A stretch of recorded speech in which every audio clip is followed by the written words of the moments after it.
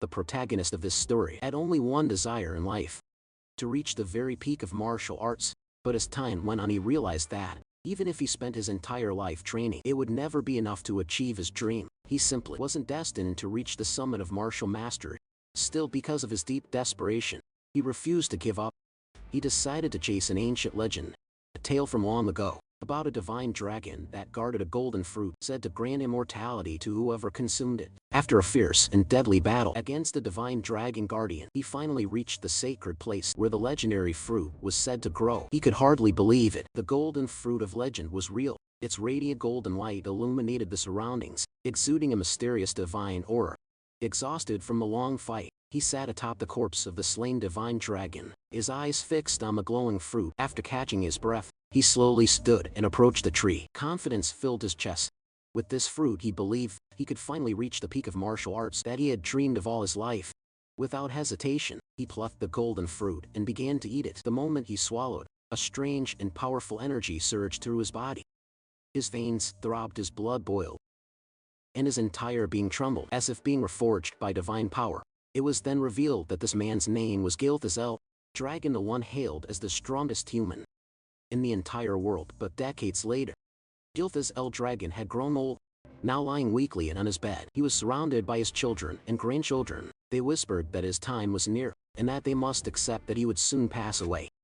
His eldest son Gilliam held his father's hand tightly. Gilthas, the current head of the Dragon family, told his son that he didn't want to see sadness on their faces, that his time had simply come. Gilliam forced a smile, his voice trembling, as he said that the manor had already grown gloomy when their mother passed away, and it would be even lonelier once their father was gone. But Gilthas gently reminded him not to let weakness consume him, not to be swallowed by grief. Then, as silence filled the room, Gilthas thought back to the golden fruit.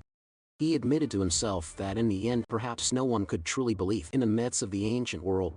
Yet he still felt fortunate, for he had lived long enough to have a family of his own. He told his loved ones that he had lived a long and fulfilling life and that he had no regrets, but deep inside he knew it was a lie. Even now he still couldn't let go of his dream.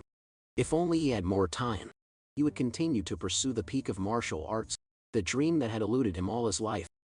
And so in his final moments, he held on to that desire until his last breath. However, in a completely unexpected twist, Gilthas opened his eyes once again, confused. He wondered if he had merely fallen asleep. Everything felt strange. His room was different. His body felt light and his surroundings unfamiliar. We finally looked at his hands. His eyes widened in disbelief. "These are my hands and my baby." He quickly realized he was in a bizarre situation, but as a 10-star level martial artist, he questioned how anyone could have done this to him without him noticing. Then a thought struck him: the divine dragon and the golden fruit. He finally understood. The fruit's effect wasn't immortality, but reincarnation, though unexpected. The realization filled him with joy. He had been granted another chance, a second life, to reach the peak he failed to attain before. Soon he noticed he wasn't alone in the room. When he looked around, he realized he was inside the annex of the Dragon Manor somehow. He had been reborn into the same family. He then noticed that the room was filled with other infants. Just as he was wondering why there were so many babies here, a group of maids entered carrying baby bottles, but strangely, instead of milk, they carried a red liquid. Jiffy's watched as the maids poured the crimson substance into the bottles. He thought they were about to feed the infants, but suddenly one of the maids carried out a goblin. They forced the bottle into the goblin's mouth. Moments later, the goblin began to tremble violently. A red light burst from its body, and then it exploded into a shower of blood, splattering across the room. Gilthas froze in shock. Fear and confusion filled his mind. What in the world is happening here? One of the maids calmly said that the mixture would be safe if they adjusted the right amount of water. As they began feeding the red liquid to the other infants, another maid picked up Gilthas himself. He looked at the bottle and immediately realized it wasn't milk. The energy coming from it was terrifyingly strong. He could sense that the liquid was dragon blood, and that it was far too dangerous for a newborn's fragile body. But before he could react, the maid pushed the bottle into his mouth. Instinctively, like any infant, he began to drink instantly. Immense power surged through his veins. His small body trembled from the pain. But Gilthas recognized it. The blood of ancient dragons was coursing through him. He thought, this is dangerous, but maybe this is also an opportunity.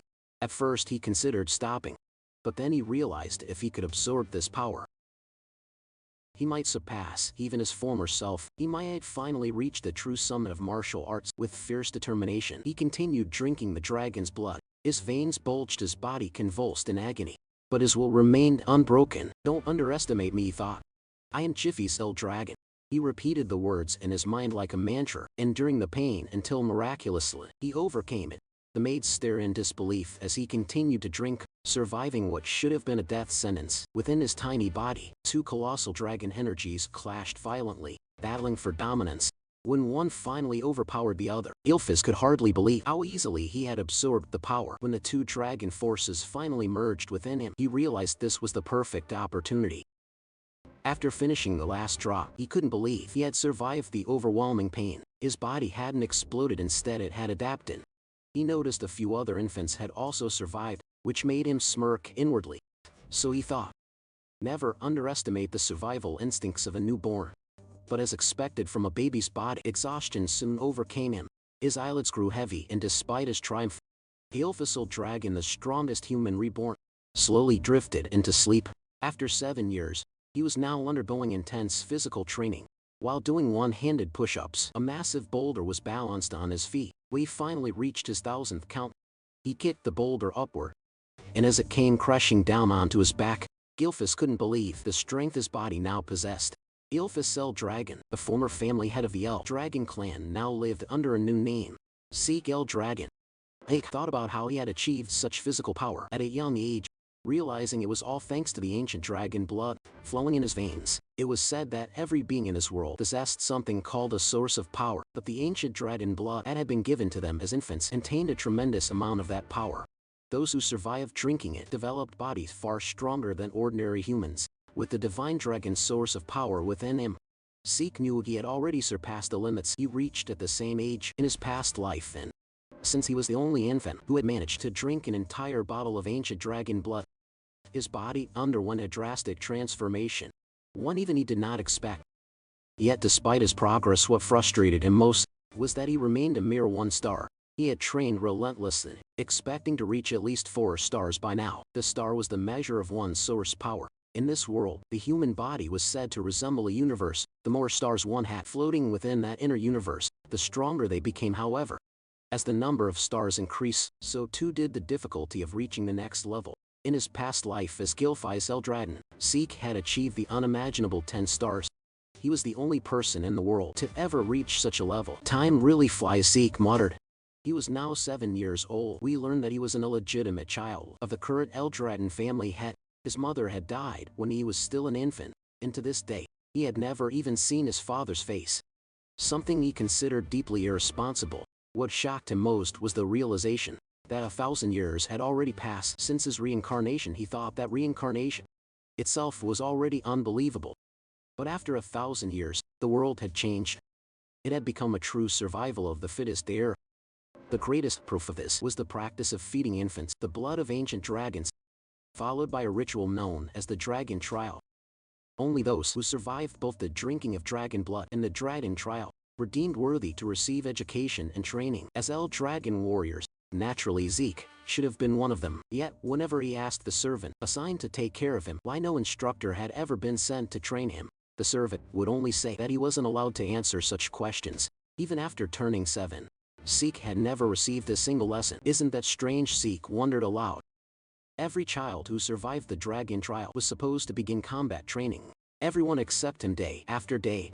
He lived alone with only a servant by his side. When he confronted the servant about it, the servant merely asked what was wrong with that arrangement. Zeke sighed and said that for now, conditioning his body was more important than combat training anyway. After all, he could teach himself if he wanted to. He had once been a 10-star warrior in his past life. Zeke then requested information about the other surviving infants or anything about the main family that could help him, but once again the servant refused, saying she wasn't permitted to disclose such information. Frustration clouded Zeke's face. Will you always refuse to answer me? He asked sharply. The servant's firm and repeated that she couldn't speak of such matters. Isn't it cruel? Zeke asked bitterly, treating me like this? But the servant explained that he was only following orders, her duty being to attend to Zeke's daily needs. Nothing more. The servant, a 3-star level practitioner, could have easily taught Zeke basic combat techniques, Yet Zeke had no interest in such trivial lessons. After 7 years of living with this maid, he had grown used to the same lifeless responses. Finally Zeke decided to leave and head into the forest. The servant said nothing, merely watching as Zeke walked away. So she's really going to let me go? Zeke thought, a hint of irritation in his tone. Deep in the forest Zeke uprooted wild, poisonous herbs and ate them without hesitation. As before, the taste was vile, but this was part of his training method. Then suddenly he noticed something. He took a deep breath, forcing himself to stay calm. As he repeated to himself, "Be patient, be patient." He could feel someone or something watching him from afar, observing his every move no matter how hard he tried. He couldn't shake the presence. After a few moments Zeke sighed. "They followed me all the way here, huh?" When he could no longer stand it, he called out, "You might as well come out if you've got something to say." Then he moved into the tall grass, hiding himself. Moments later, while crouched in the grass, Zeke sensed a dark, oppressive aura nearby. When he looked toward the source, he saw a creature known as an anger borer. What is that aura, he wondered. The black mist surrounding the beast was something he had never seen before, not even 1,000 years ago. As the anger borer grazed on the grass, Zeke suddenly stood and revealed himself. Startling the beast, it charged at him immediately. And rather than fear, a smile formed on Zeke's face. He was genuinely thrilled to fight. The boar lunged forward, but Zeke swiftly dodged, gathering golden energy into his fist. With a powerful strike, he unleashed an explosion that tore through the anger boar's body. He couldn't help but grin at the sight. His attack had been far stronger than he expected. Even as a 1-star, his power surpassed that of most practitioners at the same level. Hoisting the slain creature over his shoulder, Zeke muttered, "It'll be even better once I raise my star level." He was tired of 7 years of being ignored and isolated by the Dragon family. He wondered if it was time to leave and travel on his own, maybe even venture toward the ocean. Meanwhile, in the distance, a cloaked man watched from the shadows. "What's going on with that boy?" he muttered. "Even without formal training, he's reached 1-star level. He killed that anger borer with a single strike." What puzzled the man even more was how Zeke managed to sense his presence. "That child isn't ordinary," he said quietly. He recalled that Zeke's mother had died young, and his father, the current family head, had shown no interest in him. Without proper guidance, the boy shouldn't have grown this strong. Still, as the son, legitimate or not, of the Dragon head, Zeke was bound to remain under the clan's watch. That was why someone like him had been assigned to monitor the boy from the shadows, and a legitimate son. Yet the blood of the family head runs through his veins. The man whispered, "Could that be why he's so strong?" Uncertain, he chuckled softly. "That kid will be interesting to watch in the future." Then he disappeared into the darkness. Back at Zeke's home, the boy was packing his belongings, ready to set off on his journey. But suddenly, he sensed several powerful presences outside. 3 4-star practitioners and 1 5-star. What are they doing here? He thought, stepping quietly to the door to listen. From their conversation, he heard them talking about how fresh and clean the air was in such a remote place, and how peaceful it was since there were no nearby rifts. Hearing this, Zeke concluded that they weren't assassins. They didn't sound like bad people at all. Deciding to confront them directly, he opened his door and asked, "What business do you have here?" The group froze in surprise. Zeke noticed the emblem embroidered on their clothing, the mark of the Dragon clan. Dragon, he muttered it under his breath, wondering what they wanted from him. The men quickly bowed. "It's an honor to finally meet you, young master Zeke," their leader said. "We've been sent to escort you to the site of your examination." Zeke frowned in confusion. Annoyance flickered across his face. "They expect me to take an exam," he muttered, "even though they haven't taught me a damn thing yet." And after a few days, Zeke could hardly believe that he had returned once again to the main estate of the Dragon family. He told us that he wasn't brought here to live again within the main estate, but rather for another purpose. Before he could enter, they instructed him to change out of his dirty clothes. First, Zeke then began to explain about something known as the Dragon's Nest. After 1,000 years, the Dragon family had established a school that served all branches of their bloodline. Everyone born with any relation or connection to the Dragon family dreamed of entering this so-called Dragon's Nest to receive proper education once they turned 7 years old. And today marked the day of the entrance ceremony for that academy. Zeke was here to take part in the entrance exam, even though he hadn't learned anything about the modern generation of his family. Taking the exam was mandatory. Zeke immediately felt disheartened. We realized that this was the true reason they had brought him here. Why now, he thought, when he had already decided to leave and travel the world. While sitting by the school gate, a boy from Ortisgale village approached him. It was Reincarnates, who asked if he was alright. and what seemed to be bothering him. When Zeke asked who he was, the boy formally introduced himself as Reincarnates and said he had approached because Zeke looked troubled. "If that's so," Zeke replied casually. After observing the flow of energy in Reincarnates' body, Zeke quietly thought to himself that the boy seemed shy, but had an unusually strong sense of perception. Zeke then apologized for his situation, introducing himself in return, and admitting that his mind was in turmoil because he had no idea what they would be required to do in the exam.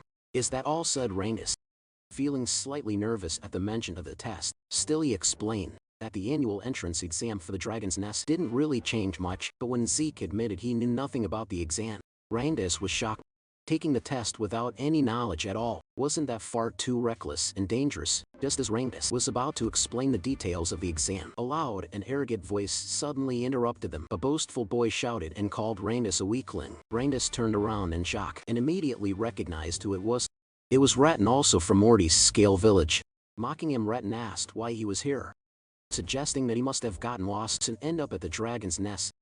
He even told him it would be better to go home before he got hurt. "I'm here to take the entrance exam," Reincarnates replied, though his voice trembled as Rattan drew closer, asking if he was seriously going to take the test. Rattan clutched his stomach and burst out laughing, saying it was impossible for him to pass. He even insulted Reincarnates' father, saying, "Your father's a pseudo-dragon, right? What could the son of a pseudo-dragon possibly accomplish?" Reincarnates' fists trembled as he held back his anger. But Zeke noticed everything. Then it was explained to us that the elf dragon family followed an absolute hierarchy. The ranks were as follows: novice whelp dragons, regular soldier child dragons, captain level adult dragons, executive elder dragons, also known as elders, and at the very bottom were the pseudo-dragons. Those who had failed to enter were graduate from the Dragon's Nest, considered immature and incomplete dragons. Yet Reincarnates had long dreamed of proving that, even if they were called pseudo-dragons, they were still dragons nonetheless. Zeke was surprised and asked why Rattan was so sure Reincarnates would fail the exam even before it started. "Who the hell do you think you are?" Rattan snapped, asking if Zeke had a problem with him. Zeke calmly said he was merely curious why Rattan was so confident Reincarnates couldn't pass. Rattan pointed at Reincarnates and shouted that the reason was obvious. He was just a weakling. Zeke tilted his head and asked if he really said Reincarnates was weak, because from what he could sense, Reincarnates seemed even stronger than them. Hearing that, Reincarnates' eyes widened in disbelief. It was the first time someone had stood up for him. The arrogant boys grew angry and asked if Zeke was seriously claiming they were weaker than a pseudo-dragon, a being they saw as inferior. But before things could escalate, a man arrived and drew everyone's attention. He was the adult dragon examiner, announcing that the Dragon's Nest entrance exam was about to begin, and that all participants should register to receive their numbers. As Rattan left, he glared at Zeke and warned that he wouldn't forget his face. Zeke sighed and said there was no need for anger, remarking that the children of this generation seemed to have such short tempers. Reincarnates quickly replied that wasn't that strange, since they were about the same age. Reincarnates added that anyone would be angry if told they were weaker than him. "Is that so?" Zeke muttered lightly. Since the entrance exam was mandatory, they had no choice but to take it. Though Zeke was surprised when Reincarnates said it was actually possible to skip the test. Zeke's eyes widened and Reincarnates realized Zeke truly didn't know anything about it. Reincarnates advised him that it might be better to withdraw now before he got hurt, but Zeke replied confidently that a genius like him would never withdraw from a challenge. Reincarnates could only shake his head and say that Zeke was overly confident despite knowing nothing about the exam. Zeke simply laughed and said that whatever the test may be, they should hurry since it was about to start. Reincarnates had no choice but to agree. When they arrived at the testing grounds, the examiner announced that the exam was simple. To pass, they only needed to scratch the stones placed behind him. However, no other weapons were allowed except those provided by the academy. Still, they were free to use their bare hands if they wished, but each participant only had 3 attempts. "That's it," Zeke said, sounding unimpressed. After surviving the dragon trial when they were still infants, he expected something far more terrifying and intense, but this seemed disappointingly simple.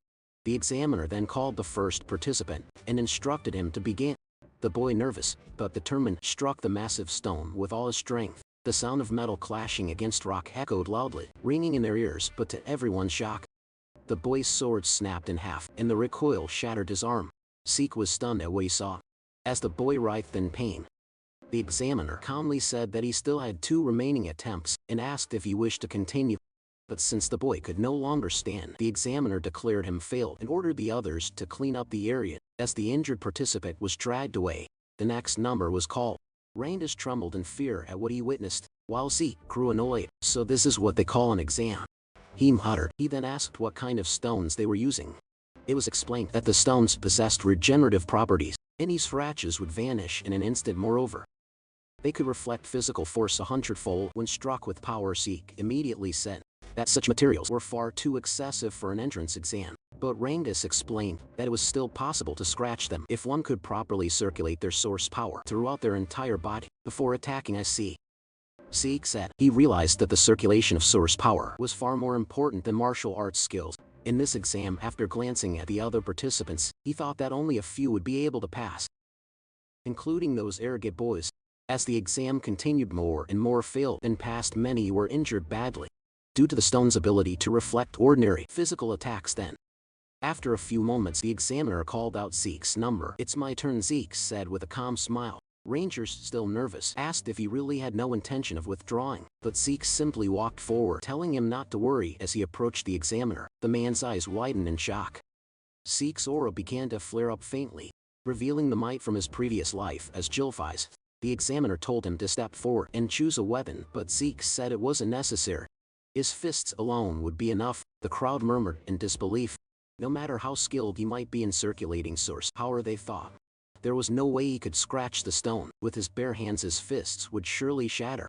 Instead, some of them said that not only Zeke's fists, but also his arms would be destroyed, which made Randus extremely nervous for him. Along with his fear came anger toward himself, thinking he should have forcibly stopped Zeke to prevent him from getting hurt.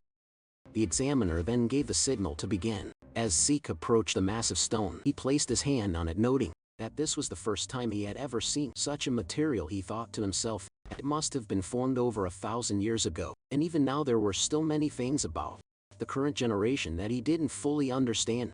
But that didn't matter anymore. He immediately gathered his source power into his fist, while Randus trembled with anxiety about what might happen to Zeke. Our protagonist was actually filled with excitement, because for the first time, he could use his full strength. He decided to use the mysterious stone to measure his current power. Randus' eyes widened once more as Zeke unleashed the first form of the dragon destruction combat technique, burst strike against the stone. A tremendous surge of energy erupted from the impact. Fragments of the shattered rock flew everywhere, and a violent wind from the blast sent dust and debris swirling through the air. And on guard, Randus quickly shielded himself from the aftermath, while the examiner's eyes widened in disbelief at what he had just witnessed. As the dust began to settle, Zeke stood there with a smile on his face, remarking that the technique he used still seemed too much for his current strength. Despite the severe injuries to his hand, he laughed at himself, realizing he still needed much more intense training. The other participants were speechless at what they had seen. Retin looked both shocked and annoyed that Zeke had destroyed the enchanted stone. A woman watching commented that Zeke was truly interesting, while the others still couldn't get over what had happened. Zeke waited happily for the examiner to announce the results, but the examiner was still in shock. The stone Zeke had destroyed was known to regenerate itself, and the only ones capable of breaking it were supposed to be those who had already reached the 4-star level or higher. Yet now a mere child stood before him, having done what seemed impossible. He's just an illegitimate son, the examiner muttered to himself, then wondered if Zeke's ability came from the blood of the family head that still flowed within him. He also realized that the technique Zeke used seemed strangely familiar. Still dazed, the examiner didn't respond right away, so Zeke called out to him impatiently, asking for the results. Snapping back to his senses, the examiner finally declared that Zeke had passed the test. One of the examiners then handed Zeke a small bottle containing a green liquid. Curious, Zeke asked what it was, but the man only asked if he could leave already, since Zeke was blocking the area. Annoyed, Zeke frowned and muttered if everyone in this generation was this rude. Before he could complain further, Randus ran up to him with excitement, praising Zeke's performance. Zeke probably grinned and said it was nothing but peanuts. Zeke then asked what the liquid was, and Randus explained that it was a healing potion, the standard potion of the Dragon family. Healing potion, Zeke repeated. Randus confirmed it, but since Zeke was an illegitimate son of the family, he suspected it might be poison. However, since Randus had vouched for it, he wondered if it might actually be a spiritual medicine. The elixir, known as cloud-piercing clarity wood, was made from extremely rare materials, herbs found only in secret realms, along with the pure source power of divine beasts and the essence of elusive phantom beasts. When used, it could heal not only fresh wounds, but also old scars and injuries. On top of that, it could enhance one's source power, because the ingredients were so rare and the process so complex. Such elixirs were rarely seen. After drinking it, Zeke was amazed by its immediate effect on his body. "Is this really a spirit medicine?" he asked Rangiz. Rangiz replied that he didn't know what spirit medicine meant, but he was certain that the dragon family's potions were of far higher quality than any commercial ones outside their domain. Rangiz then asked if the potion's effect surprised Zeke that much. Of course, Zeke said, explaining that it healed both his serious injuries and the strain from his training. Still, he noticed that unlike spirit medicine, it didn't seem to boost his source power. Rangiz, on the other hand, said he was even more amazed by Zeke himself, to which Zeke chuckled and told him not to joke. Zeke thought to himself that the potion's existence showed how far knowledge had advanced over the last 1,000 years. Rangiz praised Zeke's strength again, and Zeke declared that his dream was to become the strongest of all. Soon the examiner announced that Retin had also passed the test, as well as his companions. Zeke expected as much, but then, Rangiz trembled nervously when his number was called. Despite his fear, he gathered his courage and walked to the front. Watching his stiff movements, Zeke wondered why Rangiz was so nervous, then shouted to encourage him, telling him to trust himself. Embarrassed, Rangiz asked him to lower his voice. When Rangiz chose a sword as his weapon, Zeke watched closely, wondering what he was doing. Once the examiner gave the signal, Rangiz attacked the stone, but as he expected, he failed on his first try. Determined, he stood again for another attempt, but his strike bounced off the stone, causing him to lose his balance and fall. His hands trembled from the stone's reflective ability. Retin and his group burst into laughter, saying it was just as they expected. The son of a pseudo-dragon was nothing more than a pseudo-dragon himself. They mocked him, telling him to give up. Retin even sneered at Zeke, asking if this was the same man he claimed could pass, and if Rangiz was truly stronger than them. Zeke stayed silent for a moment, then told them to stop spouting nonsense. The examiner informed Rangiz that he only had one attempt left, and asked if he still wanted to continue. Rangiz couldn't answer. Overwhelmed by embarrassment and the ridicule of others, he lowered his head. But then, Zeke walked up to him and asked what he was doing. He questioned why Rangiz was using a sword instead of a spear, why he would choose a weapon that didn't suit him, and why he would take a test without any plan at all. Retin watched mockingly as Zeke told Rangiz that, in his current condition, he wouldn't even scratch the stone, no matter how many times he tried. Retin and his group laughed again, calling Zeke an idiot, reminding him that Rangiz knew nothing about using a spear. His weak father only ever taught him swordsmanship, they said, and switching weapons now wouldn't change the outcome. But Zeke ignored their jeers, and called out to the examiner, asking if it was against the rules to change weapons. The examiner said it wasn't. Then Rangiz is lucky, Zeke said with a grin. He turned to Rangiz and asked if he trusted him. Memories of all the humiliation he and his father had suffered flashed through Rangiz's mind. Gritting his teeth, he stood tall and said he would trust Zeke. He would fight with a spear just as Zeke told him to. Mangas told us that his father never managed to enter the dragon's nest. Because of that, people called him a pseudo-dragon and laughed at him. But despite all the humiliation, his father endured everything just to raise Rangiz properly. That's why Rangiz swore to prove to everyone that Rangiz, the son raised with care by his father, is also a true dragon. He stood up once more, gripping the spear tightly in his hands, and declared that today he would prove that neither he nor his father were fake dragons. He also realized that if he tried again with a sword, the result would only be the same as before. So this time he decided to trust Zeke completely. The only problem was that he didn't know how to use a spear. Zeke called out to him, and as he pointed toward the enchanted stone, he told Rangiz that there was nothing else he needed to do. Just thrust the spear straight into the stone without thinking about anything else. Just pierce it straight through, Zeke said firmly. Rangiz tightened his grip on the spear. He knew that under normal circumstances, stabbing the stone directly wouldn't cause even the slightest damage, especially since it had a strong regeneration element. But Zeke was the first person to ever stand up for him. Even though they had just met that very day, it was something new and unfamiliar to him. But because of that, he chose to place his full trust in Zeke and believe in his own strength. This time he gathered his source power into the spear, and immediately noticed something strange. For years he had wielded a sword, yet he had never managed to wrap it in as much source energy, something he was now effortlessly doing with the spear. With a determined shout, Rangiz unleashed his full power and struck the stone with everything he had. Retin nearly died laughing, saying exactly what he had predicted, that changing weapons wouldn't help him pass the test. But Rangiz didn't stop. He felt something different, something powerful. The spear in his hands felt like an extension of his own body. As he drove the weapon forward with all his strength, the spear pierced through the enchanted stone completely. The shock on Retin's face and those of his companions was priceless. Even the examiners couldn't hide their astonishment. Delighted by what they had just witnessed, Reincarnates hadn't just scratched the stone. He had pierced straight through it. Seek immediately praised him, while Reincarnates himself could hardly believe what he'd done. Even after the examiner officially declared that he had passed, Reincarnates still asked in disbelief if he had really succeeded. Seek smiled, wrapped an arm around his shoulder, and confirmed it, overwhelmed with joy. Reincarnates nearly cried as he hugged Zeke tightly, shouting over and over that he had done it, that he had passed the test. Retten's group, however, refused to believe it. They called it luck. But Retten himself stayed silent, shaking with rage. He couldn't accept that. Just as Zeke had said, Reincarnates was actually stronger than them, and that his result was far better. The examiner then announced that the test had officially ended. Afterward, he declared that the entrance ceremony would begin shortly. Zeke immediately asked if the test was truly over. Reincarnates replied that it seemed so, but added that there would probably be more tests once they entered the dragon's nest. Soon a group of men emerged from a dark hallway. When they stepped into the light, the examiner announced that the head of the dragon family would now deliver a speech to congratulate those who pass.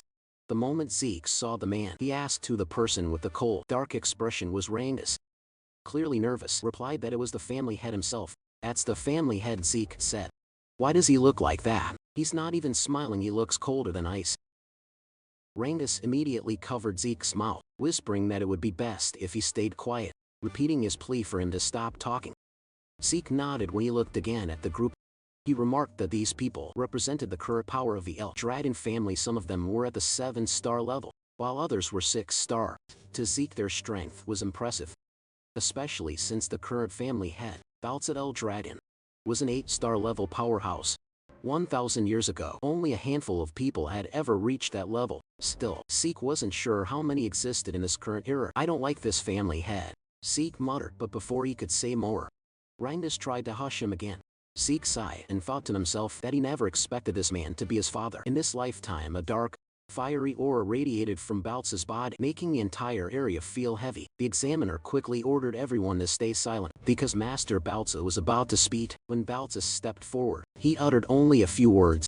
They must all strive to become the flesh and blood of the dragon family. As he spoke, the terrifying pressure of his aura spread across the hall. Zeke wasn't affected, but many of the examinees trembled in fear, some struggling to breathe as their bodies froze under the immense pressure. Zeke noticed that even Reincarnates was affected. He couldn't believe how easily everyone around him was overwhelmed by the family head's presence. More than that, Zeke could sense an intense hatred hidden within Baltz's aura. He didn't know the reason behind it, but even so, he couldn't bring himself to like the man who was supposedly his father. When Baltz turned away, another man stepped forward and drew everyone's attention. He had blonde hair and cheerfully thanked Baltz for his words. He then said that Master Baltz had high expectations for them all, and that just like his master, he would also keep his own speech short. As Zeke wondered who this man was, the speaker simply told everyone to train hard and grow stronger. That's it.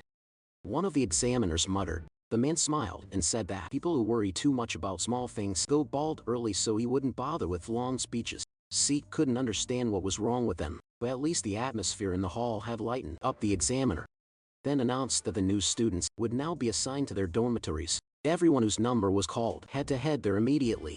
Zeke asked if they wouldn't all be staying in the same dormitory, and Reincarnates explained that there were 4 east, west, south, and north dorms. Every student accepted into the academy was allowed to live in one of those 4 halls. When Zeke's number was called, he stood up and waved goodbye to Reincarnates. He was assigned to the East Hall. As he walked through the corridor, he commented that a lot had changed in this place over the past 1,000 years. After finding his room, he said that he must have gotten lost since it took him a while to arrive, and his roommate had probably gotten there first. When he opened the door, he cheerfully greeted his new roommate and apologized for being late. He then said that from today on, they'd be sharing the same room. But to his surprise, his new roommate turned out to be none other than Reincarnates himself. Zeke couldn't help but laugh, saying it seemed like fate kept linking them together. He asked if there was anything else scheduled for the day, and Reincarnates confirmed that their training would start tomorrow. Is that so? Zeke said casually, prompting Reincarnates to ask if he hadn't listened to the examiner's earlier explanation. Zeke admitted that he hadn't on purpose. Reincarnates sighed and said they should get some rest early since training would begin the next day. As Zeke gazed out the window, he thought about his plan to escape from the Eldritch family and travel the world, but after what he'd learned about the enchanted stone, with regenerative properties and the healing potion. He realized he had discovered many interesting things during the exam. If he truly wanted to understand all the changes that had taken place over the past 1,000 years, he thought then maybe staying with the elf dragon family for a while wouldn't be such a bad idea. After all, a month passed at the academy, and their training continued to grow harsher. Holding heavy dumbbells in both hands, the instructor explained that the dragon's breath he was teaching them was one of the most important techniques ever created by the 15th elf dragon family head. After reminding them that they had to master the technique under any condition, the instructor's attention was drawn to a few students. Some of them, he noticed, had already mastered dragon's breath, especially the young woman he called Master Lika. Her overflowing energy suggested that she was close to reaching the 2-star level, but aside from her, one other student caught his eye, and he could hardly believe what he was seeing. Zeke was training while not only holding the dumbbells, but also balancing large stones on his head and arms. The instructor stared in disbelief and muttered to himself that the blood of the family head truly ran in Zeke's veins. However, it was said that no one had ever taught Zeke anything since he was a child, which is why everything he was witnessing now felt unfamiliar to him. Zeke, on the other hand, couldn't believe that the technique he once called the Dragon King's breathing technique had been further developed by the succeeding family heads, and that it was now being taught to other branches of the family as well. According to Zeke, breathing techniques were methods that gather the source power from the surroundings into the body. Once circulated, the source power would strengthen a person's own inner energy. The effectiveness of such techniques depended on an individual's ability and intellect. That was why the great families of this world kept their techniques secret, never allowing them to be learned by outsiders or those not belonging to their bloodline. Zeke also realized that the dragon's breath was a safe and simple technique, easy enough to master, but it was useless to him if it could only be used while resting. His own version of the breathing technique allowed him to manipulate the surrounding source power, even while moving. Because of that, it was far more complex and powerful in actual combat, but also much harder to learn. Only a few had ever mastered it. He thought the current generation must have simplified his original version so that even the family's branch members could learn it, and that decision had clearly helped strengthen the elf dragon family. Zeke couldn't help but feel a strange satisfaction. He never imagined that the techniques he had discovered long ago would still have an impact after 1,000 years. It made him wonder if the other martial arts techniques he created had also evolved over time. Interesting, he muttered to himself, amused by the thought. Lika, meanwhile, quietly observed Zeke from a distance. Later, in the cafeteria, the other students were astonished by how much food Zeke was eating. As he continued devouring his meal, he noticed Reincarnates sitting silently across from him. "What's wrong?" Zeke asked. "You won't get strong if you don't eat." Reincarnates simply asked if Zeke didn't find his stamina strange. "That's it," Zeke replied. "You just need to eat more. If you want to get stronger, train harder, push yourself." He even offered some of his food to Reincarnates, but the latter politely declined, saying he'd had enough. As Zeke thought about how some of the students were already well trained even before entering the academy, a girl suddenly approached them. "You're quite impressive," Lika said, her tone calm yet confident. Zeke blinked. "And who are you supposed to be?" he asked casually. Reincarnates immediately choked on his food, whispering nervously, "You don't know who she is? That's Master Lika, the daughter of the family head Lord Baltza." Zeke said indifferently. "What do you want me to do about that?" "I don't know where." Reincarnates began, sweating profusely. "You can't talk like that. Master Lika is one of the candidates to become the next family head. She's not someone you can just speak to casually." "Is that so?" Zeke replied. "Well, I'm a family head's child too, an illegitimate one though." Reincarnates froze in shock while Lika looked at him curiously. "Is that true?" she asked. "You're really the family head's illegitimate son?" The narrator's voice continued. Lika Typhon El Dragon, one of the candidates to inherit the elf dragon family, was now standing before Zeke herself. "Why would I lie about that?" Zeke said, shrugging. Lika frowned slightly. "Then tell me, how could an illegitimate child like you destroy the magic stone with your bare hands? How could someone not from a renowned family possess such strength?" "Because I'm Zeke," he replied confidently, turning back to Reincarnates. "Stop staring and finish your food." Both Lika and Reincarnates fell silent for a moment. Then Lika suddenly smiled. "You really are an interesting person," she said before sitting down beside him. "How about serving under me? I'll make you one of my followers." Zeke raised an eyebrow. "What exactly do you mean by that?" "I want you to join me," she said. "Be my ally and I'll be your backer. Every illegitimate child needs allies and influence. Don't they use your strength to help me become the next family head? And once I do, I'll help you achieve your own dreams." Zeke didn't even hesitate. "No, he said flatly. Lika frowned again. Why not? Don't tell me. You want to become the family head yourself? As her aura flared with a faint, crackling energy, C could tell that she was close to reaching 2-star level. For someone her age to release an aura like that, she was indeed impressive. Still, Zeke remained calm. You can think and do whatever you want, he said, but I have no interest in being family head or any kind of title. Why? Lika asked coldly. Zeke stabbed his knife into the table. Because I don't need to serve anyone, he said, his voice steady but sharp. I'm the strongest person there is. The cafeteria went silent. Even Lika couldn't believe what she was feeling. Zeke's presence had completely overwhelmed her. For a moment, Reincarnates immediately stepped in to diffuse the tension, urging both of them to calm down, but Lika wasn't the type to back off. Embarrassed and angered by what just happened, she decided to challenge Zeke to a duel. Zeke, however, didn't seem to care and simply continued eating. Moments later, a commotion spread across the campus. Where are they going? One student asked.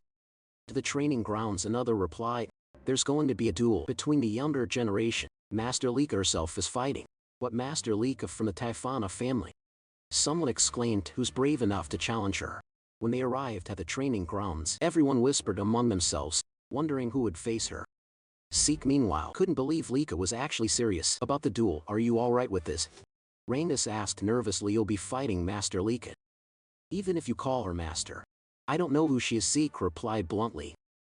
Reincarnates just sighed. You should at least show some respect. Now that I know you're also the family head's son. Do what you want, Zeke said. Still, Reincarnates tried to explain. What's important now is that you understand who you're up against. Master Lika isn't just anyone. She's the daughter of Lord Baltz Dragon. And she also carries the blood of the Typhona family. One of the 4 great families supporting the Eldritch Dragons. She's a prodigy who mastered all forms of the Typhona family's hereditary lightning great sword technique at a young age. Like her father's other children, she has terrifying talent. Zeke tilted his head. I didn't understand a word of that, except that she's the family head's daughter. Reincarnates stared at him. How do you not know any of this? Because I don't, Zeke said plainly. So don't ask me. Reincarnates blinked as Zeke suddenly laughed. But since I don't know anything about her, he said with a grin, that'll just make the fight more fun. Sounds exciting. Reincarnates could only sigh and worry. No matter how strong Zeke was, Master Lika was on another level entirely. Why did you even accept her challenge? He asked. I never run from a fight. Zeke answered, and it looks like my challenger's ready anyway. At that moment, Lika stood with her sword planted firmly in the ground, her aura flared, lightning crackling faintly around her. Are you two done talking? She asked coldly. Lika shouted, asking if they were finally done talking, and Zeke replied that he was ready. Reincarnates, trembling in fear and shock, immediately ran away from them, warning Zeke to be careful in their fight. Zeke then turned to Lika and asked why she was so determined to fight him. Lika explained that she wanted to become the next family head of the Eldritch Dragon family, and to achieve that she needed to defeat Zeke and make him one of her followers. What do you mean by that? Zeke asked, wondering what his connection was to her dream of becoming the family head. Lika questioned him back, asking if he truly had no idea about the current situation of their family, and whether being an illegitimate child was the reason he was so unaware. Zeke simply answered that he didn't, admitting that his knowledge about their family was limited because of that. Lika began explaining. She said that including both of them, there were 5 candidates to become the next family head. Except for Zeke, all of her siblings were connected to the 4 major branch families of the Eldritch Dragon clan. The position of family head was so important that it became a source of conflict among those branches. For that reason, all of Zeke's siblings had entered the dragon's nest to study and represent their respective families. Since the fight for succession had turned into a fierce competition, Lika needed strong allies to stand against her older brothers. Zeke quickly understood that this was a power struggle between the 4 main branches of the Eldritch Dragon family. He found it all too complicated, and wasn't even sure if he wanted to understand it. Lika then continued, saying that as one of the candidates for family head, she needed to strengthen not only her knowledge and power, but also her influence by gathering strong followers. Without another word, she charged straight towards Zeke, declaring that she would defeat him right then and there to make him one of her subordinates. But Zeke easily dodged her powerful strike, as well as the flurry of attacks that followed. Still, Lika refused to let him escape. The onlookers couldn't believe what they were seeing. The speed of their movements was incredible. Lika's attacks, despite her heavy greatsword, flowed so smoothly and rapidly that it seemed almost effortless. As they watched the battle between the siblings, the crowd began to murmur about Lika's precise control over her source power. noting how her strikes were becoming faster and stronger over time. They could only marvel at the power of a true daughter of the family had from one of the main branches. Some even said the fight's result was already obvious. What they didn't know, however, was that Lika herself was growing increasingly frustrated. She couldn't understand how Zeke kept dodging every single one of her attacks, or why it felt like he was simply toying with her. Reincarnates, who was watching from a distance, couldn't help but be amazed, his earlier worries fading away as he saw Zeke's calm movements.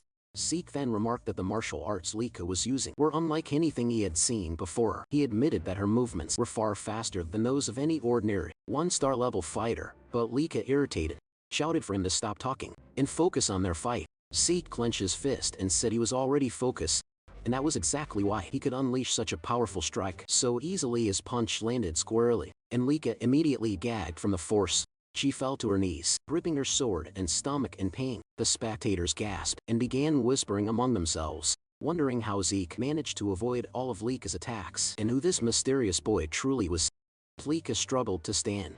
She asked why none of her strikes could land. Compared to other one-star fighters, she knew she was much faster, so logically Zeke shouldn't be able to keep up. Zeke admitted that she was indeed faster than any one-star he had ever seen, but in his eyes she was still just a one-star. "You're a one-star too, like a snap." Saying that it shouldn't be able to match her speed and movements, there's a simple reason for that. Zeke replied, "Your breathing, the movement of your eyes, even the shift of your muscles. I can read them all by observing these small details. I can predict your next move. It's all based on experience." "Don't make me laugh," Lika shouted, launching another fast strike toward him.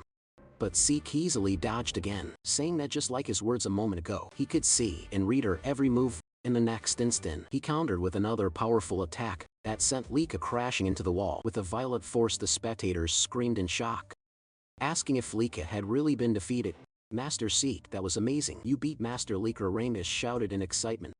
But Zeke calmly said that it wasn't over yet. Their fight wasn't finished. As the dust cleared, Lika stood once again.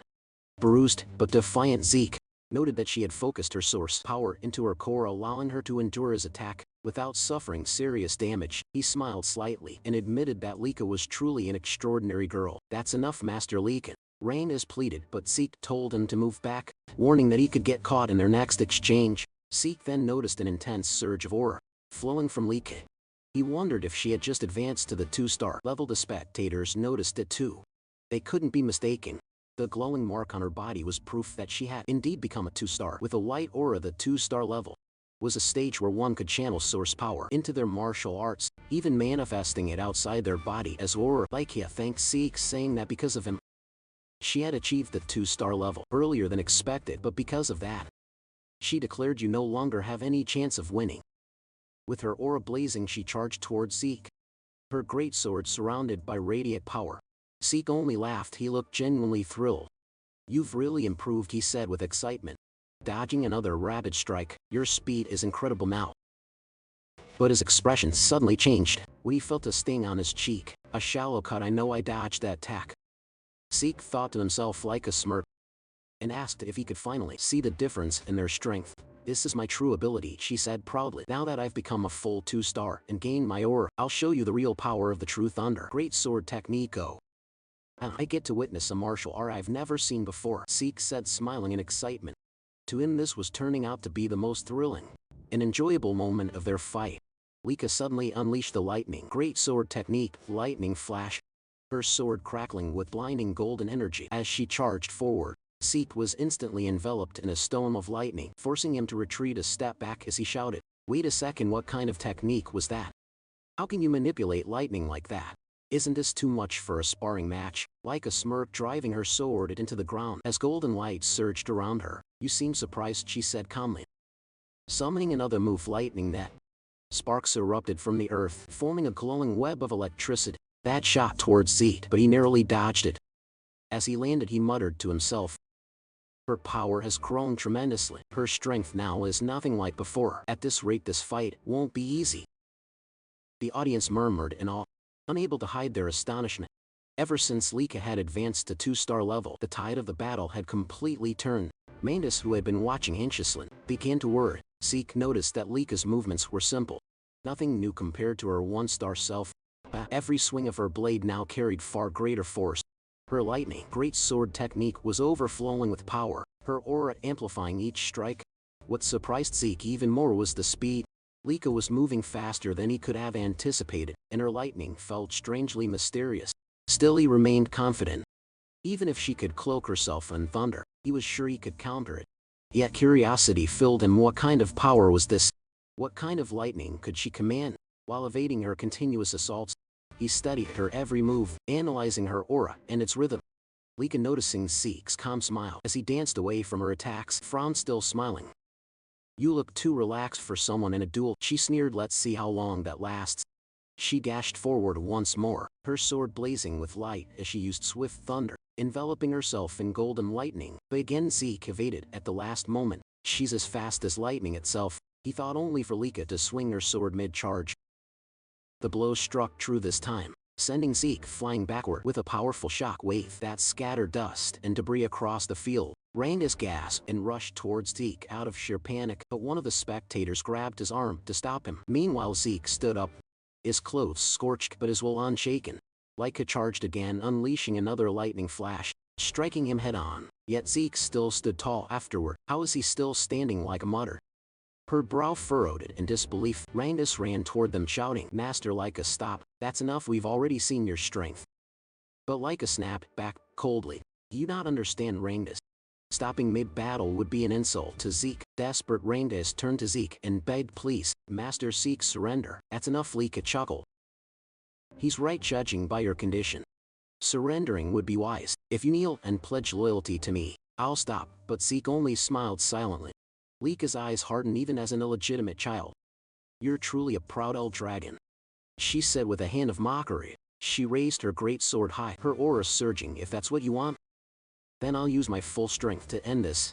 Lightning roared from the heavens as Lika summoned her first secret art, Heaven's Thunder.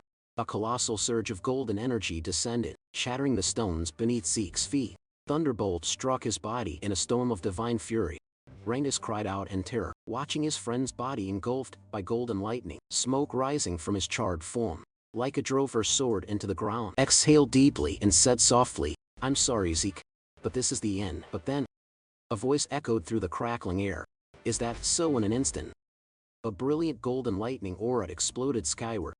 Lika's eyes widened in shock as she turned around. "Impossible, how can this be?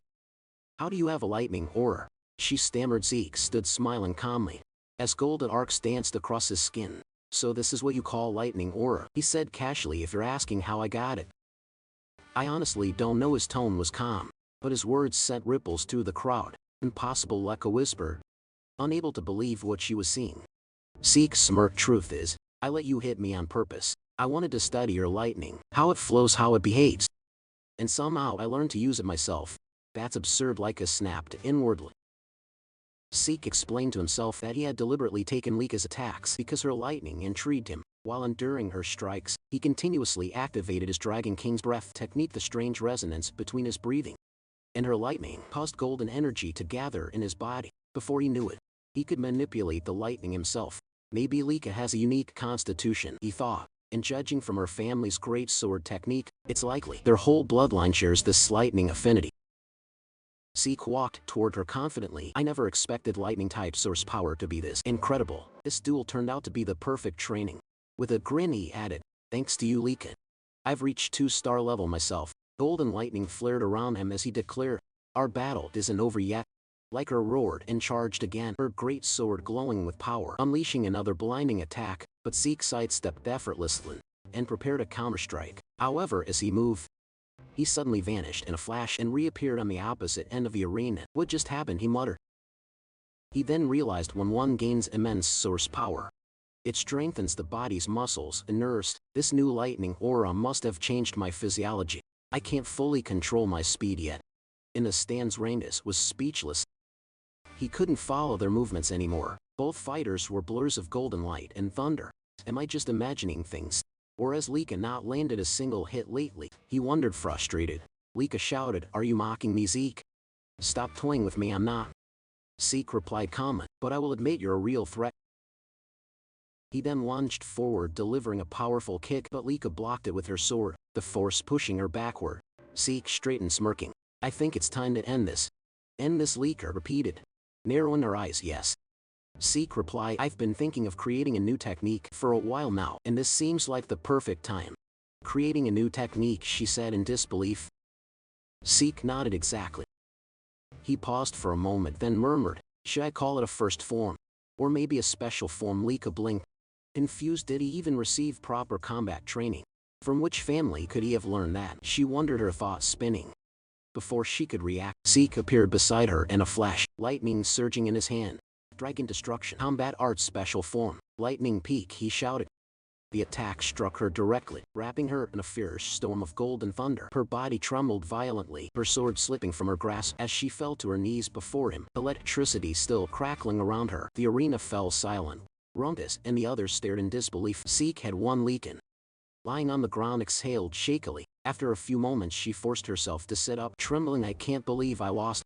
I was supposed to become the next family head. I can't lose, not to anyone, she thought bitterly. Zeke approached her, offering his hand. You were amazing, Leek. Truly strong, he said sincerely. It's always exciting to learn something new. This fight was worth it. Smiling warmly, he added, it'd be boring if this was the last time we fought. Let's have another sparring match sometime. Lika froze, her cheeks turning red, as she stared at his outstretched hand. Despite her defeat, she had a feint of happiness on her face. Perhaps out of pride, or perhaps for the first time, admiration once again. Zeke said that they should have another sparring match soon. With a confident smile, he added that he couldn't wait for their next bout.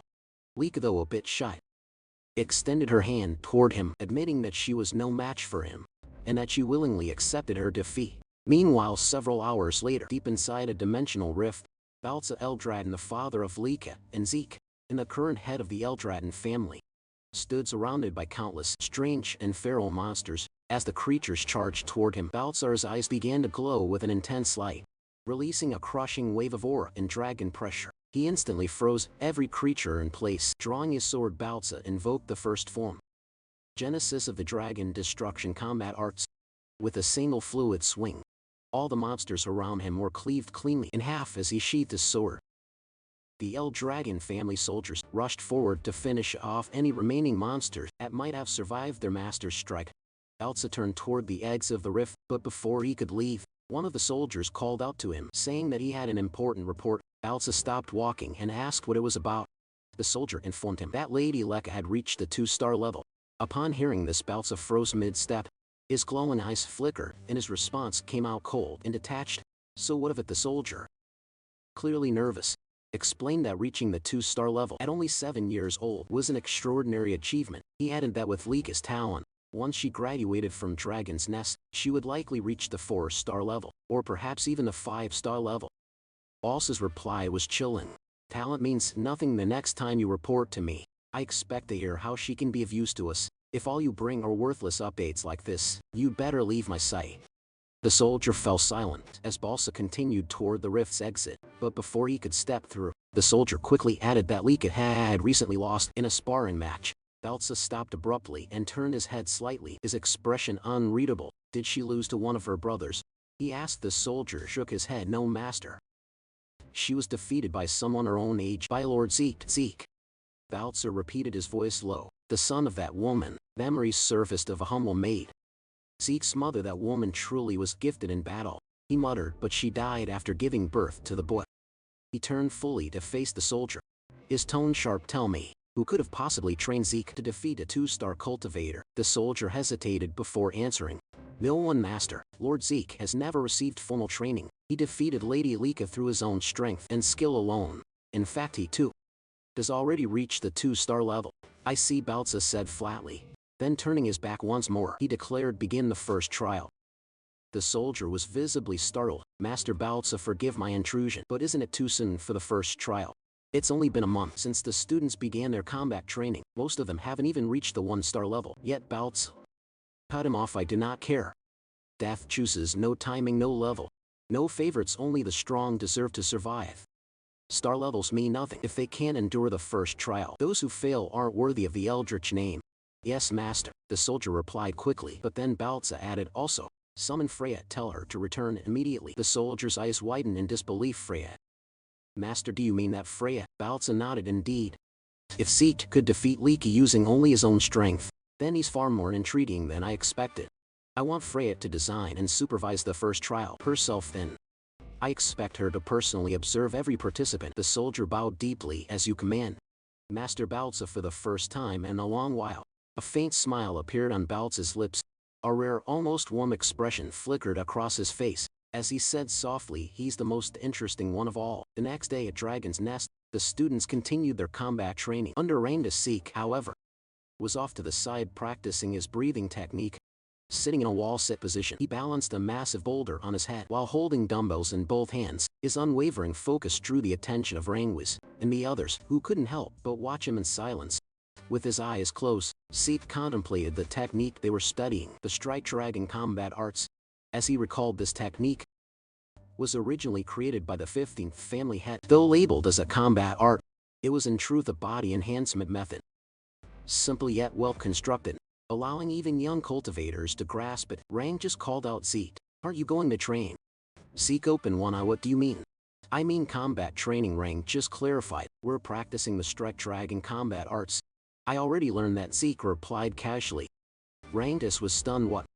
But it was only taught to us this morning. How could you have mastered it already? Because I'm me, Zeke said with a smirk. But what's more important right now is that your source power is flowing incorrectly. My what? Rangtus asked, confused. Zeke set down the heavy boulder from his head and told Rangtus to turn around. Placing his hand on Rangtus's back, Zeke channeled his aura through Rangtus's body, correcting the flow of energy there. He said, that's how your aura should circulate. Rangtus turned to face him grateful. You've really mastered the Strike Dragon combat arts, haven't you? That's incredible. Zeke frowned playfully. Are you doubting me? What kind of friend are you? No, not at all. Rangtus quickly said, it's just, aside from my father, no one's ever taught me like that before. That's why I want to learn everything I can. You, Lord Zeke, already have your own martial arts, strong enough to defeat Lady Lieka. I just thought the Strike Dragon combat arts might be too simple and boring for someone like you. It's not boring, Zeke replied. Actually, I admire its stability. It reminds me of my own dragon destruction combat arts, though my children never liked that technique. They said it was too difficult and complicated. The dragon destruction combat arts was indeed a complex and demanding technique, but it possessed immense power. It consisted of 4 main forms. And during his battle with Like, Zeke had created a 5th beyond that. There was even a secret, its final form. A terrifying and destructive ability, the same one he had once used to slay the divine dragon. In his past life, he wondered silently how his descendants had handled his other dragon techniques. Over time, perhaps they had modified them. The thought only made him more excited. Anyway, he said, since I've already mastered the Strike Dragon combat arts, I'll continue with my physical training. He smiled faintly. Everyone has their own way of learning techniques, but before he could continue, Rangda suddenly shouted his name. Seek, please teach me. I know it's a shameless request, but I want to get stronger, even just a little. Seek looked at him for a moment, then nodded. All right, I'll teach you. Rangda blinked in surprise. Wait, you mean it? You'll really teach me? Of course. Seek replied. Why do you look so surprised? You were the one who asked. I just didn't think you'd agree so easily. Rangda said sheepishly. I'm not lying, Seek said, and I know you're worth teaching. Just then Lika approached them. Though hesitant, she spoke up. Seek, I'd like you to teach me too. Rangda turned to her, startled. You too, Lady Lika? Is there a problem? She asked calmly. Honestly, I used to think that no one my age could defeat me. As a candidate to become the next head of the Dragon family, I was confident in my power. But yesterday's match, it shattered my pride. I still don't know how you managed to use lightning or how you wield it even better than I do. Seek sighed. So now this is my fault, he muttered half jokingly. Determined, Lika continued. I want to become stronger. Strong enough to defeat our older brothers and you as well, Zeke. Please teach me. Zeke fell silent for a moment, deep in thought. Since Zeke didn't answer right away, Lika asked if he was really fine with it, even though he was also a candidate to become the next head of the Dragon family. Rangda agreed with her, realizing that even though Zeke was an illegitimate child, Balza Eldragon was still his father, which technically made Zeke one of the successors, whether he liked it or not. Zeke calmly replied that he didn't mind, but the real question was whether Lika's body was in good condition to train, saying that from what he saw in their match, her injuries would normally take at least a month to heal.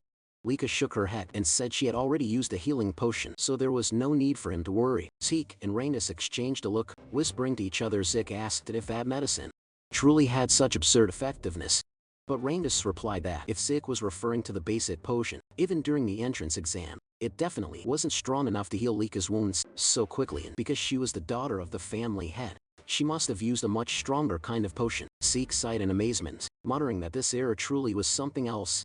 Lika nodded, admitting that without the potion, she would have been bedridden for at least a month. But now what mattered most was her request. Whether Zeke would agree to train her as well. She knew that he too needed to train, but she wanted to grow stronger under his guidance. Zeke agreed without hesitation, saying that he never turned down young people with ambition. Both Lika and Reincarnates were surprised by his answer. Lika pointed out that he was also young like them, while Reincarnates added that they were about the same age. Zeke chuckled and agreed then. With a teasing tone, Zeke asked if she was truly sure about having him as her instructor. After all, he was the one who defeated her. Lika replied firmly that she didn't care about that. She didn't have the luxury to be picky.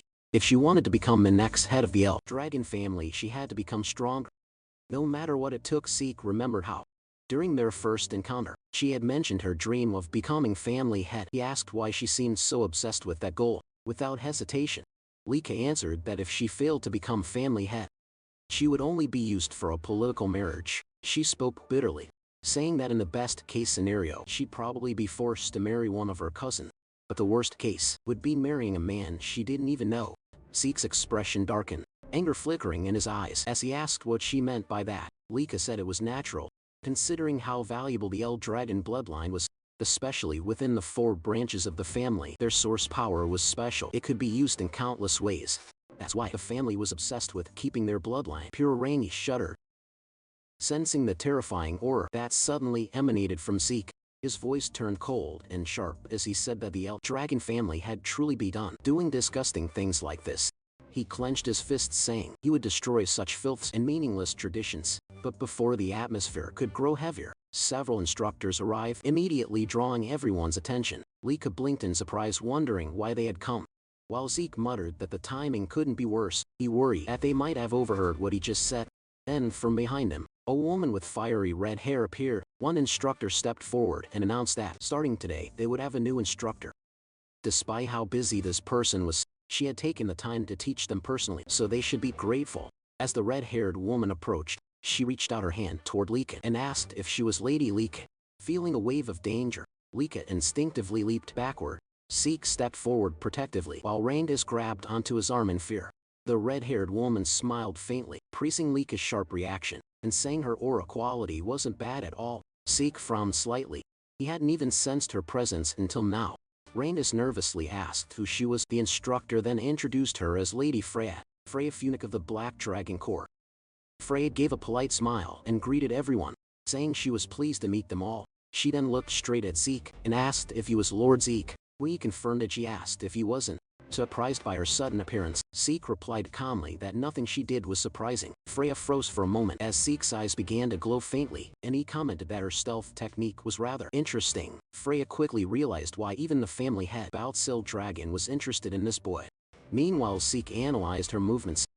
He noticed her source power was concentrated in her lower body, following a flow pattern he had never seen before. That must be why her footsteps made no sound at all. A spark of excitement lit up his eyes as he wondered what kind of martial art she used. Freya then took command of the class. She confirmed that she would be their new instructor. The students began whispering among themselves in disbelief. Lady Freya, the Tempest Wind, was known as one of the strongest warriors in the family. The other instructor confirmed that Freya was a 6-star practitioner under the Black Dragon Corps, the elite unit, serving directly under the family head himself.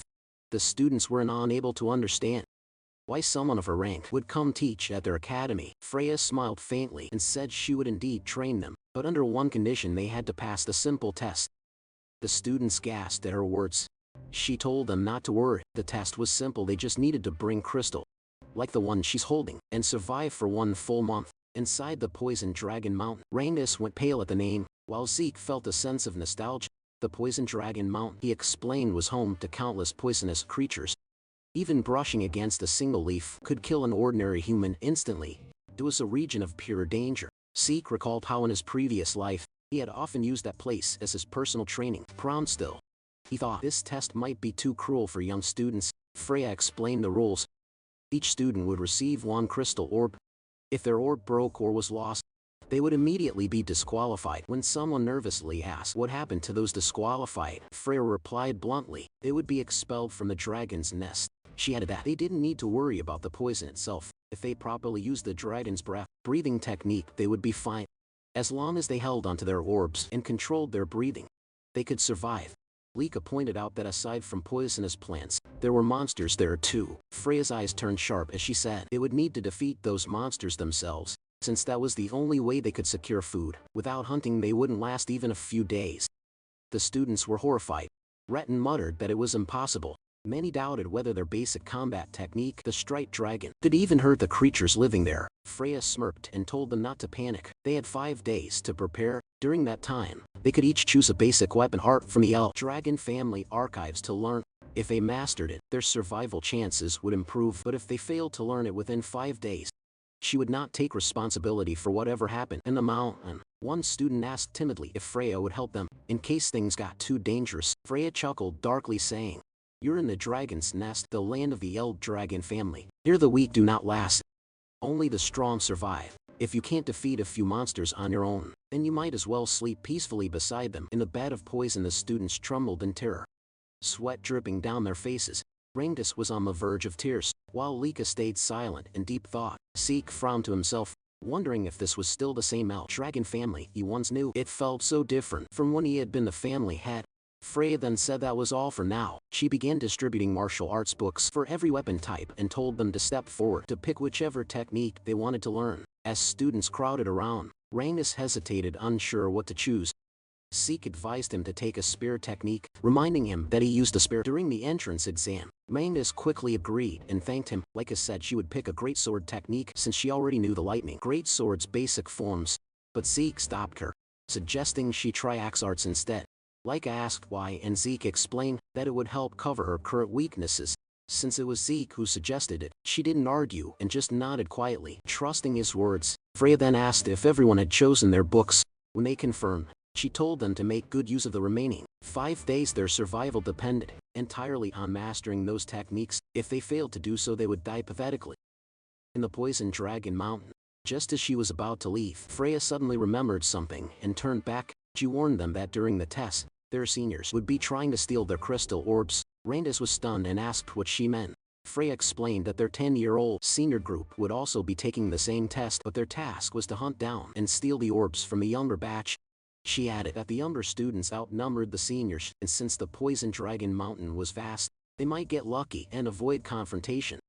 Still, their seniors would use everything they had to find and attack them. After saying that, Freya turned and left. Reincarnates looked terrified, sweat dripping down his face as he asked what they were supposed to do now. Not only did they have to deal with poisonous monsters, but also with upperclassmen hunting them. Lika frowned and said that every upperclassman was at least 1-star level or higher. If they ganged up on her, she wouldn't last long, and most of their classmates probably wouldn't survive. Either. Zeke nodded, saying she had a point. If Lika couldn't fight alone, then she should form a group of 2 or 3. Cooperation wasn't forbidden. After all, they could help each other hunt monsters and defend against seniors. When Reincarnates asked about Zeke's plan, Zeke simply said that he intended to go solo and enjoy the exam. Lika sighed and admitted that somehow, that sounded just like him. Before they began training, Zeke suggested they eat first.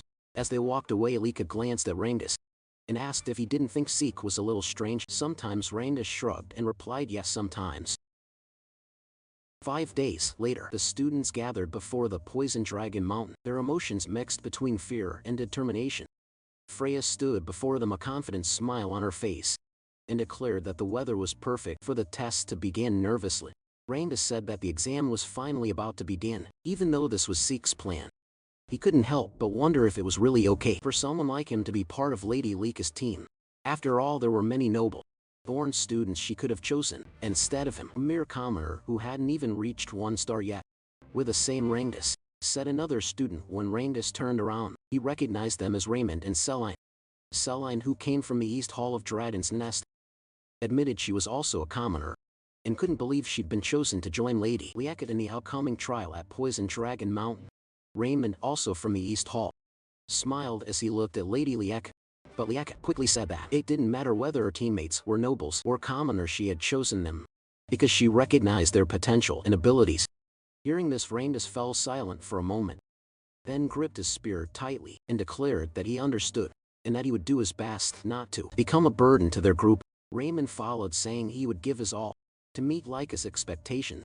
Leica smiled brightly and said, "I'm counting on you all." Then she turned to Zeke and asked if he was truly planning to take the trial alone. Zeke nodded confidently, saying he couldn't wait for it to begin. Celine, still nervous, admitted she admired both Zeke and Leica. While she was trembling in anxiety, Zeke was brave enough to face Poison Dragon Mountain on his own. Raymond remarked that it was natural for them to be confident, since the blood of family heads flowed through their veins.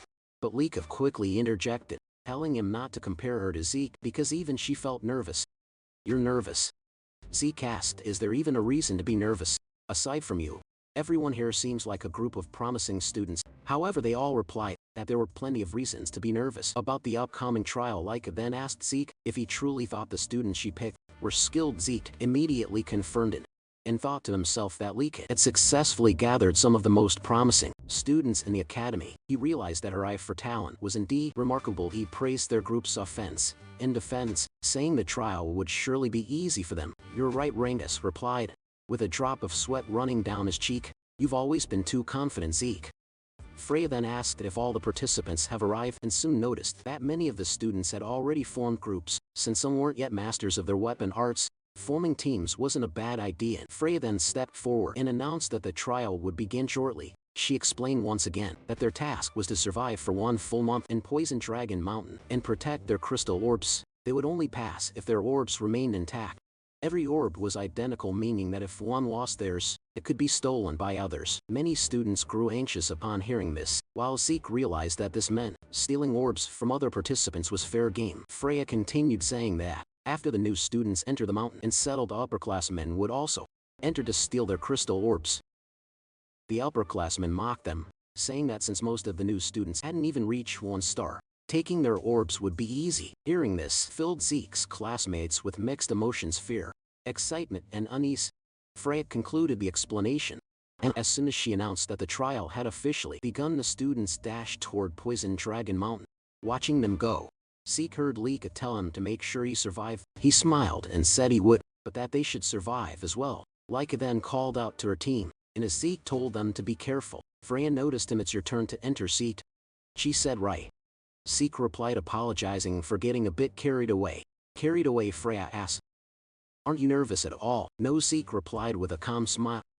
Before walking toward the mountain, Freya watched him go, thinking to herself that he was indeed a peculiar boy.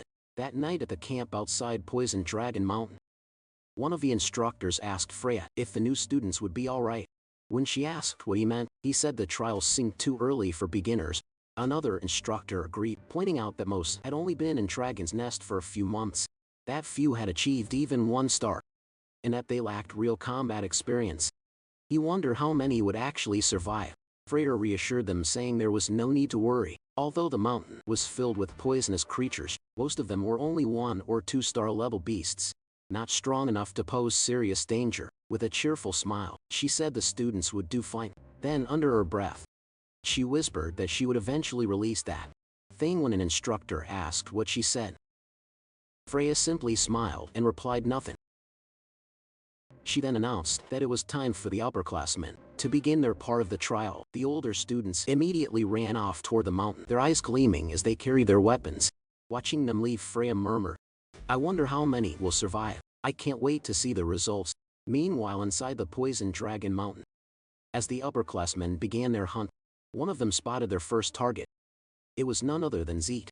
Still standing motionless at the foot of the mountain, the newbies entered the mountain long ago. One said mockingly, "Is this guy stupid or what?" Another raised his crossbow and prepared to shoot, but before the arrow could reach him, Zeke effortlessly caught it midair. As the upperclassmen stared in disbelief, Zeke snapped the arrow in half and said, "I've been waiting for you." One of them asked what he meant, but another shouted that it didn't matter. Didn't they see how he caught that arrow? Without wasting a second, Zeke dashed forward, his eyes sharp with excitement. "Now then," he said with a smirk, "let's play together." In the deeper part of Poison Dragon Mountain, Celine and her group were under attack by the mountain's monsters. After Celine slew a massive frog-like creature, another one suddenly leapt from behind her. Raymond swiftly raised his shield, blocking the attack and saving Celine just in time. With a powerful swing, He bashed the monster to the ground and drove his shield straight into its body, killing it instantly. Seeing that Reincarnates was easily defeating his own opponent, Raymond smiled in satisfaction. Lika then praised them for their excellent teamwork, and Reincarnates gratefully thanked her. However, his eyes widened when he saw the mountain of slain frog monsters that Lika had single-handedly defeated. Selena, impressed, remarked that Lika's power was truly on another level. Just as they had expected, Raymond agreed, saying that while they were busy fighting a few monsters, Lika had already wiped out most of them by herself. Lika simply shrugged, saying it was only natural. After all, she was a 2-star warrior, and these creatures were nothing more than a warm-up for her. She also noted that since the exam had started a week ago, everyone had improved significantly, especially Celine and Raymond, who had both reached 1-star level. Celine gratefully acknowledged Lika, saying they wouldn't have advanced so quickly without her guidance, and Raymond echoed her gratitude. Reincarnates, however, remained silent, quietly thinking how far he'd fallen behind now that both Celine and Raymond had achieved their first stars. Celine noticed his downcast expression and gently told him that he would surely get stronger in time and reach 1-star level 2. Raymond agreed, telling him to be patient and keep working hard. Hearing their encouragement, Reincarnates smiled again and thanked them both. Lika then spoke, saying that Reincarnates had managed to defeat 3 giant frog monsters even without a star, which was truly impressive. She added that before the exam began, Reincarnates had trained personally with Zeke and had already perfected his spear handling, so it was only a matter of time before he became a 1-star. Moved by her faith in him, Reincarnates nearly teared up as Lika looked toward the sky. She noted that night was fast approaching and told everyone they needed to head back to base. Celine agreed, warning that Poison Dragon Mountain was far too dangerous after dark. While they were on their way back, Lika suddenly stopped. Reincarnates immediately asked what was wrong, but Lika didn't answer. Her expression darkened as she stared ahead and demanded to know what a certain student was doing near their base. A moment later, a figure emerged from the tall grass. Reincarnates and the others were startled, and Celine and Raymond instinctively drew their weapons. The student stepped out with a smirk, holding his weapon loosely. As he said he hadn't expected Lika to notice him so soon. Lika immediately recognized him as one of the upperclassmen and asked if he had come to steal their crystal. When he confirmed it, she realized that at last an upperclassman had decided to attack their group, and this one was a 2-star. The upperclassmen grinned, saying that their current exam required them to steal the crystal from first years, though he hadn't expected his first target to be none other than Lady Lika's group. Lika asked if he still planned to stay, even after realizing whose base he had invaded. She warned him that a single upperclassman wouldn't stand a chance against her team, but the upperclassman's grin widened as his expression turned menacing. "Who said I was alone?" he replied.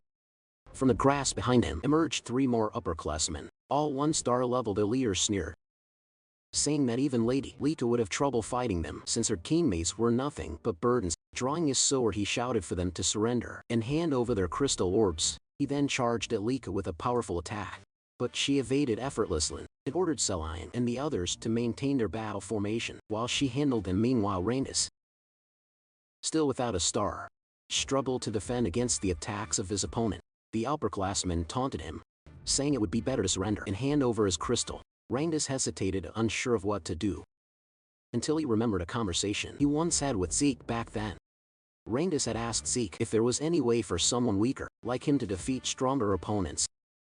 He admitted he was still starless and worried that if stronger enemies appear, he'd only drag his team down. Zeke's reply had shocked him. "Then you should surrender."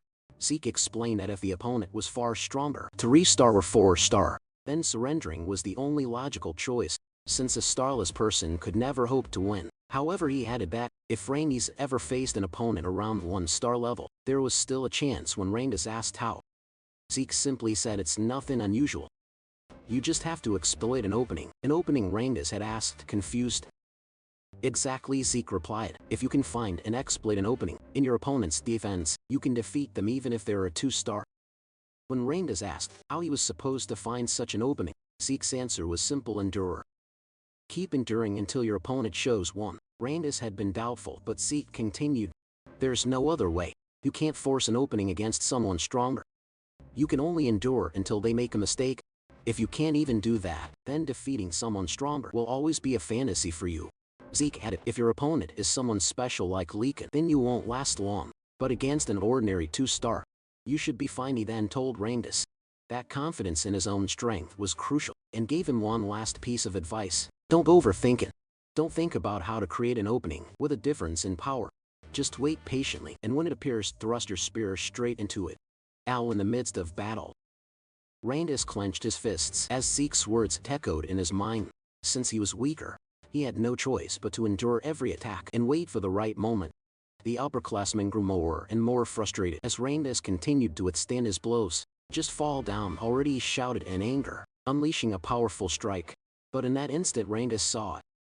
The opening Zeke had spoken of. Without hesitation he gathered all his strength and thrust his spear straight into his opponent's body. The upperclassman coughed up collapse, losing consciousness instantly as he fell. A radiant light glowed on Randus's chest, the mark of his newly awakened 1-star. Lika noticed, immediately surprised yet proud, that Randus had taken down his opponent. Meanwhile, the leader of the upperclassmen was in disbelief, unable to understand why Lika's power felt so overwhelming despite them both being 2-star level. Lika realized that ever since mastering the axe arts technique Zeke had recommended, she had learned to channel greater force and energy into her great sword, which explained the vast difference in power. She told her opponent that it was his misfortune to have chosen her group as a target. Then summoning golden lightning around her sword, she declared, "This battle ends here." Her blade struck with blinding force, and the enemy leader fell unconscious. After ensuring the enemies were defeated, Lika rushed back to her team and asked if everyone was safe. Once confirmed, the group cheered in relief. They had just won their first bout against upperclassmen Celine and Raymond congratulated Randus on reaching 1-star level, and Randus thanked them with a bright smile. Lika looked at her team proudly, realizing that now all of her members had finally manifested their first stars. With that, she said that the next battles ahead would be much easier. Then, with a thoughtful expression, she wondered aloud how Zeke was doing. Meanwhile, elsewhere in Poison Dragon Mountain, a terrified upperclassman was running for his life. Tears streamed down his face as he muttered repeatedly, "Please don't come here, Zeke. Don't come here," he cursed under his breath, trembling in fear, asking himself just what kind of monster that boy named Zeke really was. Moments later, the upperclassmen were running frantically, shouting for help, hoping and praying that Zeke would not follow them. As Zeke dragged along one of the upperclassmen he had just defeated, the others cursed in fear and confusion, asking what kind of monster or demon he was. Holding the corpse of a giant snake beast in one hand, Zeke grinned and mockingly asked what their problem was, wondering aloud if no one else wanted to play with him. The upperclassmen, now completely terrified, called him insane as they continued to flee. Some questioned why a lowerclassman like Zeke was the one hunting them down. Would it should be the other way around, that the upperclassmen were supposed to be the hunters, not the hunted? Suddenly, one of the fleeing upperclassmen tripped and fell. As he struggled to get back on his feet, he froze. The moment he lifted his head, Zeke was already standing right in front of him, with his crimson eyes faintly glowing. Zeke sighed and said he was getting tired of chasing him. He reached out his hand, offering to help the upperclassman stand up, but calmly added that once he did, he would have to fight him. The upperclassman's eyes widened in pure horror before his body went limp and he collapsed unconscious on the ground. Zeke tilted his head in confusion, muttering to himself and wondering what just happened to the man. He looked around and asked out loud what was going on with the upperclassmen, questioning why they had suddenly become so defensive and cowardly, calling them pathetic. He mocked how aggressive they were the first time they saw him, only to end up running away in fear. He then smirked and shouted for the others not to leave him behind. Just then Zeke felt a faint presence nearby. Turning toward his side, he asked whoever was watching him why they didn't come closer if they wanted a better look. When he received no reply, Zeke chuckled and said that since the observer was still watching without interfering, it must mean there was nothing wrong with what he was doing. With that, he said he would stop holding back and continue his little game with the upperclassmen. From the direction where Zeke had sensed the presence, a man emerged. It was one of the overseers monitoring the examination. Beads of sweat rolled down his cheek as he whispered to himself, unable to comprehend what kind of child Zeke was. He had witnessed Zeke defeat upperclassmen who were supposed to be far stronger than him. And even more astonishingly, Zeke had sensed his hidden presence. Realizing the gravity of what he had just seen, the overseer decided he had to report everything immediately. Meanwhile, at the camp outside Poison Dragon Mountain, Freya was taken aback when several observers arrived to make their report. According to them, it had been 1 week since the examination began. At present, 30 of the lower classmen had already dropped out, while the remaining ones were gradually adapting to both their environment and the dangers of Poison Dragon Mountain. One of the observers added that they did not expect many more lower classmen to withdraw from the test. When Freya asked about the upperclassmen, however, the observers exchanged uneasy glances and couldn't answer her directly. Freya's expression darkened and she ordered them to speak clearly. Finally, one of them admitted that the upperclassmen were constantly fleeing. Freya frowned, momentarily lost in thought, and asked why they were running away. What exactly were they escaping from? She pointed out that to her knowledge, there were no monsters within Poison Dragon Mountain strong enough to threaten the upperclassmen. One of the observers then explained that they were not running from a monster. They were running from Lord Zeke. Freya raised an eyebrow and asked why they would flee from him. The observer took a deep breath and said that Zeke had been relentlessly attacking and hunting the upperclassmen. At first they tried to fight back, but eventually they had no choice but to run. Another observer spoke up, asking what kind of person Lord Zeke even was. Based on what he had seen, Zeke seemed to be enjoying himself gleefully, cutting down upperclassmen and hunting them like prey. For him it was something completely unprecedented. A second observer nodded in agreement, saying that even though Zeke was the son of the elf dragon family head, he was far from normal. To them, Zeke was no longer just a prodigy. He was something beyond a true monster in human form. Freya listened quietly, then spoke with a calm but serious tone. She admitted that she had also suspected Zeke was unusual from the very beginning. Unlike the others, he had chosen to take the exam alone, and appeared completely relaxed. Upon entering Poison Dragon Mountain, that could only mean one thing. Zeke never planned to hide from the upperclassmen. From the very start, his intention had been to hunt them down himself. Remembering the look in Zeke's eyes when they first met, Freya couldn't help but think that the boy was indeed a monster. Suddenly one of the observers frowned, asking what that strange sound was. Freya's lips curved into a faint smile as she said that what they were hearing was something she had been waiting for. A man then approached and asked Lady Freya where they should place the massive cage they had brought. Freya told them to leave it where it was and thanked them for their work. When the observers turned to look at the cage, their eyes widened in shock. They immediately asked what kind of creature was inside, and some even questioned whether Freya truly intended to release it into the mountain, as the creature's aura alone revealed it to be at least a 3-star level beast. Far too powerful for any of the students to handle. But Freya, clearly pleased, reassured them that there was nothing to worry about. Adjustments had already been made to the creature. It would only target individuals of 2-star level strength or higher. Ordinary students would not suffer serious harm. One of the observers then asked why such a creature was suddenly being released during the exam. Freya replied calmly that it was a direct order from their family head Bouts. In her mind, she wanted to witness the abilities of the boy, whom their soldiers had already begun calling a monster. She wanted to see whether Zeke could survive against such a being. With that thought, she ordered that the mysterious creature be released into Poison Dragon Mountain. At dawn the next morning, deep within Poison Dragon Mountain, Reincarnates and his team suddenly stopped in their tracks as the ground trembled violently beneath them. Lika frowned, saying she had a bad feeling about the tremor. Raymond wondered if perhaps the upperclassmen had caused it, but Reincarnates shook his head, saying it was most likely the work of a beast, probably a massive anger borer. Still, Lika couldn't shake off her unease, and said that something about it felt different. A moment later, a second, stronger quake shook the mountain. As a giant tree began to fall toward them, Lika's instincts kicked in. She shouted for everyone to move, and the group jumped aside just in time as the enormous trunk crashed down where they had been standing seconds earlier. When they turned around, Lika froze in disbelief. Celine gasped and asked what kind of creature it was, while Reincarnates' face went pale and sweat dripped down his temples. In a trembling voice, he said they needed to run immediately, because standing before them was a colossal golem. Meanwhile, on the other side of Poison Dragon Mountain, as Zeke sat atop a pile of monsters and upperclassmen he had defeated, he remarked that he was growing bored with the current situation of the examination. Since no more upperclassmen dared to face or challenge our protagonist, and because he could no longer sense the presence of the observers of the exam who seemed to be simply letting him do whatever he pleased, Zeke found the entire situation rather disappointing. Until suddenly he sensed a presence from the opposite side of Poison Dragon Mountain, causing him to immediately question what kind of strange aura it was.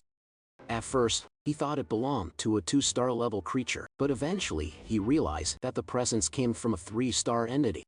He instantly wondered if 3-star monsters were truly supposed to exist within Poison Dragon Mountain. He also questioned whether the aura he sensed belonged to an unknown being that had lived within Poison Dragon Mountain for 1,000 years. Zeke then thought that all the examinees would surely struggle against a 3-star level creature, and even Lika herself would definitely not be able to handle it. He also said that the instructors should have made sure that no 3-star level creatures existed within Poison Dragon Mountain before the examination began. But after pausing in brief contemplation, he questioned whether Freya and the other instructors had intentionally allowed a 3-star creature to remain on Poison Dragon Mountain. As part of the exam, he then admitted that he had no idea what the instructors were thinking. Still, he found it perfect, because it meant he would once again have an opponent to entertain himself with. Zeke also realized that the presence he sensed was far from where he currently was, and he wondered aloud why the creature did not simply appear near his location, but he stated that he couldn't just sit and wait. And because he wished to face a 3-star level monster, Zeke declared that he would go to it, and that the creature should wait for him. Meanwhile, Celine had launched an attack toward the golem, but even with the full force of her strike, it had no effect. She couldn't believe that she failed to inflict even a scratch on the golem's body. Raymond also charged in and struck the golem with his shield, using all his strength, yet his attack was just as ineffective as Celine's. This prompted Lika to use her aura and lightning to attack. After noticing that the golem's arm had sustained a scratch, Lika concluded that with aura, she was able to cause damage to the golem's outer shell. In other words, only 2-star levels like her could inflict any harm, and her 1-star companions were incapable of doing so. Rangis immediately called out to Lady Lika to ask what they should do next. Lika instructed them to listen to her orders. She said that after she gained the golem's attention, they would need to seize the opportunity to escape. However, Rangis insisted that they could not do that, nor could they abandon Lady Lika to face the golem alone. Lika told them that they would only become burdens to her in the fight, and she ordered them to observe the golem's arm that she had previously attacked. She added that even with her aura, all she managed was a scratch, and that is 1-star levels. They truly lacked the ability to injure the golem. Raymond admitted that while they indeed could not injure the creature, they could still support Lika in battle, ensuring that every attack she launched would land successfully. When Lika asked what they meant, Rangis stated that he would do everything in his power not to become a burden. Selene agreed, saying that if they worked together to make sure Lady Lika's attacks hit their mark, then they would surely gain a chance to win. Because of the determination and trust her companions showed her, Lika couldn't help but smile, saying she understood what they wanted. She said she would rely on them to provide support so her attacks would land. As Lika gathered her aura and lightning into her sword, Raymond prepared to defend, while Rangis and Celine readied themselves for their offensive support. After Lika finished concentrating all her power into her sword, she instructed them to begin their renewed assault on the golem. Lika quickly advanced to the front to face the golem. The creature immediately launched an attack toward her. Raymond used his shield to protect her, but because he was still only a 1-star level, he struggled to withstand the golem's 3-star power. Rangis and Celine dashed forward to attack the golem and draw its attention away. Meanwhile, Lika swiftly moved behind the golem to deliver her strike. She unleashed her lightning greatsword technique, Heaven's Thunder, striking the golem from behind with her full strength. A powerful explosion erupted within the forest of Poison Dragon Mountain. After Lika managed to knock down the golem, and once the smoke had cleared, the damage she had caused to the forest was evident. Rangis immediately approached her to ask if she was alright, and Lika said she was fine, though she had used up all the source power in her entire body. She then asked how Raymond was doing. With Celine supporting him, Raymond replied that he was doing alright as well. When Lika said that they should return to their base, she suddenly sensed the golem's presence again. Behind them, she quickly shoved Rangis away, resulting in Lika being the one seized by the golem. As the golem held her, she couldn't believe that it was still capable of moving. She realized she had grown too complacent after her attack. Celine also couldn't believe that, after being hit by Lika's full power strike, the golem was still alive and able to move. Rangis immediately tried to save Lady Lika by attacking the golem with his spear, but the golem swung Lika rapidly, preventing him from landing a blow. As Rangis grew increasingly concerned for Lika, a tree suddenly came hurtling toward their direction. When the tree struck the golem, it released Lika from its grip. Rangis quickly helped her stand and move away from the creature. Lika, still confused, wondered aloud what had happened and how she managed to escape the golem's hold. Then Zeke suddenly asked what kind of situation they were dealing with. Rangis and Lika immediately recognized our protagonist upon hearing his voice, but instead of checking on Lika's condition, Zeke was far too delighted by the sight of the monster. With his eyes glowing in excitement, he immediately asked what kind of clay puppet he was looking at. Just moments before Zeke arrived at the location where he sensed the presence of the golem, he caught sight of a golden lightning aura. He immediately realized that this aura belonged to Lika. and he couldn't believe that Lika's group would be the first to encounter and clash with the monster. As Zeke continued sprinting at full speed, he said that in his previous life, he could have reached the location of the ore he sensed in an instant, but now he could do nothing but run toward the monster's location, something he found utterly pathetic in his current state. He also thought about how Lika's group was filled with promising youngsters, even so their opponent was a 3-star level monster. So he had no idea how long they would be able to endure in battle. Suddenly something came to mind, causing him to stop abruptly. As he remembered a technique he had recently learned, he immediately grabbed the trunk of a huge tree, and after pulling it out from the ground, he used his physical strength, along with the new technique, to hurl the massive tree toward the monster. While watching the tree fly through the air, Zeke commented that the result of the new technique wasn't bad at all. He also said he didn't make a wrong decision learning it, because with his current body, he would definitely need this technique, the technique known as nurturing dragon throwing arts. According to Zeke, the basic Eldritch combat manuals were given to them as preparation for the exam. The nurturing dragon combat arts, much like the strike dragon combat arts, didn't contain battle techniques but instead basic movements and source power flow, simple instructional texts, but they were perfect for him, especially since in his previous life he had been a long-range fighter possessing a body similar to melee fighters. However, he quickly realized that throwing a tree at the monster wouldn't be enough, so Zeke resumed running toward Lika's location. Randus, still unable to believe Zeke had arrived, immediately asked if they were alright. Randus confirmed that they were, but said that wasn't what mattered. They had a bigger problem: the golem they were fighting. Zeke's eyes glimmered as he repeated the word golem, saying so that's what the creature was called. He also said the creature was strange, because he could sense its presence, yet he couldn't detect any life force within it. As the golem rose again, it immediately launched an attack toward Zeke, prompting Lika to shout an alarm, with Rainis warning that the golem was extremely dangerous. But even though the golem unleashed a powerful attack, Zeke casually caught its fist with one hand, remarking that the creature was indeed tough because of the golem's harness.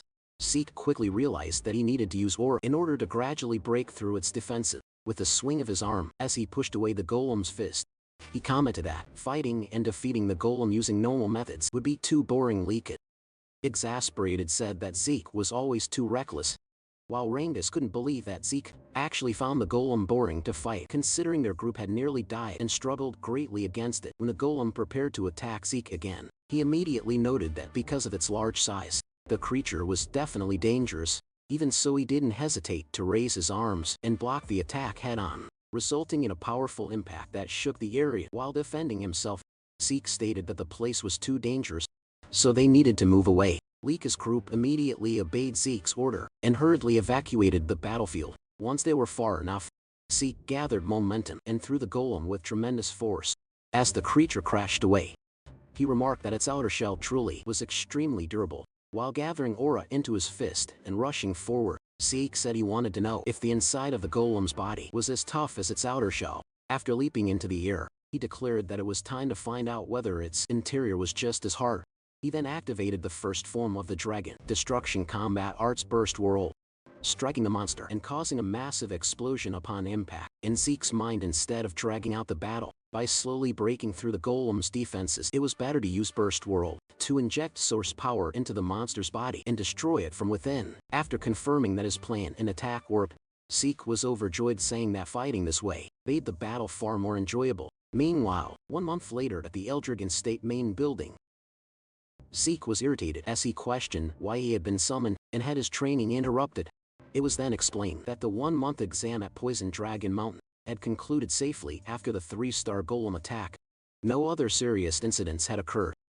The number of 7-year-old class members had dropped to 30 from the beginning, due to the harsh environment of Poison Dragon Mountain, but because they were exposed to constant danger and the brink of death, the remaining 30 of the 7-year-old class achieved good results and reached 1-star level. And after the exam ended, Zeke was directly summoned by Baltz Eldrigan of the Eldrigan family. As they walked through one of the hallways in the main estate, Zeke asked what the family head wanted from him. Freya was displeased that Zeke referred to the family head simply as head, so she requested that he address the family head as Master Head.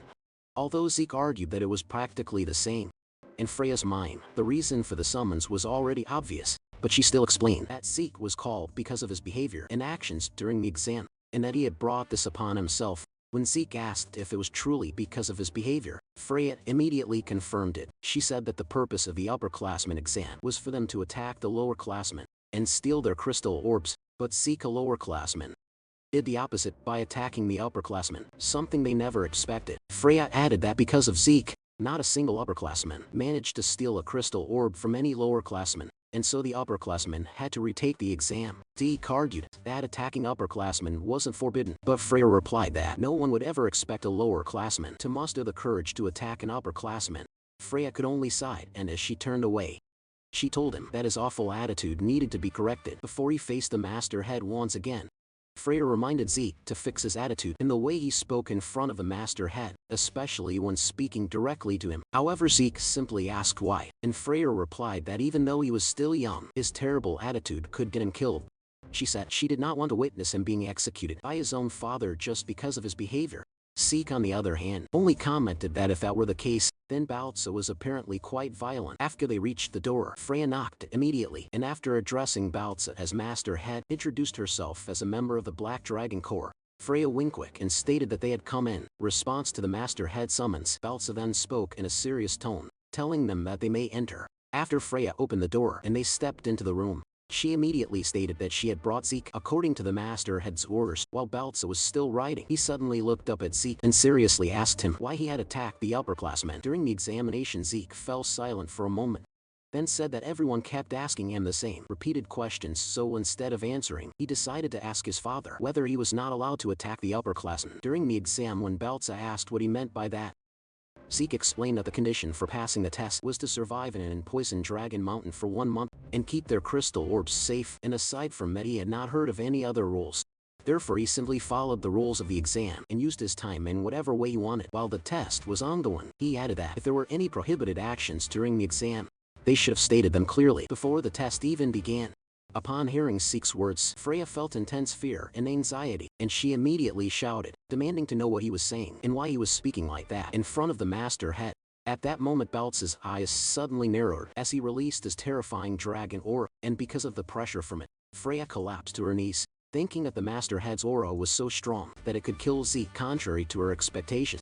However, the protagonist remained standing, and Balza's pressure had no effect on him. On top of that, Zeke even told Balza to stop trying to intimidate him, because it was becoming extremely annoying, causing Balza's expression to darken in both shock and irritation. While Freya was still kneeling, Zeke asked if Balza had really summoned him just to ask such meaningless questions. Balza then asked how Zeke had done it, but Zeke did not understand the question and inquired what he was talking about. Balza stated that according to the reports, Zeke had not only defeated the upperclassmen but had even brought down a 3-star goal, and he also asked how Zeke was able to remain standing and calm in front of him after he released such intense pressure. He then seriously demanded to know how someone like Zeke, a mere child born out of wedlock, had obtained such incomprehensible strength and power. Zeke simply asked if Balza really wanted to know the reason for his strength, and said it was very simple, the only reason being that he was Zeke, which caused Balza to furrow his brows in frustration, while Zeke's gaze sharpened as he stood by his arrogant answer. After a moment of silence staring between them, Balza finally said that Zeke's personality really was as terrible as the reports claimed, yet he would still reward him for defeating the goal. Balza told him that he could choose what he wanted.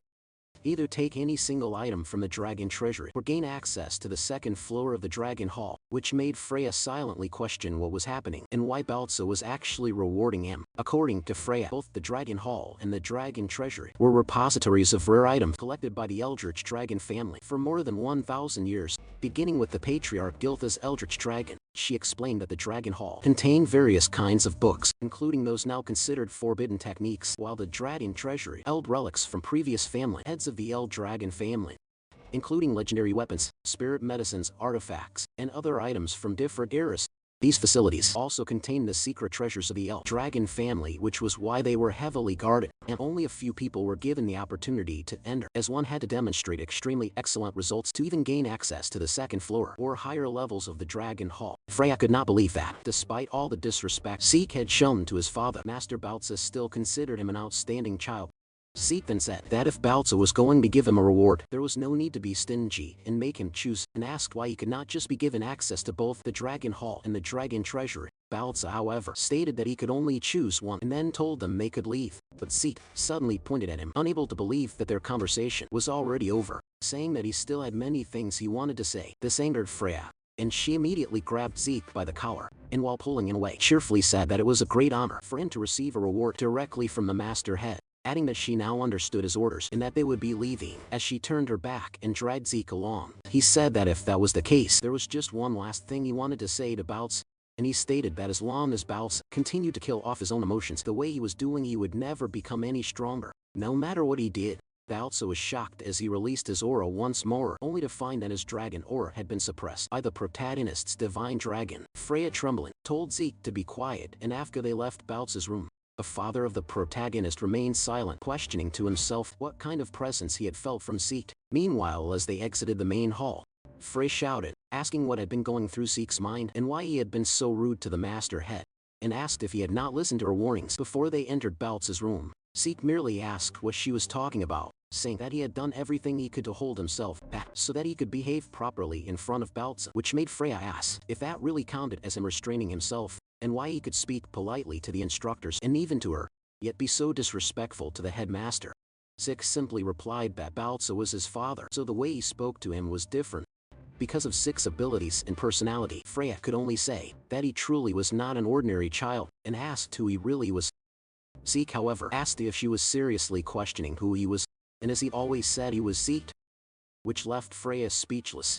In her mind, all of them had drunk ancient dragon blood as infants, and they had no ability to defy the master head, because Balza possessed the power of the Dragon King, a superior species among all ancient dragons, and even Zeke should not have been able to oppose him.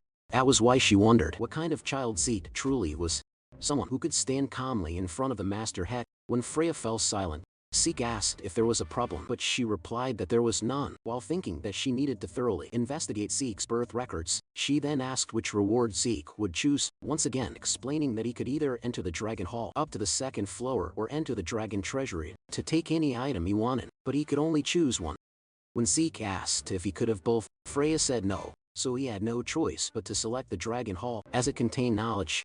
Zeke then thought that he lacked understanding of the current era, and for now he wanted to learn about the new medicines and tools that had been created over the past 1,000 years. But he could only choose one. At that moment Reincarnates arrived, unable to believe that they would actually be allowed into the Dragon Hall. The elf dragon family. When Zeke asked if he was happy, Reincarnates immediately confirmed it and said that the strike dragon combat arts and nurturing dragon spirit arts he had learned were already amazing, and now he would have the chance to learn even better martial arts from the Dragon Hall, adding that he could not believe they would receive such great rewards after passing the exams soon after. Laika also arrived excitedly, wondering how much knowledge she would be able to absorb before the time limit ended, and saying that she would need to read with all her effort. When Zeke asked if there was a time limit to their stay in the Dragon Hall, Laika replied that even though they could only enter the first floor, the basic rules were the same as the higher levels. She explained that each of them would be allowed to borrow one book from the Dragon Hall, but they could read as many others as they wanted, as long as their time had not run out, so managing their time inside would be extremely important. Zeke simply responded with an "I see." Laika then mentioned that she had heard Zeke had been given a choice for his reward, and asked why he had chosen the Dragon Hall instead of the Dragon Treasure, saying that based on what she knew about him, she thought he would choose the treasure. Zeke replied that he had thought about it at first as well, but for now knowledge was more important to him.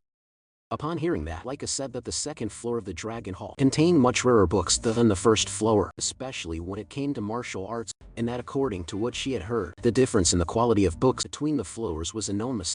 Even so, she said, she believed there was no technique better than her lightning great sword technique. Zeke, however, was simply staring at the Dragon Hall, causing Laika to ask whether he was even listening to her. When they finally arrived at the Dragon Hall, the Guardian announced that their time limit inside would be 5 hours, and reminded them to use their time wisely and to remain silent while inside.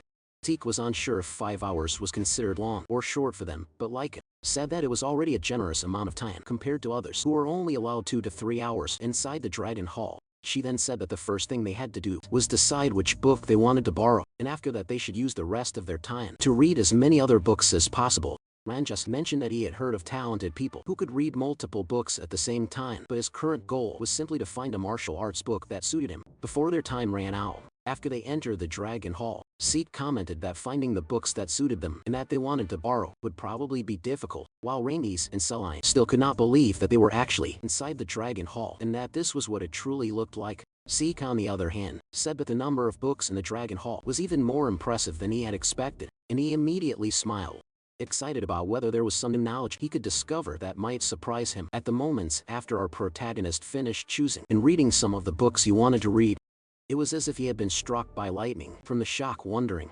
what kind of new information he was discovering.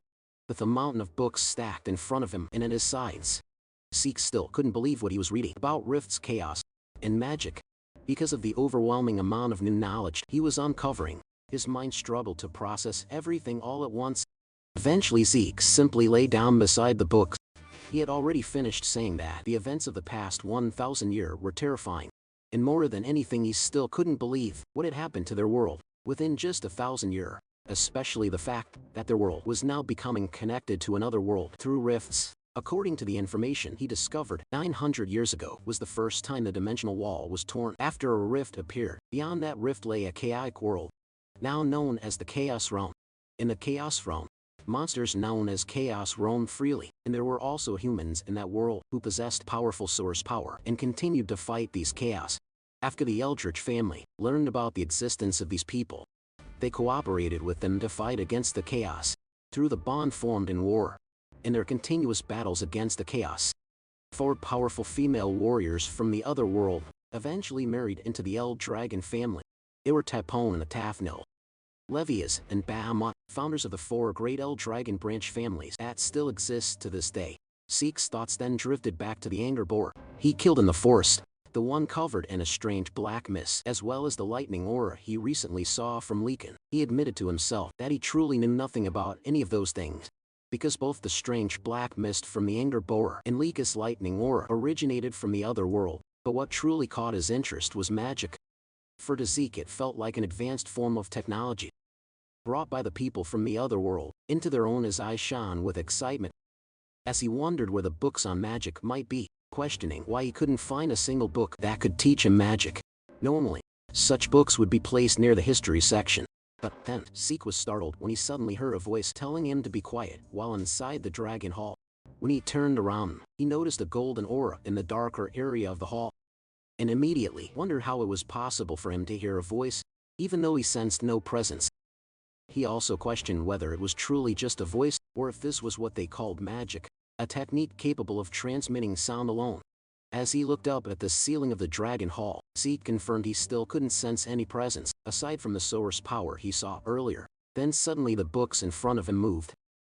When the books floated into the air, Zeke was completely shocked and cried out in surprise, asking what was happening, but his eyes gleamed again when he realized something: the use of source power threads to manipulate objects and books. Excited, Zeke exclaimed how interesting that technique was, but when the mysterious voice once again told him to be quiet, Zeke grabbed one of the books midair, asking how he was supposed to stay quiet in front of something so fascinating, and demanded that the source of the voice show itself to him properly instead. However, the cloaked figure, sitting on the upper floor of the Dragon Hall, remained silent. After using their source power threads again, Zeke immediately froze when he realized his entire body was now bound. In the next instant, the mysterious, cloaked figure threw him down to the first floor, saying that his time inside the Dragon Hall was over. After tossing him out of the hall's doors, Zeke tumbled across the ground and stabilized himself before landing properly, saying he had discovered yet another thing he didn't understand. As he stood up, he wasn't sure whether he was angry or simply excited by this new discovery, demanding that the cloaked figure show him clearly how the source power thread was used.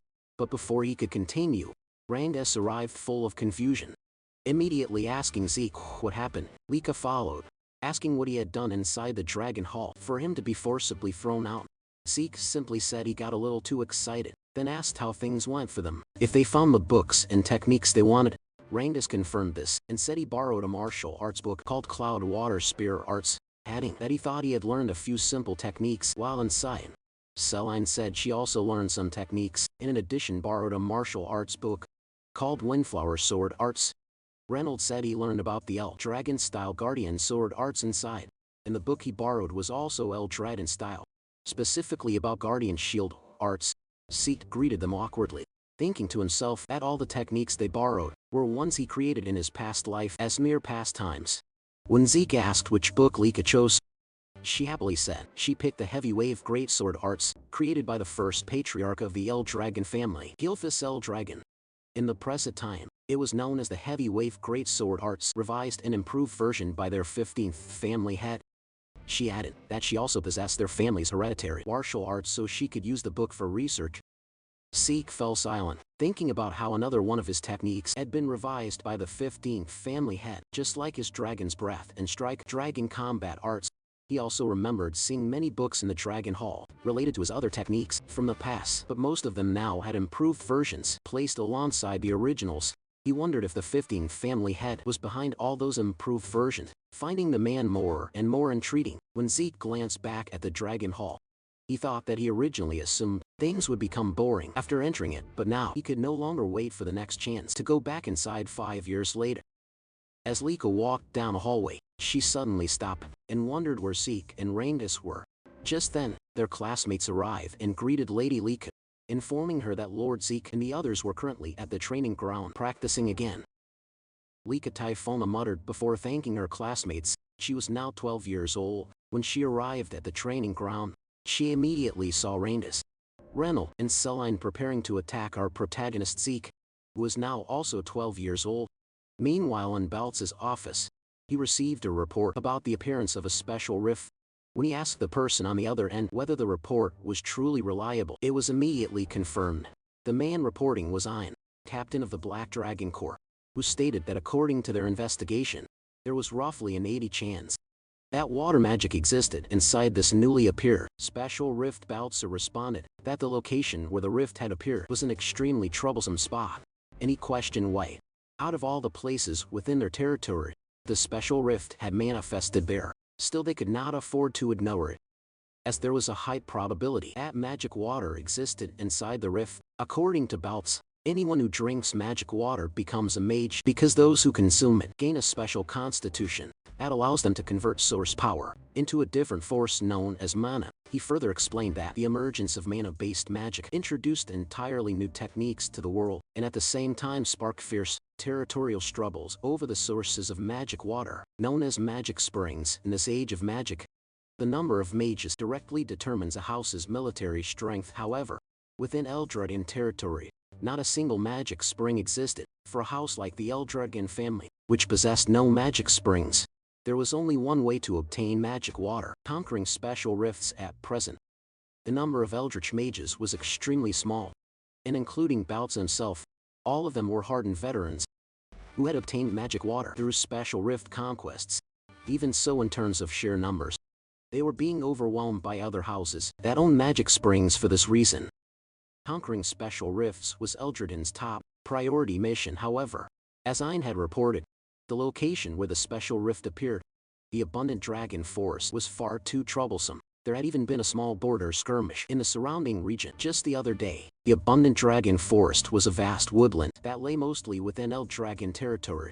A part of it stretched into the lands of another house. Those who claimed broader ownership of the forest and referred to it as the Great Abundant Forest were the Kerberos family. Hein added that the rift itself was certainly within Eldredin lands, but considering its scale and position, a special domain formed around it might extend into Cerberus territory. Knowing those mongrels, there was a high chance they would swarm toward it. Baltzer remarked that their noses were the only thing they were good for, and in any case, they would detect the special rift sooner or later. Thus the Eldritch family had to prepare, with a struggle against them in mind. Since it was a special rift, both sides would have limited options, but they needed to act before the Kerberos family caught on. With that decided, Baltzer immediately instructed Ein to inform all dragons' nests at once and announced that a selection exam would be held as soon as possible. Meanwhile, at the training grounds, Lika commented that Rongwis and the others really went all out every time they trained, with Zeke in the middle of it all. Zeke remained calm as he waited for their attack. As the three of them attacked Zeke simultaneously from different directions, Zeke's expression darkened as he strengthened his body and accepted all of their blows at once. With the sharp tip of Reincarnates' spear pressed and embedded into the hero's cheek, Zeke remarked that their coordination was good, but that Reincarnates was putting too much force into his spear, which ruined the true strength of spear arts. At the time, Reincarnates was 11 years old. As for Celine, who was 12, Zeke advised her that she focused too much on speed and the number of strikes, leaving no weight behind her attacks, and that she needed to find a proper balance. Raymond, who was also 12, was told by Zeke that his movements and use of the shield were good and correct. Even so, Zeke stated that all of them were still far too passive, and he told them to get more accustomed to attacking. Once again he instructed them to come at him.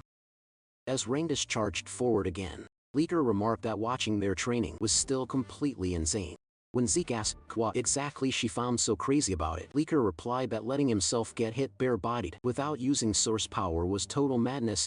Zeke simply asked what she was talking about and said that this was proper training for him. Shouting toward Leek while flexing his muscles beneath his shirt, he told her that she should witness the fruits of his training.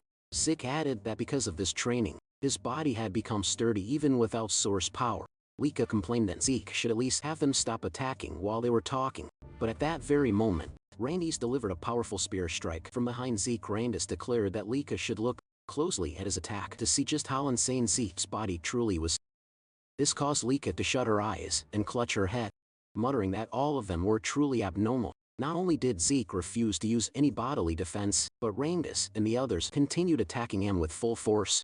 Raymond suddenly asked how Zeke could possess such incredible defense without using source power, while Celine said that it was far too mysterious to be explained by the human body. Lita told them not to lump Zeke in with humans, because Zeke was not one of them. She then asked if they knew what the seniors used to call Zeke and revealed that he was known as the Eastern Hall's Demon Child. This prompted Zeke to ask whether that title was meant as an insult, before questioning what Lika's purpose was in coming to see them, and whether she wanted to join their training. Lika replied that training was fine, but there was something she wanted to tell Zeke first. When Zeke asked what it was, Lika said it looked like they would soon be seeing children from the other dragon's nests, and much sooner than expected. Randys was visibly shocked by this, while Raymond commented that he had figured it would happen someday, though he hadn't expected it to be so early, and that it was finally time to meet them. When Selene asked if this was for the next test, Lika replied that even she didn't know the details. Zeke then asked where Lika picked up such rumors, to which she answered that she simply observed the instructors, their conversations, and their movements. Zeke said that he had never paid attention to such things, meaning gossip and rumors from instructors, the way Lika always did. Lika responded that regardless, they needed to be careful, because the West Hall had that guy. By that guy she meant one of the next headed candidates, besides herself and Zeke. Zeke merely said that now it sounded fun. A few days later, the students of the East Dragon's Nest were gathered in the arena, including several students who were being introduced for the first time. Zeke noted that everyone had been assembled in the arena without any distinction by grade, and Lika agreed, adding that just as she had said before, they would meet students from other dragon's nests. After a short while, the students suddenly fell silent, as Freya arrived and immediately ordered them to quiet down. Once the students were lined up before her, Freya announced that 3 days from now, they would be fighting the children of the other dragon's nests again. Freya announced that 3 days from now, they would be fighting the children of the other dragon nests, also known as the Dragon Halls. This immediately caused murmurs to spread among the students, as many of them could not believe that they would be facing students from other dragon halls this time. According to them, battles between students of different dragon halls usually only happened during graduation exams, so they could not help but wonder why such a fight was suddenly being held now. Freya explained that there were various reasons behind it, but she could not discuss the details yet. She then added one more thing she wanted to mention: those who won these matches would be given a special mission. Upon hearing this, Zeke's eyes immediately lit up with excitement. He began to wonder if the special mission Freya mentioned would be worth fighting for, and in his mind, the situation was becoming more and more interesting. Freya then told the students that the matches would be elimination style, with 7 participants selected from each of the East, West, South, and North Halls. She also said that the students themselves would decide who would compete, and that the selection had to be finished today. One of the upperclassmen asked Freya if those 7 fighters would be chosen only from among the upperclassmen. In response, Freya simply asked him what he thought was the reason she had gathered every student of their hall. They then stated that participants would be selected from all grades.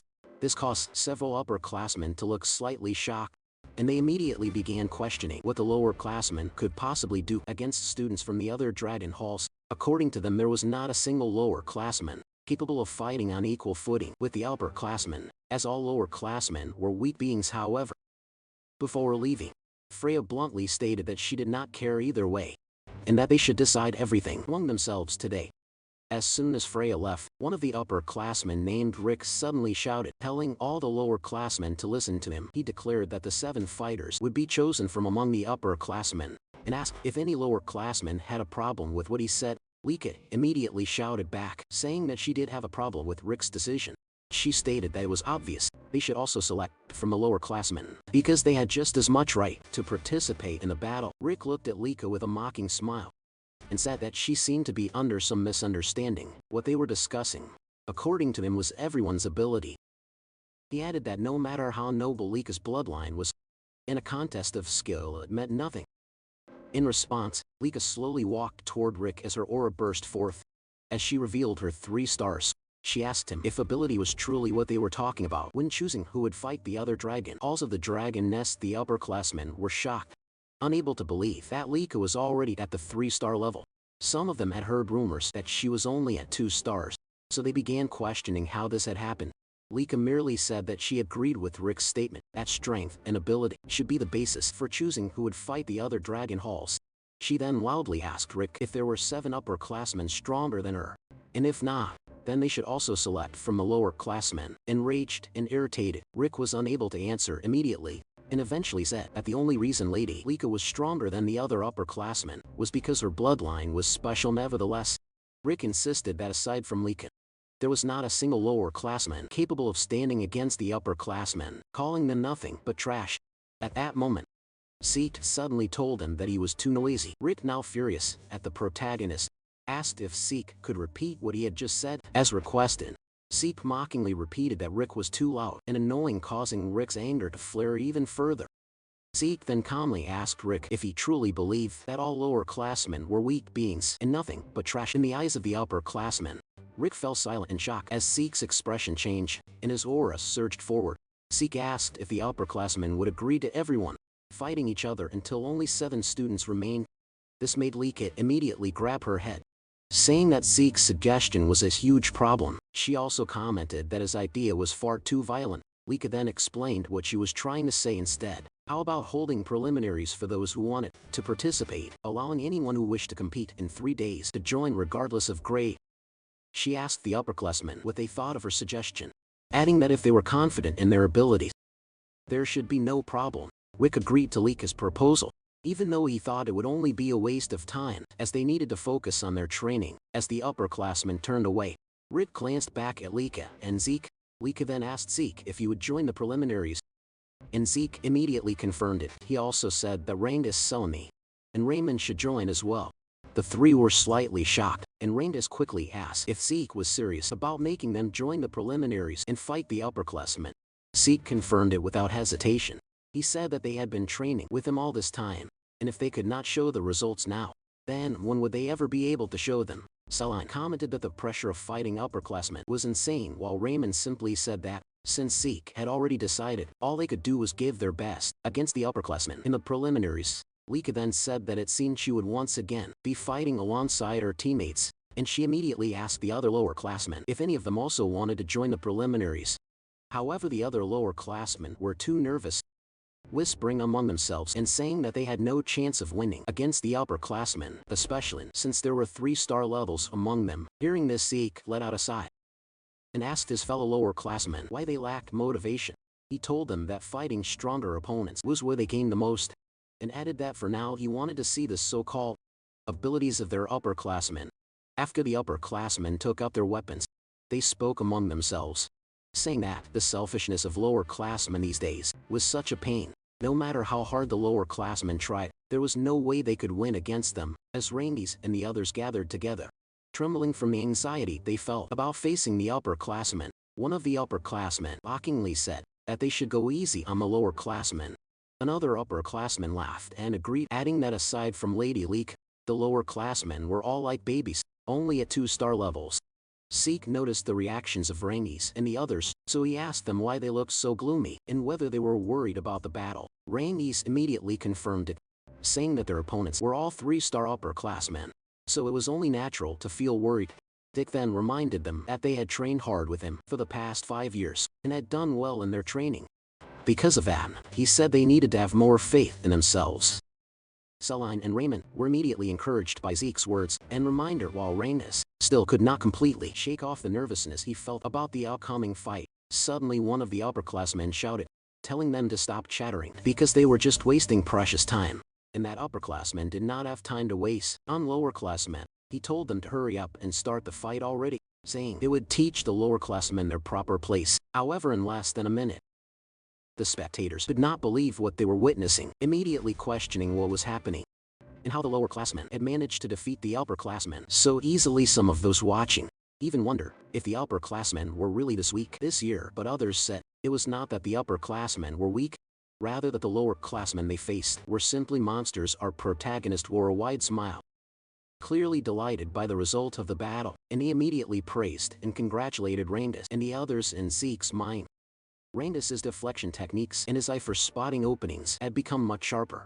Celine was also handling the multi-strike windflower sword arts very well, and Zeke thought it was impressive how Raymond could smoothly switch between his shield and sword arts. According to Zeke, all of them had shown magnificent results from their training, and at this rate, if they gained confidence through real combat, it would only benefit them further.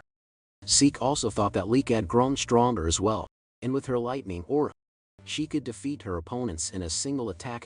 While the other upperclassmen were still in disbelief at the speed and ferocity of the fight they had witnessed, Lika commented that she believed it was only right to defeat her opponent decisively in order to teach them a lesson for their arrogance. However, Rick could not accept the result of the battle. According to him, there was no way 3-star upperclassmen would lose to 2-star lowerclassmen. At that moment, Zeke walked toward him and said that Rick was naive, because even after seeing the results with his own eyes, he was still spouting such nonsense. As Zeke approached Rick, he said that age and the number of stars were merely indicators, because in actual combat, the strong were simply the victors. Zeke added that if the upperclassmen were weak, then they would lose, and that was all there was to it. Rick suddenly pointed his finger at Zeke, shouting and calling him stupid. He insisted that the number of stars was equivalent to power, and asked if Zeke did not even know something so basic. Zeke calmly replied that whether Rick had stars or not, if his heart was destroyed, he would die all the same. Rick fell silent for a moment when Zeke told him not to lose sight of the essence of strength, because in combat, strength was simply whether one could win or not, and nothing more. Rick then shouted again, telling Zeke to shut up and demanding to know who Zeke thought he was. Rick said he was an upperclassman, so a brat like Zeke should not try to twist logic because it would not work on him. He added that he had been going easy on the lowerclassmen because they were just kids, but because of Zeke's words, it was now too late for Zeke to cry later, as he would not hold back anymore. Zeke simply replied that he was already tired of their war of words. He said that children should act like children and move their bodies before their mouths, and since only the two of them were left in the arena, he asked Rick to show the martial arts he had mastered, and was so proud of, as well as how much he had trained. This only made Rick boil with rage. Shouting at Zeke not to underestimate him, Rick immediately charged forward with his great strength technique, using all his power. However, before Rick's attack could even land, Zeke's eyes suddenly emitted a golden light, and with a single punch to Rick's face, Rick was sent flying across the arena. After that, Zeke even laughed, saying that Rick had indeed trained well. Because of Zeke's remark, the entire audience fell silent, as did Rick, who remained kneeling on the ground. Other students quickly agreed with Lika's comment that Zeke was truly ridiculous for saying Rick had trained well, because before Rick could even show the results of his training at the Dragon's Nest, he had already been defeated by Zeke. Meanwhile, at the West Hall training grounds, students could be seen groaning in pain, clutching various parts of their body from the injuries they sustained after the battle. After letting out a deep sigh, one man said that every single one of them was useless. This man was one of the candidates for the next family head, Venial Fafir El Dragon. Soon after, other students arrived, and one of them addressed him as Lord Venial, reporting that the selection here was already complete.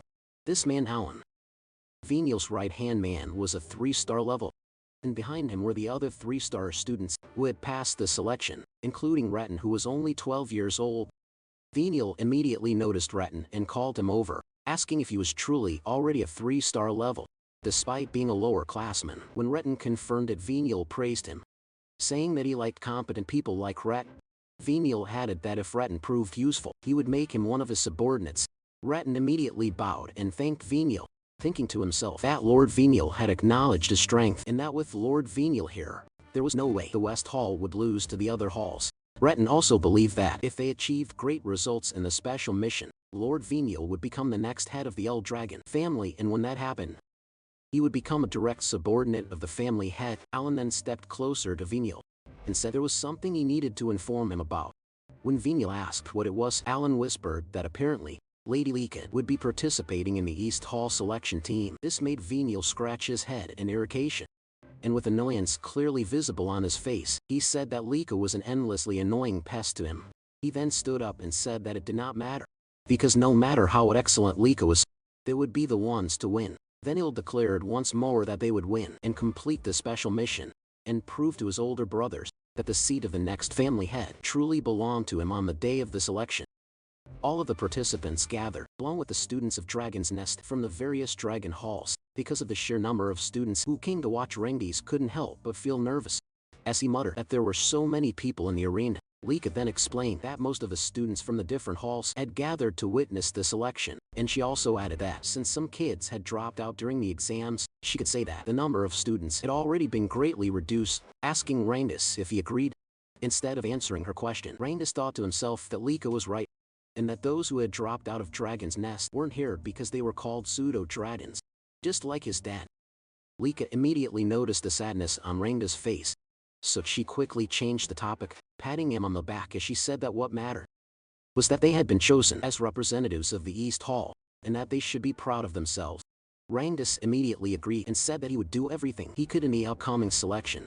Soon after, they noticed their protagonist standing quietly among the participants of the selection. When they approached Zeke, Rangdas immediately asked if something was wrong, while Lika also remarked that Zeke seemed unusually quiet today. Zeke replied that there was no problem, and that he was simply gauging the fighting strength of the students around him. Suddenly, Rangdas collapsed in shock when they heard a loud voice saying as expected of Lord Zeke. To think that he can also do such a thing. When Zeke turned toward the source of the voice, he saw two students running toward them. At the same time, Zeke casually remarked that things had certainly changed. The two upperclassmen, who were also members of the selection and were currently running toward him, immediately agreed with what Zeke said. Rick added that after their battle, they had reconsidered their way of thinking, and even though he was part of Eldritch, he genuinely respected the strong. Zeke simply replied that it wasn't a bad thing, so it was fine. Meanwhile, Rangdas burst into tears as he clung to Zeke's legs, saying that he was truly shocked by Rick's sudden shout. As they helped Rangdas stand up, Zeke thought to himself that every participant in the selection from the different dragon halls was at the 3-star level, except for those from the East Hall. As he expected, there were no 4-star students among the participants, but there were several who already had one foot in that realm. That was why Zeke was excited to see what kind of techniques he would witness this time. While they continued talking, the girl suddenly hugged Lika from behind, and Lika immediately recognized her as Sandy. Because of Lika and Sandy's loud voices, Zeke also turned his attention toward them, while still hugging Lika. Sandy said that it had been a long time since they last saw each other and asked how Lika had been. She also asked if anyone was bullying Lika, but Lika simply replied that she was fine. When Celine asked who the person hugging Lika was, Lika immediately introduced her as Sandy, her cousin Sandy Typhon, the daughter of the Typhon family head. This shocked Rangdas and the others, as Sandy was also a member of one of the 4 great families. With a serious tone, Sandy asked Lika who these kids were, and Lika answered that they were her companions and also her friends. Sandy then asked if Lika was sure they were her friends, saying that while it was good to get along with other kids, they lacked the ability to be Lika's companions, since Lika was one of the candidates to become the next family head of the Eldritch family. Zeke immediately intervened, saying that it would only become clear when they fought. When Sandy asked who he was, Lika quickly said that he was Zeke, and also one of the candidates like her. Sandy then asked if he really was a candidate, and whether he was the rumored illegitimate child of the current family head. She bluntly stated that she never thought a mere bastard like Zeke would still be alive despite Sandy's harsh words. Zeke remained smiling while Lika was clearly shocked, and immediately asked Sandy why she was acting like that in front of her friends and Zeke. Sandy was surprised by Lika's reaction, and said that even if Zeke was an illegitimate child, he was still Lika's rival. She added that Lika wouldn't be able to defeat the other family head candidates with such an attitude. Sandy also remarked that Zeke's group was of poor quality, as none of them were even 3-star level, and asked if the East Hall students were really that weak now. Zeke suddenly cut and pouting slightly as he warned Sandy that if she kept looking down on them the way she was now, she would end up having the rug pulled out from under her. Sandy's expression immediately darkened, her eyes narrowing, as she asked Zeke to repeat what he had just said, questioning whether a mere illegitimate child with no backing other than the family head's blood was actually daring to lecture her. Zeke calmly replied that what he said wasn't advice, but a warning. This caused Sandy to flare up in anger. But another student quickly stepped in and said that Sandy shouldn't cause trouble for the other teams. The student introduced himself as Eddie's Van Blake, a representative of the North Hall. As Rainey's tried to recall who Eggis was, Sandy told him not to interfere, saying that they were in the middle of an important conversation. Eggis, however, smiled and said he couldn't let it slide, since the selection battle was about to begin. As the students continued chatting while waiting for the selection to start, a man suddenly arrived and drew everyone's attention. Rainey's, Leek, and Sandy all fell silent, while Zeke smiled brightly, excited for the battle to come. The man who announced that the selection battle would now begin was none other than the captain of the Gold Dragon Corps, Teach Mentric, also known as the Educator. Mentric announced that from this moment on, the selection battle would officially begin. He then explained to everyone that the matches would follow a tournament-style elimination format combining all 4 halls. According to him, the 4 halls would be split into 2 groups, and the halls that emerged victorious from each group would face each other in the finals. He added that the battle format would be one-on-one duels, where each hall would send out its fighters, one at a time following a predetermined order. Of the 7 participants from each hall, Mentric further explained that the hall which defeated 4 opponents first would be declared the winner, and once the match began, no changes to the fighting order would be allowed. Because of this, the fighting order itself had to be carefully considered as part of each hall's strategy. As a final point, Mentric revealed that those selected through this match would be assigned a special mission, one that was extremely important to the Eldoran family. Anyone who took part in this mission would make a significant contribution to the family, and for Lika and Venial, gaining such contributions meant taking a major step closer to the head seat. After that, Mentrix said they would now determine the brackets, and called forward the representatives of each hall in order to draw a stone from the box. The first he called was Venial Fafnel, the representative of the West Hall. As Venial approached the officer holding the box, he immediately reached inside and took a stone. Afterward, Mentrix promptly sent him back to his position. As Venial walked away, a bead of sweat rolled down Lika's face as she stared at her older brother, who was also looking back at her and her group with a malicious smile. Zeke quickly noticed this and asked Lekan if she knew that man. Lekan immediately confirmed it and told Zeke that the man was the West Hall's head candidate she had mentioned before, none other than Venial Fafnir Eldredin.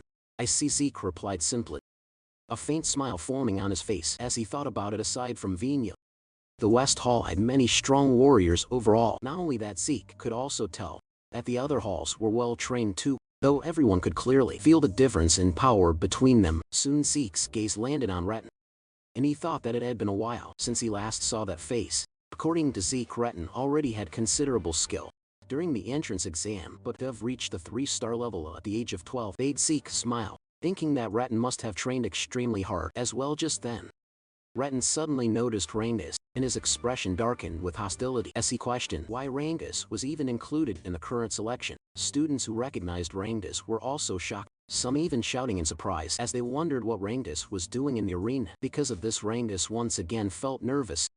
When Raymond noticed it, he immediately asked if Rangus was okay. Rangus hesitantly replied that he was fine, while Retin continued to stare at him with clear, malicious intent. And after, Mentric called the representative of the North Hall. After Edges drew a stone from the box, Mentric then called the representative of the South Hall, who likewise took a stone.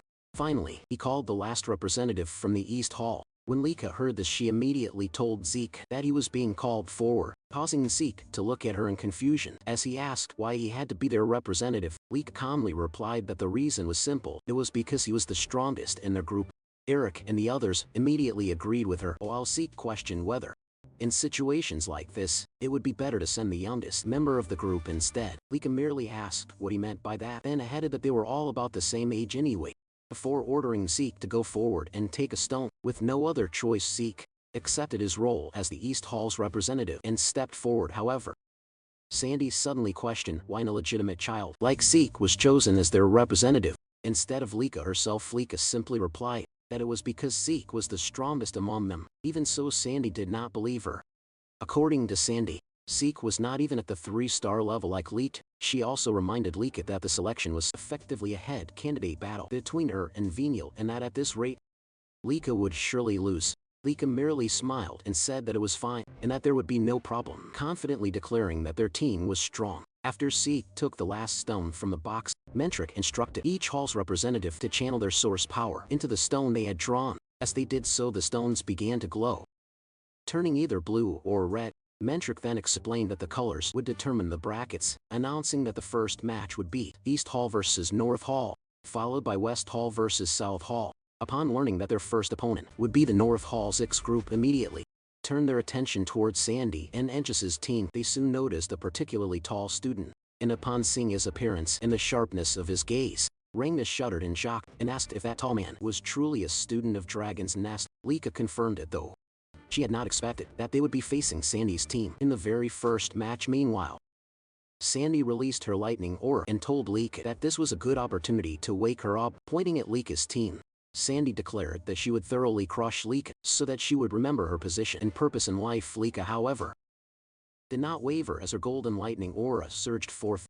She told Sandy to bring it on. At the same time, while holding the blue stone, Zeke noticed Edge's smiling calmly as he said that it looked like they would be fighting in the first match, and that he was really looking forward to it. Seeing Edge's reaction and hearing his words, Zeke replied that it seemed like they would get along, adding that he too was looking forward to the battle and could not wait to fight anymore.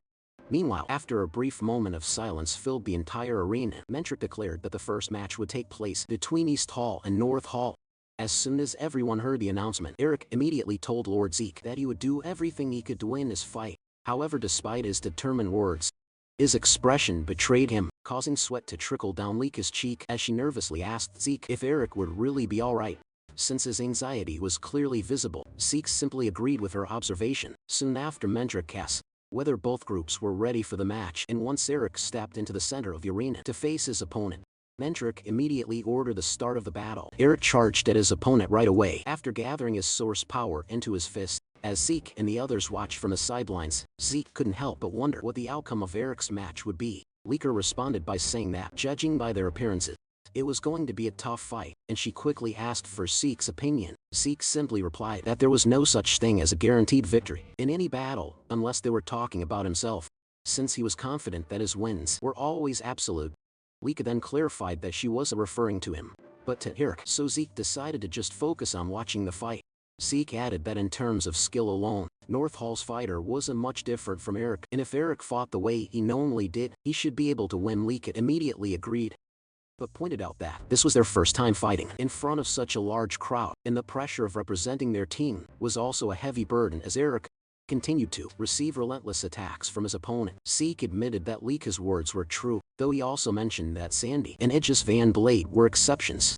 Zeke explained that both Sandy and Edge's were already on the verge of reaching the 4-star level, meaning they wouldn't be easily shaken.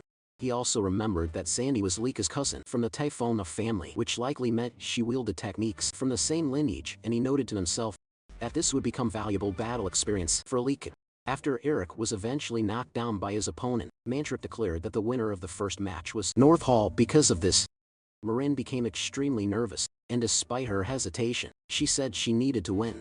Leeka tried to comfort her, telling her not to be too anxious, and that she would be fine, but in just a moment, Marin was also defeated by her opponent, leaving Zeke and Leeka with nothing but a sigh. As Eric and Marin trembled, they apologized to Zeke for their losses, but Zeke simply laughed and said he already knew. They were completely overwhelmed by the atmosphere of the arena. He added that they didn't need to worry, because if this were a real battlefield, where life and death were at stake, the results would surely be different. Zeke cheerfully reminded them that the place they were in now was meant for learning and testing their strength, not for killing each other. He explained that lessons like today's were experiences they could only gain safely here, and that their failures would become nourishment for them on a real battlefield in the future, so they only needed to continue honing their skill. Hearing this, Eric and Marin quickly regained their spirits.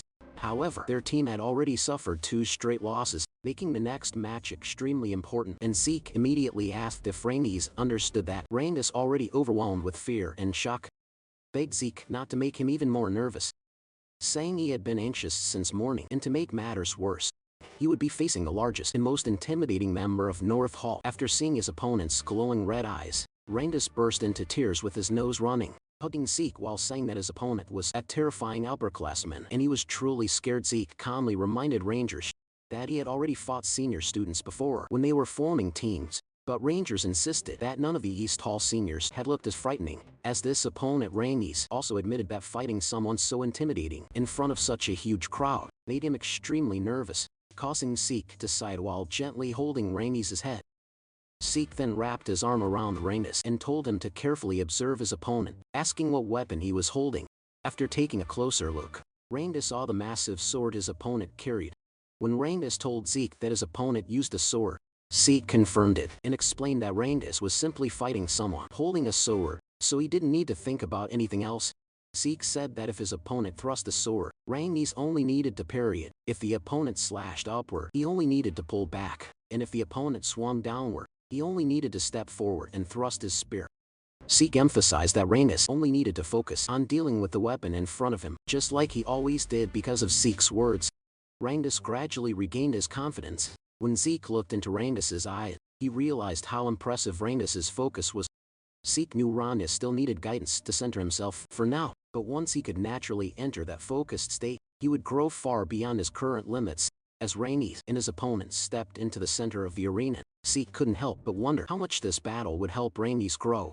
Meanwhile, the spectators quickly noticed the massive size difference between Rangers and his opponent, commenting that there was no way the scrawny Rangers could match him. After Mentrix signaled the start of the match, Rangers' opponent immediately charged forward and used the triple leaf sword style technique called single blade branch, but before the attack could land, Rangers swiftly dodged it. Despite this, the giant opponent declared that Rangers wouldn't be able to escape him and followed up with the twin fine branch technique, launching a barrage of attacks. However, Rangers skillfully dodged and parried every strike. Even so, Leaker remained extremely worried. And Celine noticed that Rangers' opponent was gradually moving closer to cut off Rangers' preferred range. Reynolds quickly asked Zeke if Rangers would be alright, but Zeke assured them there was no need to worry, pointing at Rangers' eyes and saying he was becoming more focused as the battle progressed. After once again dodging his opponent's sword swing, the giant used another triple leaf sword style technique called Leaf Storm Dance to attack Rangers. But before the attack could hit, Rangers' eyes suddenly flashed with clarity. He immediately used his cloud water spear style technique called Flowing Clouds in Water to parry the sword. The force from their clash caused the giant opponent to lose his balance, and Rangers wasted no time seizing the opportunity. Using another cloud water spear style technique called Raging Current Strike, Rangers thrust his spear into his opponent's chest, knocking him unconscious and sending him crashing to the ground. Ventric immediately declared the match over and announced that East Hall had won the third match. Rangers sighed in relief while Zeke smiled and stated that they should start turning the battle around. Beginning with Rangers' victory, East Hall steadily gained momentum as Celine won the fourth match and Reynolds claimed victory in the fifth match. Soon the sixth match began between Lika and Sandy. Lika greeted Sandy saying it had been a while since they last crossed swords like this, while both wielded lightning thunder techniques. Sandy admitted she never expected North Hall's elites to lose to younger students who hadn't even reached the 3-star level. Lika calmly replied that, as she had said before, her companions were strong. Sandy mockingly agreed, admitting she underestimated Lika's companions, but stated that they weren't the real issue between them. As Sandy released her golden aura, Lika was visibly startled and nervous. Sandy declared that Lika's companions were secondary, and that if Lika truly wanted to become the family head, she needed overwhelming power herself. Yet she was only second in East Hall. Sandy questioned whether Lika truly understood how dangerous her position was. Lika answered that she fully understood her standing, and while glancing at Zeke behind her, she said she had not given up on becoming the family head, nor on surpassing her sister Sandy, because she believed her current strength was enough to defeat her. Sandy responded by saying she wanted to see that confidence for herself. As soon as Sandy activated her ability, she vanished from Lika's sight, shocking the spectators in an instant. Sandy reappeared behind Lika, saying she wanted to witness Lika's so-called strength. Lika quickly defended herself with her sword, but Sandy suddenly ducked in front of her and launched another attack. As they exchanged intense blows, Ed just observed that as expected. Sandy held the advantage though. He wondered how well Lika could fight against someone who wielded lightning greatsword arts even better than she did. When Sandy used the lightning greatsword art called Judgment, Lika suffered a wound on her side, causing Celine and Marin to panic. After retreating, Lika reassured herself that she was fine, realizing the injury was only a scratch and that she simply needed to catch her breath.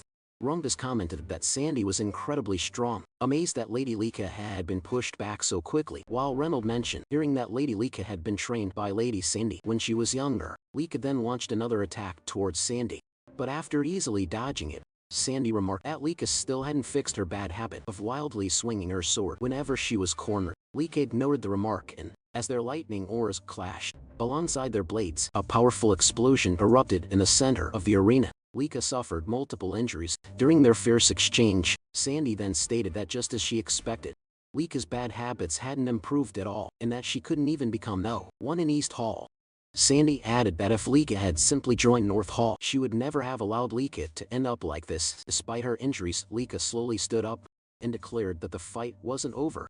Sandy responded that it would be better for her to surrender because she couldn't defeat her at her current level. Sandy even said that if this was how things would turn out, she should have petitioned their father from the start and forcibly brought Lika to North Hall. Lika remained silent, and after raising her sword again, Sandy remarked that Lika was being stubborn, leaving her no choice but to teach her a lesson.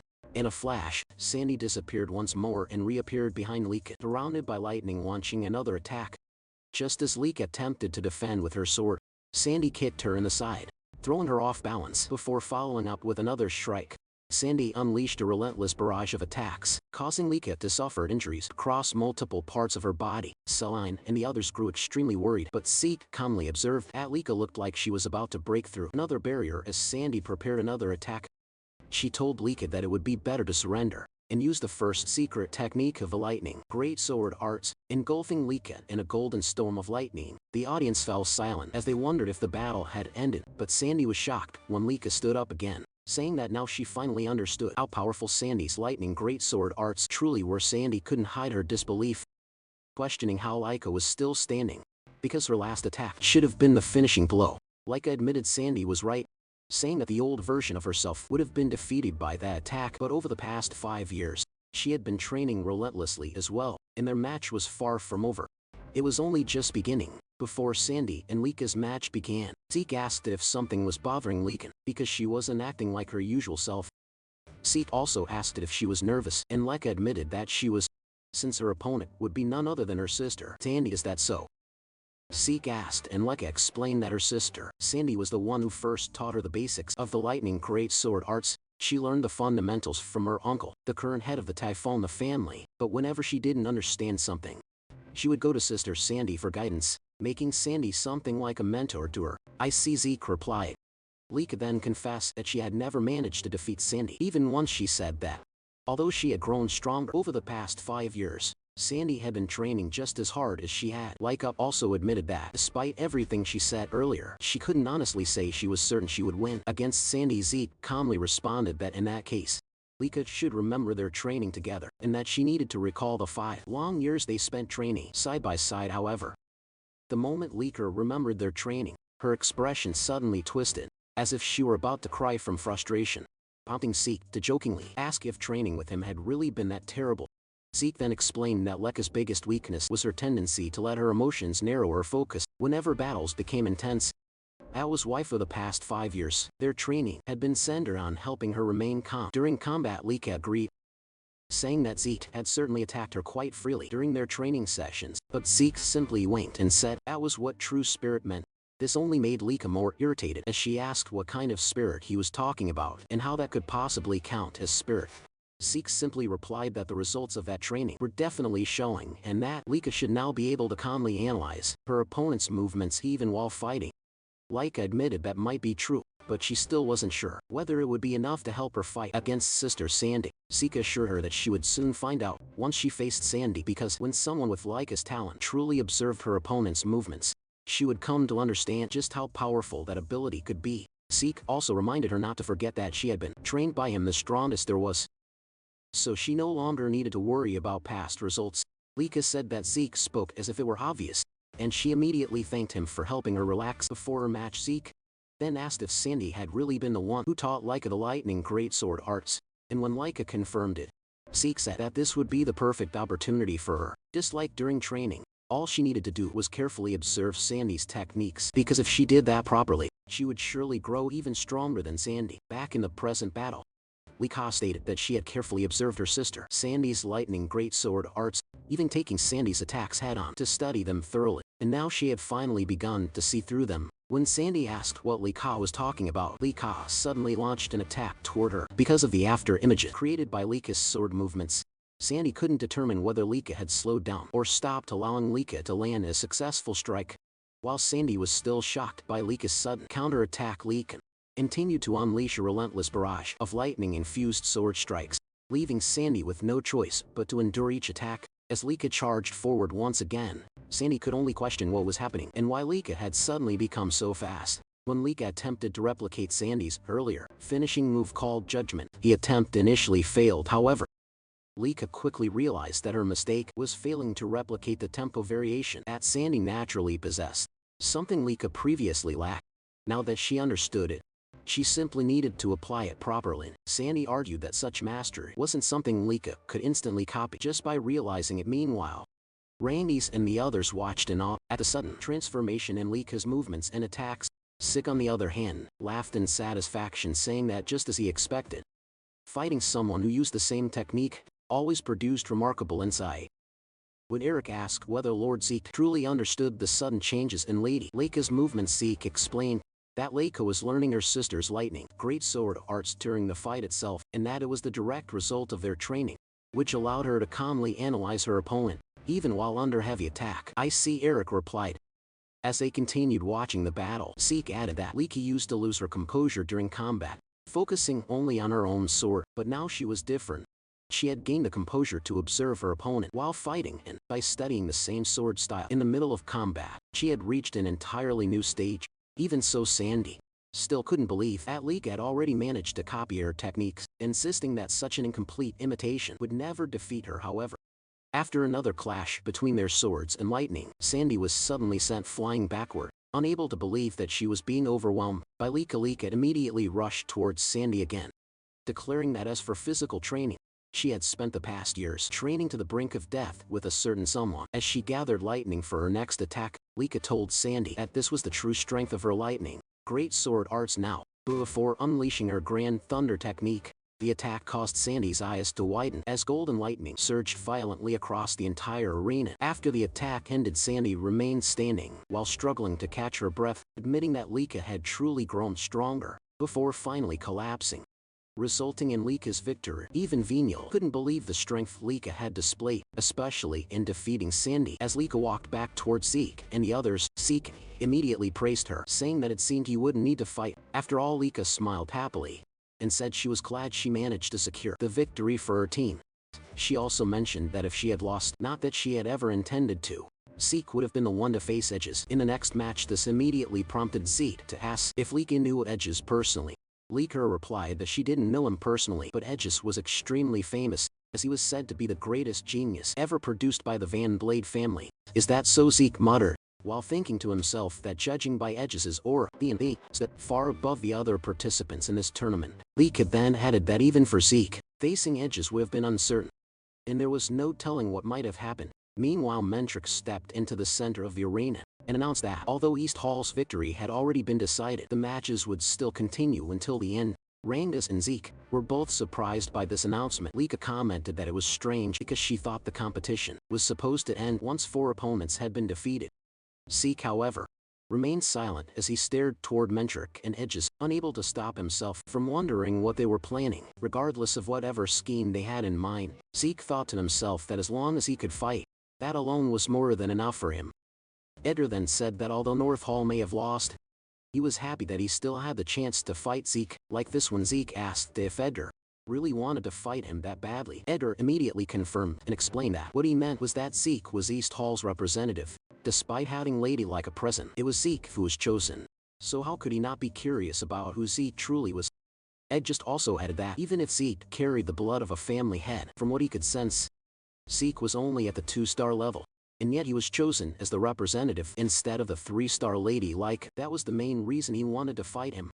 Zeke remained silent as he listened to Edges' words.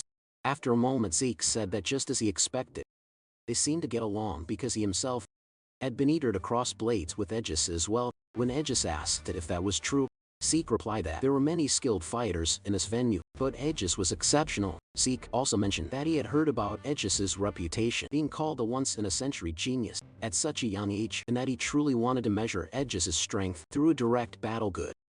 If that's the case, Aegis responded. And as he slowly drew his katana, he said that he was becoming more excited by the minute. Meanwhile, Zeke immediately noticed that his opponent used a katana, and it had been a long time since he had faced someone who wielded that type of weapon. As soon as Mentric announced the start of their match, Aegis rushed towards Zeke with incredible speed, slightly catching him off guard but also filling him with excitement. Zeke noted that with just a single step, Aegis was able to cover such a vast distance, and he couldn't help but praise Aegis's footwork. Aegis, smiling confidently, immediately used his 1,000 blades style technique called 9 blades to attack Zeke.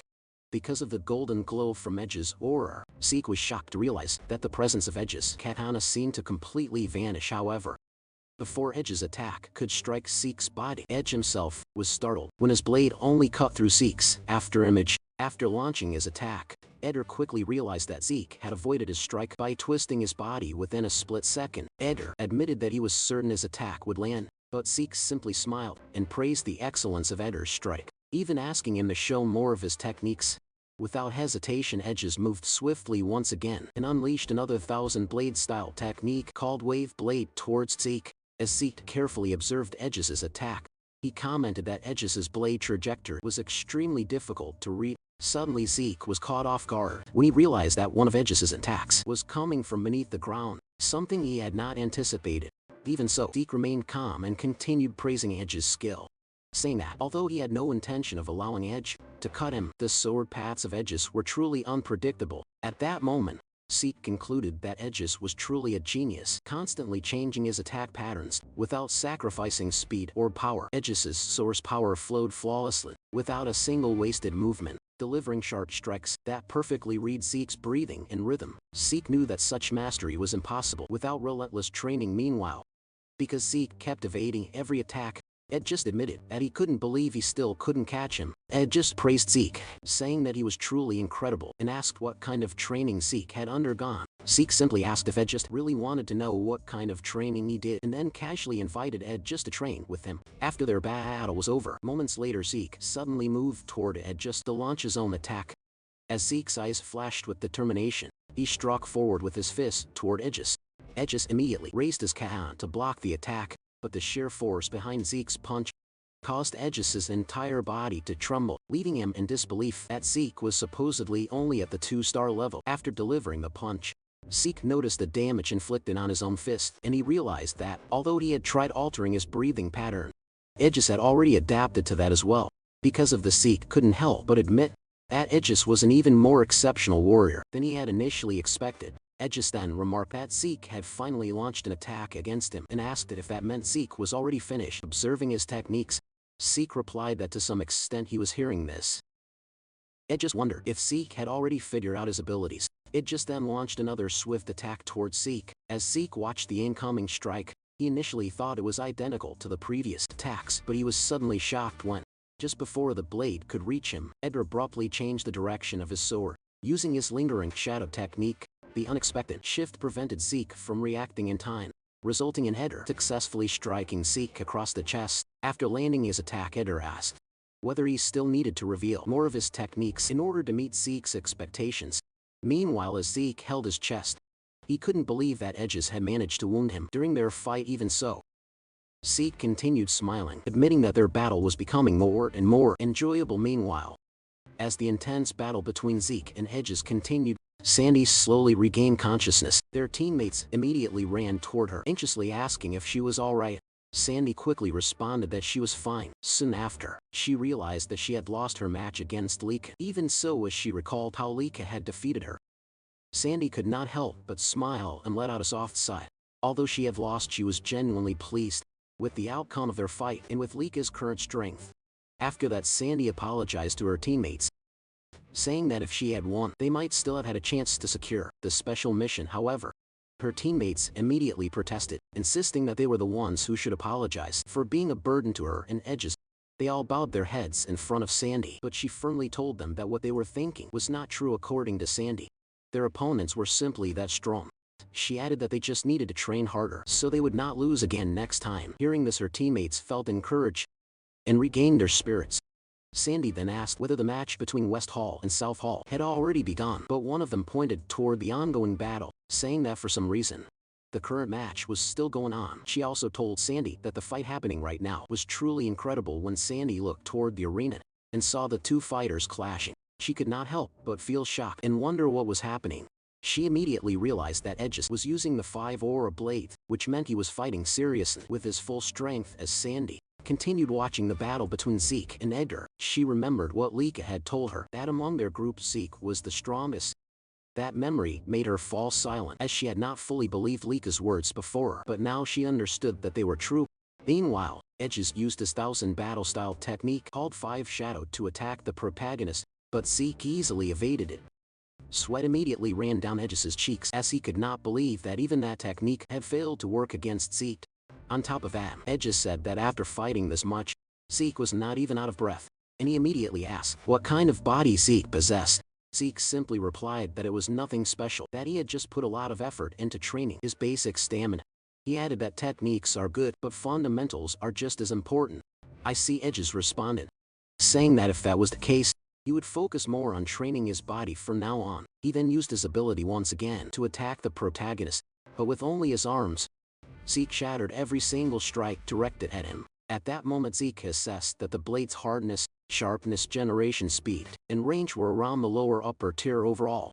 But considering Aegis' age, he could become very interesting in the future. Zeke smiled as he realized that through this battle with Edges, he had finally confirmed something: the difference between 1,000 years ago and the present era. According to Zeke, in the martial arts of 1,000 years ago, the motion of the attack itself was paramount. The essence of martial arts was to express all creation through one's techniques, and source power was merely supplementary. But in the modern era, by manifesting source power, practitioners express all of creation through it. In other words, handling source power itself has become the essence of modern martial arts. As he continued evading the attacks, Zeke thought to himself that he had been foolish. He had focused so much on the techniques themselves that he had failed to notice this shift for so long. Even so, he found the changes of the past 1,000 years fascinating beyond measure. Meanwhile, as Edges continued attacking, he realized that all his strikes were being perfectly countered by Zeke. He could only conclude to himself that Zeke was truly a superhuman. Reincarnates and the others remained deeply worried, and Reincarnates mentioned that the fight had already lasted for over an hour with no sign of ending. Lika, however, calmly said that neither of them was normal, but their battle would probably be over soon. Edges then told Zeke that it looked like he had already finished observing all of his movements. This time Zeke did not deny it, and said that their fight had been a truly wonderful experience. I think so too, Edges replied suddenly. The protagonist declared that he would pay his respect to Edges, therefore, what he had learned from their battle, he would now present to Edges as a new technique. As Zeke clenched his fist, Edges suddenly felt an overwhelming pressure. Edgar laughed, saying that now he understood why he could not defeat Zeke. Even so, he gathered his full power and activated the 1000-blade style secret technique called 5-blade ultimate strike, declaring that he would continue struggling until the end. However, before Edgar could launch his attack, Zeke suddenly leaped high into the air. While suspended above the arena, he gathered his source power into his fists and unleashed a rain of massive golden fists across the entire arena. This technique was Zeke's new move, the modified second form of his dragon destruction combat arts, which he called Fist Star. As a result, consecutive explosions erupted throughout different parts of the arena, causing the students watching to panic. When the attack finally struck Edges, a tremendous explosion shook the entire arena. Reynolds quickly raised his shield to protect his teammates, marveling at the sheer power of Zeke's attack.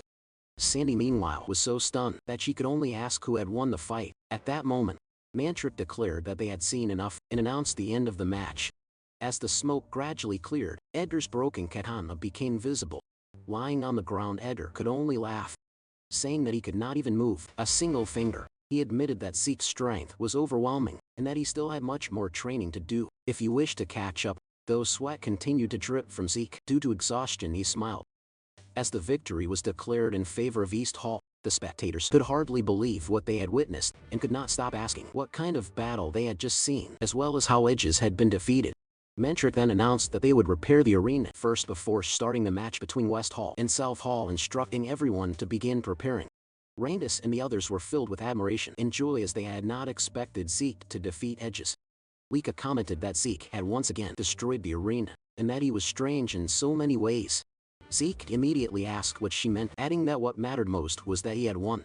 He then said that whatever Lika meant was not important right now, because what they needed to focus on was watching the upcoming match between West Hall and South Hall. That's right, Lika agreed, adding that another candidate for the position of family head would be participating in the next match, none other than Venil Fafnir Eldrigan.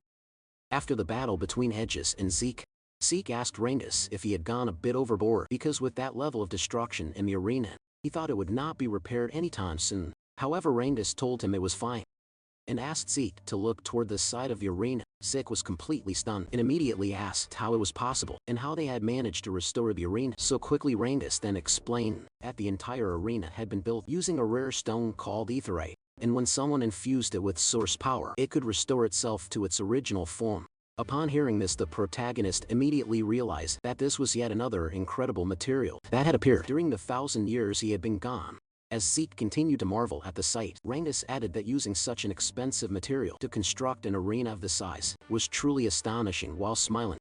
Zeke said that West Hall seemed to have the best overall quality, but South Hall also had some strong-looking fighters, so he wondered how their battle would turn out. However, contrary to Zeke's expectations, the match between West Hall and South Hall became utterly one-sided. At the conclusion of the battle between West Hall and South Hall, the Antric couldn't shake off a growing sense of doubt. He felt that something about Venil's match was off. More than that, he found it hard to believe how overwhelmingly one-sided the fight had been. He couldn't help but question whether Vanil truly possessed enough strength to defeat Leela Sonar that easily. Meanwhile, Vanil calmly asked Mentric if he was going to announce the winner. Snapping out of his thoughts, Mentric looked away briefly before declaring that the victor of the match was West Hall, led by Venil. He then added that the final battle between East Hall and West Hall would begin in 1 hour. As the announcement settled over the arena, the spectators remained unusually quiet, still unable to process what they had just witnessed. In contrast, Leela's teammates were deeply worried about her condition. One of them carried her away carefully, while Lika stared in disbelief, unable to accept that Leela had been defeated so effortlessly. Zeke, on the other hand, remained silent, observing everything in Zeke's mind. He was certain something was wrong. The gap in strength and abilities between Leela and Vanil should not have been that wide, yet for some unknown reason, Leela's source power flow had been completely unstable. In that state, there was little doubt that something had gone wrong with her compared to her normal condition, which explained why the fight had ended so one-sidedly. Zeke also suspected that Mentric, acting as referee, had noticed something unusual. This left him quietly wondering what had truly happened during Venil and Leela's battle. Even Reynold couldn't believe that Lady Leela, from the Sonar family, would appear so helpless as they had just seen. He remarked that, as expected, the next head candidate was on a completely different level from them. However, Celine pointed out that the fight had felt too one-sided. Lika agreed, but said that perhaps that was simply the reality. It was their first time witnessing the true strength of the prominent figures from other halls, so it was difficult to determine whether something was actually wrong. Eric then mentioned that, speaking of next head candidates, that included Lord Zeke and Lady Leek as well, meaning Lord Venil must also possess incredible power like them, though hesitant. Celine and Leek eventually nodded in agreement. Ranges, however, remained silent and absent-minded. When Eric asked what was troubling him, Ranges said it was nothing, just that Lord Vanil was astonishingly strong, and in fact everyone from West Hall seemed powerful. His words unintentionally dampened Ronald's spirit, prompting Rangers to quickly apologize for sounding so weak-hearted right before their upcoming match. Lika then said that Rangers wasn't wrong. She admitted that she had lost her last match too, and as frustrating as it was, she was still nowhere near West Hall's level. Eric responded that if Leeta was saying that, then he felt the same. He couldn't even defeat any of them, despite having more stars. Even so, he had no intention of losing. Just like Ramies and the others who managed to overcome stronger opponents, he wanted to do the same. They could still defeat West Hall. His determination reignited Celine's spirit. As Zeke watched them, he thought that their fighting spirit was finally in the right place. It seemed that Marin and Herrick might truly grow from this battle. However, the bigger concern right now was Lika to Zeke. It didn't seem like Lika had noticed Leela's abnormal source power at all. If she believed everything that happened was purely Venil's strength, then her shaken reaction made sense. But since Zeke himself didn't know the full details, he couldn't offer careless advice. He quietly wondered what he should do. Rangnissen noticed Lika's unusual expression, and asked if she was alright. Lika immediately replied that she was fine, and as she walked away, said she just needed to clear her head. Later, in a garden outside the arena, Lika sat alone by a fountain. She couldn't believe that Venial had grown strong enough to overwhelm Leela the way he did. Even Aegis had been unable to completely overpower Leela without suffering a scratch, yet Venial had done it effortlessly. The last time Lika fought Venial was when they were 5 years old, and she had lost since then. She had trained relentlessly, determined to one day defeat him. She had believed she had finally caught up, yet what she witnessed today shattered that confidence. If the match order remained unchanged, Venial's opponent would likely be Zeke. Strangely, she felt relieved at that thought, since it meant she wouldn't have to face Venial herself, but she hated herself for feeling that relief. It was as if she had already admitted defeat, despite her long-standing desire to overcome him. Suddenly, Venial appeared and asked what she was doing there with a mocking tone. He commented that she looked awfully serious. While sitting alone, Lika's eyes narrowed as she demanded to know what he wanted, stating that they had nothing to discuss, and that she had no intention of talking to him. Venial smirked and told her not to be so prickly. If he became the head of the Eldragon family, she might end up as his wife. At those words, Lika stood abruptly and told him to be silent, declaring that she would be the one to become family head. She began walking away, but Venial stopped her with his words. He said he knew she was thinking that she couldn't defeat him. He couldn't blame her, since she had failed to beat him back then either. Surely she had seen what he did to Leela. As he casually draped an arm over her shoulder, he said he was certain she was thinking she couldn't defeat him after witnessing that fight, asking if he was wrong. Lika only told him once more to be quiet. Venial then bluntly stated that she should just admit it, back then, now, and forever. She would never surpass him. He told her to give up and submit to him, promising that if she didn't, he would treat her well. Tightening his grip on her shoulder as he spoke, Lika immediately shoved his hand away and shouted at him to stop talking. Venial merely remarked that her reaction wasn't cute at all. Without another word, Lika walked away. As she left, Venial coldly muttered that after placing his arm around her and gripping her shoulder like that, it was already the end for her. He then turned to his subordinates and said they both knew what needed to be done next. The subordinate replied that Venial could leave everything to them. He then asked whether they shouldn't prepare for the illegitimate brat Zeke the same way they had prepared for Leek. Venial responded that they could handle Zeke during the match, or even set things up while fighting him, although he admitted it would be best to prepare beforehand. Zeke seemed unusually sharp. If Zeke noticed their preparations, it would only complicate things. Besides, from what he observed, Zeke had deliberately allowed himself to be hit at times, so arranging things mid-battle would suffice. His subordinate agreed as Venial bumped fists with him. He scoffed, saying that even if Zeke had defeated Aegis, he wasn't about to lose to some bastard child, even without relying on tricks. As the water in the fountain behind them slowly changed color, Venial declared that in this match, they would be the ones to win and claim the special mission.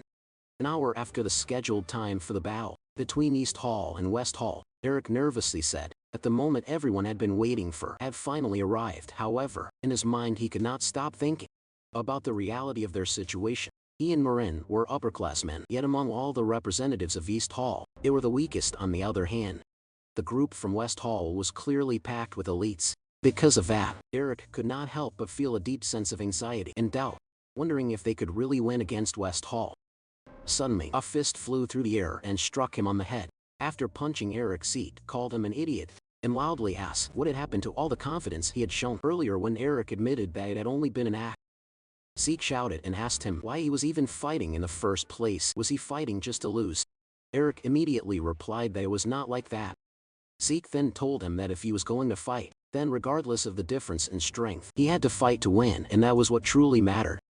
Because of those words, even though a large bump had formed on Eric's head from the punch, he suddenly felt his spirit rise again, and said that Zeke was right. He was going to fight to win.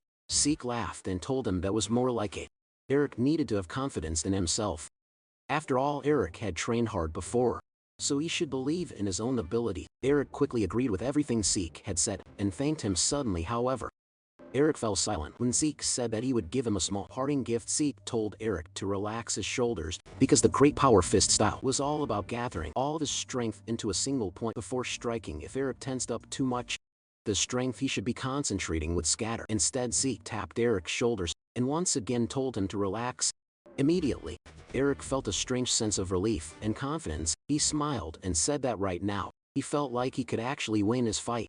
Zeke replied that was good. then told Eric to go out there and win. As Eric walked toward the middle of the arena, Lika commented that what Zeke had done was strange. She knew that Zeke had never actually learned the Great Power Fist style, yet he seemed to know a lot about it. She also pointed out that sometimes Zeke seemed oddly knowledgeable about other martial arts as well. When she asked him why that was, Zeke simply smiled and said it was a foolish question. Then he calmly said that the answer should be obvious because he was Zeke. Hearing that, Lika could not believe she had even bothered asking such a question in the first place. Meanwhile, when Eric finally saw the opponent he would be facing, the first thought that came to his mind was that the man was a monster. He had already seen how this man fought in the earlier match. Even so, this time Eric felt confident that he would not lose. Just then Eric's opponent mocked him, saying that Eric was acting pretty cocky for someone who had lost to a North Hall punk before. Eric firmly told him to shut up, saying that he was not the same person he had been back then. Still, his opponent questioned whether Eric was really so sure about that. At that moment Mentric announced that the first match between East Hall and West Hall would now begin. Eric's opponent immediately launched forward. Eric was momentarily shocked by the man's incredible speed, and before he could fully react, the opponent used his insect brawl dagger technique called Mantis Slash to attack. While saying that someone like Eric could never change in just a few hours, Eric was forced to fall back while blocking the attack. His opponent could not believe that Eric had managed to defend himself using his aura. Nevertheless, he did not stop. He challenged Eric to try defending his next attack, and immediately unleashed a barrage using his technique called Swarming Locust, raining down attacks on Eric. Seeing Eric struggling in his current situation, the opponent mocked him again, asking what the problem was and what had happened to all the confidence he had been talking about earlier. He said that he had thought Eric might have actually changed. Meanwhile, after receiving several injuries from his opponent's relentless attacks, Eric admitted to himself that his enemy was indeed strong, but that did not mean he could simply allow himself to be beaten one-sidedly. Eric immediately launched a punch in retaliation, but his opponent easily dodged it and told him that he was far too slow. At the same time, Eric received another blow from his opponent, who confidently declared that there was no way an attack like Eric's would ever hit him. Eric realized that at this rate, he would never be able to catch his enemy. He asked himself what he should do now. At that moment he remembered Zeke's words. He needed to relax his shoulders, because the Great Power Fist style gathered all of his strength into a single point. Eric suddenly fell silent for a moment before making a decision to gamble everything on a single attack. He returned to his stance and began gathering his aura. Seeing this, his opponent sneered and said that a weakling like Eric was surprisingly stubborn. The opponent then used a technique called Stinging Bee Flash in an attempt to break through Eric's defense. However, after taking the attack head-on, Eric suddenly smiled and said that he had finally caught him. His opponent was shocked when Eric grabbed and restrained his weapon. Eric then declared that it was time for him to take Eric's attack. Gathering all the aura he had concentrated into his fist, Eric unleashed the Great Power Fist technique, called Great Power Fist. The powerful blow sent his opponent flying straight into the wall of the arena. The spectators fell into stunned silence. Meanwhile, Zeke simply smiled as Mentric announced that the winner of the match was Eric from East Hall. Eric's opponent had lost consciousness. His eyes rolled back and completely white. Eric's face immediately turned red with joy, and he could not stop himself from shouting in excitement over his victory. Sometime later, when Eric's opponent regained consciousness, he could not believe that he had been defeated by Eric. While holding his injured arm, he suddenly heard someone call his name. It was Venial. The man quickly went before Venial and knelt down, apologizing for losing his match. However, before he could even finish speaking, Vaniel suddenly attacked him. The brutal act caused intense fear among the members of West Hall, including Rhett. Vaniel then looked coldly at the rest of his companions and asked if they understood what they needed to do. He told them that they must crush every opponent they face. None of them dared to object and simply obeyed his command out of fear. Meanwhile, Eric confidently told Marin that she could definitely win her match. Marin nodded in agreement, while her opponent simply stared at her with a serious and unwavering gaze. When Mentric finally gave the signal to begin the fight, Marin immediately released her aura and rushed toward her opponent with great speed. As she charged forward, she used her red flame sword style technique called Time Spark Slash Times to launch her attack. However, her opponent easily defended against the strike. Using his spear with precise timing, he deflected Marin's sword, causing her to lose her balance for a brief moment. Seeing the opening, her opponent quickly took advantage of it.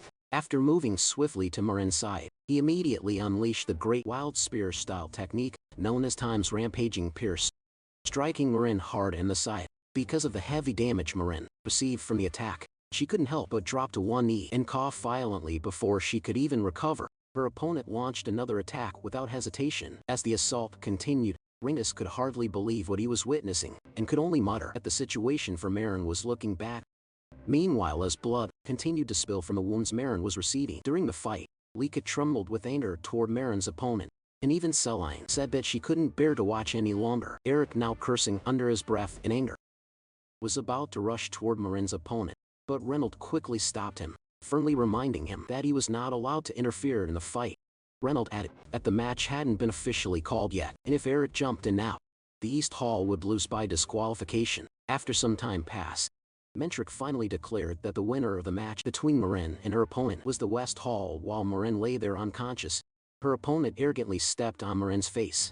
As Mentrix's declaration of victory echoed through the arena, Eric and the others immediately ran toward Marin, while Eric and Lika were filled with deep worry as they saw Marin lying there, covered in blood. Zeke remained silent as he watched everything that had happened.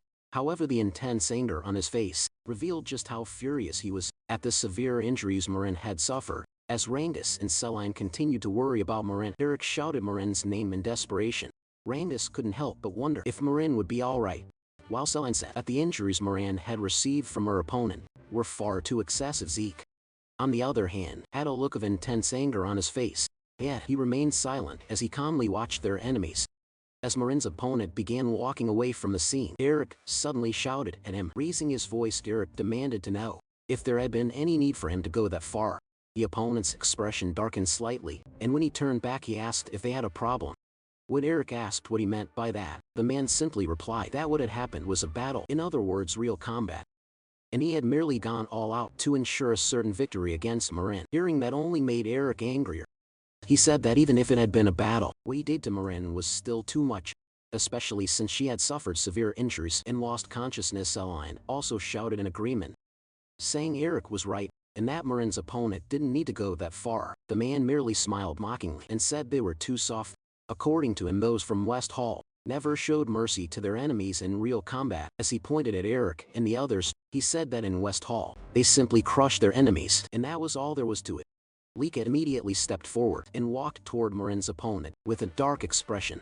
She asked if what he had done was an order from Venial. However, the man answered arrogantly, saying so. What he added that if they didn't like it, they could just forfeit then. He asked Lika if she didn't understand what it meant, that the referee hadn't stopped the match. He continued by saying that Marin had still shown the will to fight, and that he had only needed to break that will. After that, he asked them if what he had done wasn't simply natural. Lika shouted again in anger, but Marin's opponent only complained that they were being too noisy before turning his back on them. As he walked away, he mockingly told them they should worry about themselves first before worrying about their friend, because all of them would end up the same way. Marin did not long after that. Ratton suddenly stepped in and said, "That's just how it is." He added that they were welcome to forfeit right there, if they wanted then.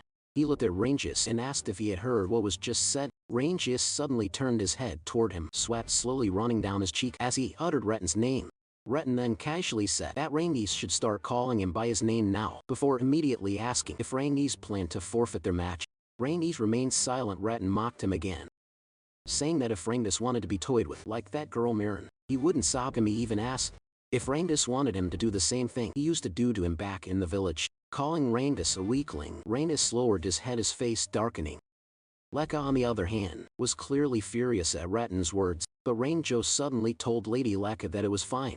Slowly rising to his feet, Rainjo said that he wasn't running away. This made Leka turn and look at him in surprise. Rhombus then declared that today, right here, he was going to surpass Ratton. Ratton immediately looked annoyed and demanded to know what Rhombus meant by that. Meanwhile, as Marin remained unconscious, the medical team continued treating her injuries while the spectators silently watched everything unfold. In the middle of the arena, Reincarnates let out a deep breath while gripping his spear when suddenly someone called his name, startling him. Reincarnates was both confused and astonished, because he immediately recognized the voice. It was Zeke's. When he turned to look at him, Zeke calmly told him not to worry, because no one else could hear them. According to Zeke, he was speaking directly into Reincarnates' mind. He explained that he had recreated this technique a few years ago, after reading many books. As Reincarnates wondered where he should even begin commenting on what Zeke had just done, Zeke told him that more importantly, the reason he used the technique was to give Reincarnates a piece of advice. When Reincarnates asked what advice he meant, Zeke said there's a saying, clouds drift freely and water flows gently. Reincarnates began wondering what exactly Zeke meant by that proverb. Zeke continued saying that clouds drift without a care, and water flows ever so gently. He added that whenever Randus was struggling, he should picture that image in his mind. Just then Mentric asked what Randus was doing. Randus immediately apologized and quickly assumed his battle stance. Mentric then announced that the second battle between West Hall and East Hall would begin. The moment Rangers heard the start of the match, he moved forward and used his Cloud Water Spear-style technique called Water Pierce to attack Retin. Retin was briefly surprised by Randus's speed, but he easily countered the attack and deflected the spear. Retin then told Randus not to get cocky, calling him a little weakling. He used a Serpent Strike sword-style technique called Ambush Pierce. His aura took the shape of a snake, as it shot directly toward Randus's chest. As Randus defended himself against the attack, Retin sneered and said that was all Randus had behind his big talk. He mocked him further, saying Randus looked pathetic and calling him a little runt. As he charged forward to attack again, Randus remained silent, raising his spear once more to prepare for the incoming strike.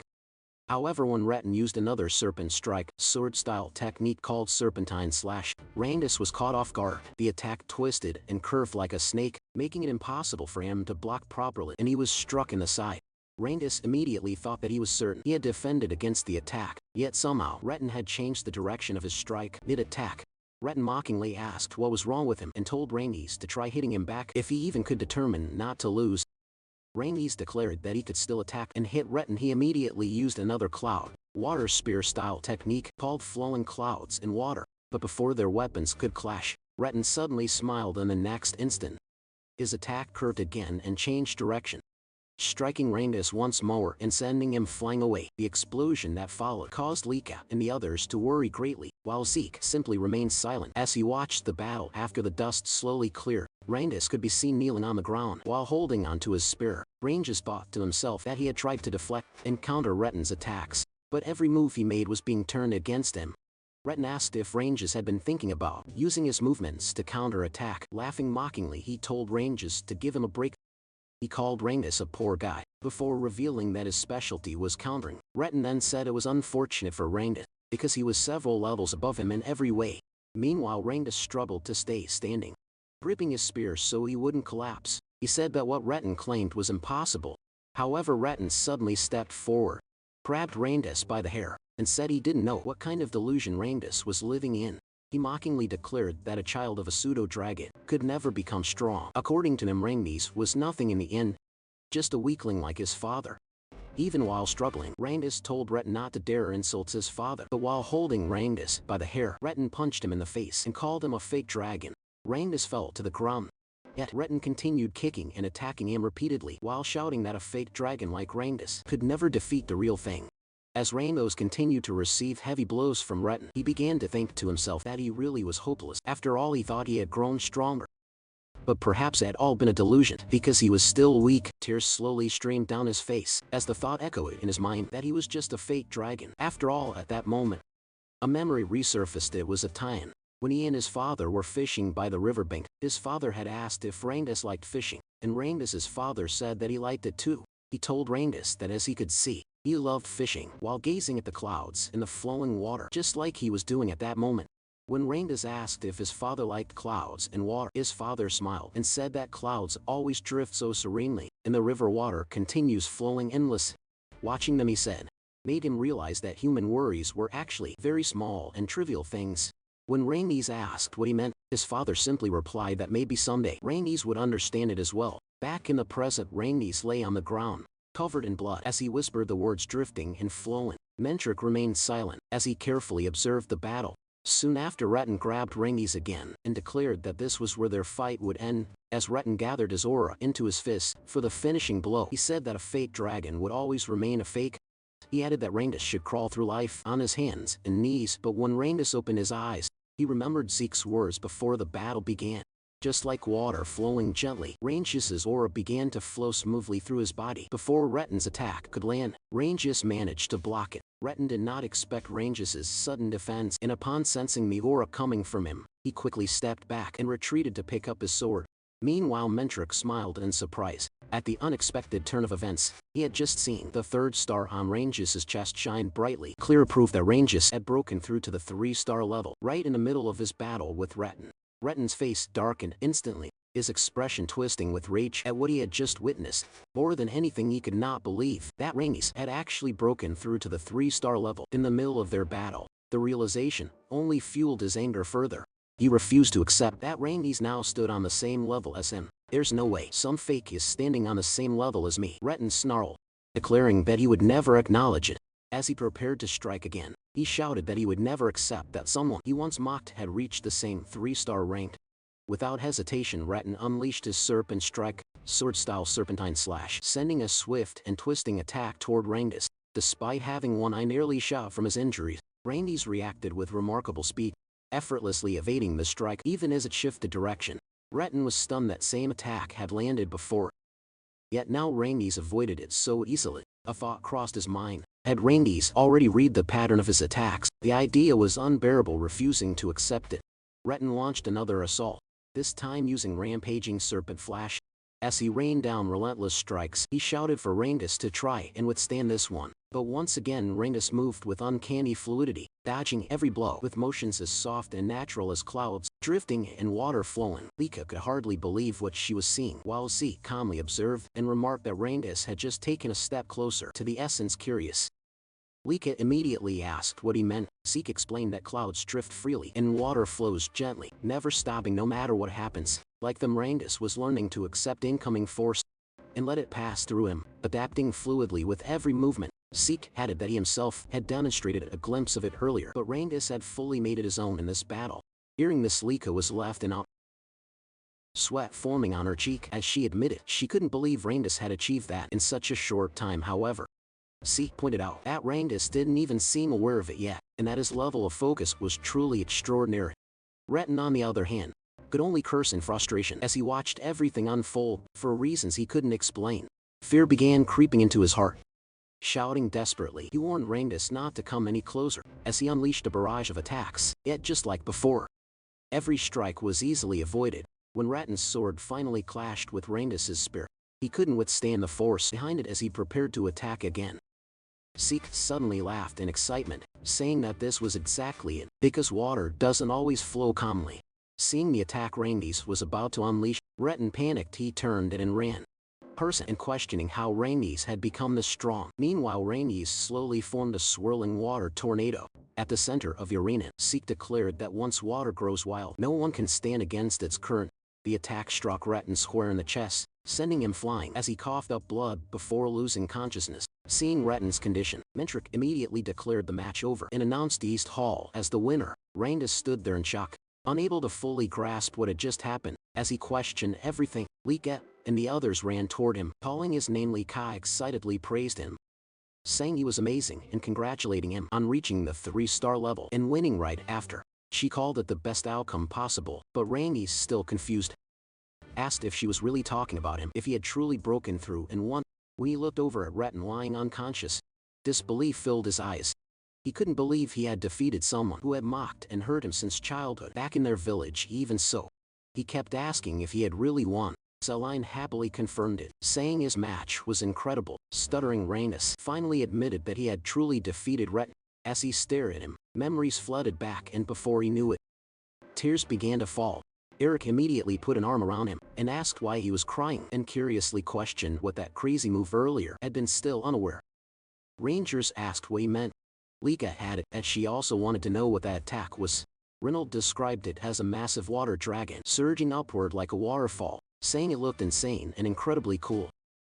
Reincarnates could only shake his head, insisting he didn't know any move like that, but Reynolds was certain that was exactly what it looked like. Then Zeke finally spoke, revealing that the technique Reincarnates used was called Rising Dragon. Pierce smiling, he explained that it originally came from the second volume of the Cloud Water Spear style. Even though Rangers had only studied the first volume, Rangers was surprised while Lika immediately questioned how Zeke knew about the second volume. Zeke, however, couldn't tell them that he was the one who had created the technique. Lika then realized just how incredible Reincarnates was. He had reached the second volume purely through self-study. Zeke went on to explain inwardly that the Cloud Water Spear style was a martial art he had created in his previous life, though he didn't remember ever writing it into a book. Most likely later generations had documented and divided it into multiple volumes, hiding its true essence in the upper levels so immature fighters wouldn't access it. Yet despite that, Reincarnates had carved a path to that hidden essence through his own strength alone. To Zeke it was a wonderful sight, such young talent blooming before his eyes. Just then Mentric called out to East Hall, asking how long they'd planned to stand around chatting. Celine quickly apologized, while Eric suddenly suggested they ride this momentum and finish off their opponents. Celine nodded, agreeing to do her best. Starting from Rangers match, East Hall's morale soared to its peak. However, West Hall also rallied after their loss, and the battles grew even fiercer. In the fourth match, Celine fought well but narrowly lost, leaving Vignal sighing in disappointment. But in the fifth match, Reynolds pushed himself to the limit and managed to secure a hard-fought victory, bringing the outcome to the final rounds. As Reincarnates supported him, Reynolds admitted he barely pulled it off, earning praise from Reincarnates, while Eric lifted his shield and sword with renewed determination. Celine apologized to everyone, saying that if she had won, the match would already be over. Leaker reassured her, saying she had fought well, and reminding her that the rule was to reach 4 wins. They were now at 3 wins and 2 losses. Victory was right in front of them. Lika confidently declared that all that remained was for her to win and end everything, telling them to leave it to her. At that moment Zeke called out to her. When Lika asked what he wanted, she suddenly blushed as he stepped close to her, asking if she felt alright or if anything seemed off. Letting out a small sigh, Lika said she was fine and fully prepared as always, gently pushing him away and pointing out that he was standing too close. She assured him not to worry, promising she wouldn't lose. Reincarnates then cheered her on, asking her to do her best. Zeke, however, remained silent. As Lika walked toward the center of the arena, he couldn't help but wonder to himself what this strange feeling was. Something unfamiliar stirring within him. Because his teammate had lost to Reynolds, Alan was furious without hesitation. He kicked the defeated fighter, and coldly called him a useless pawn.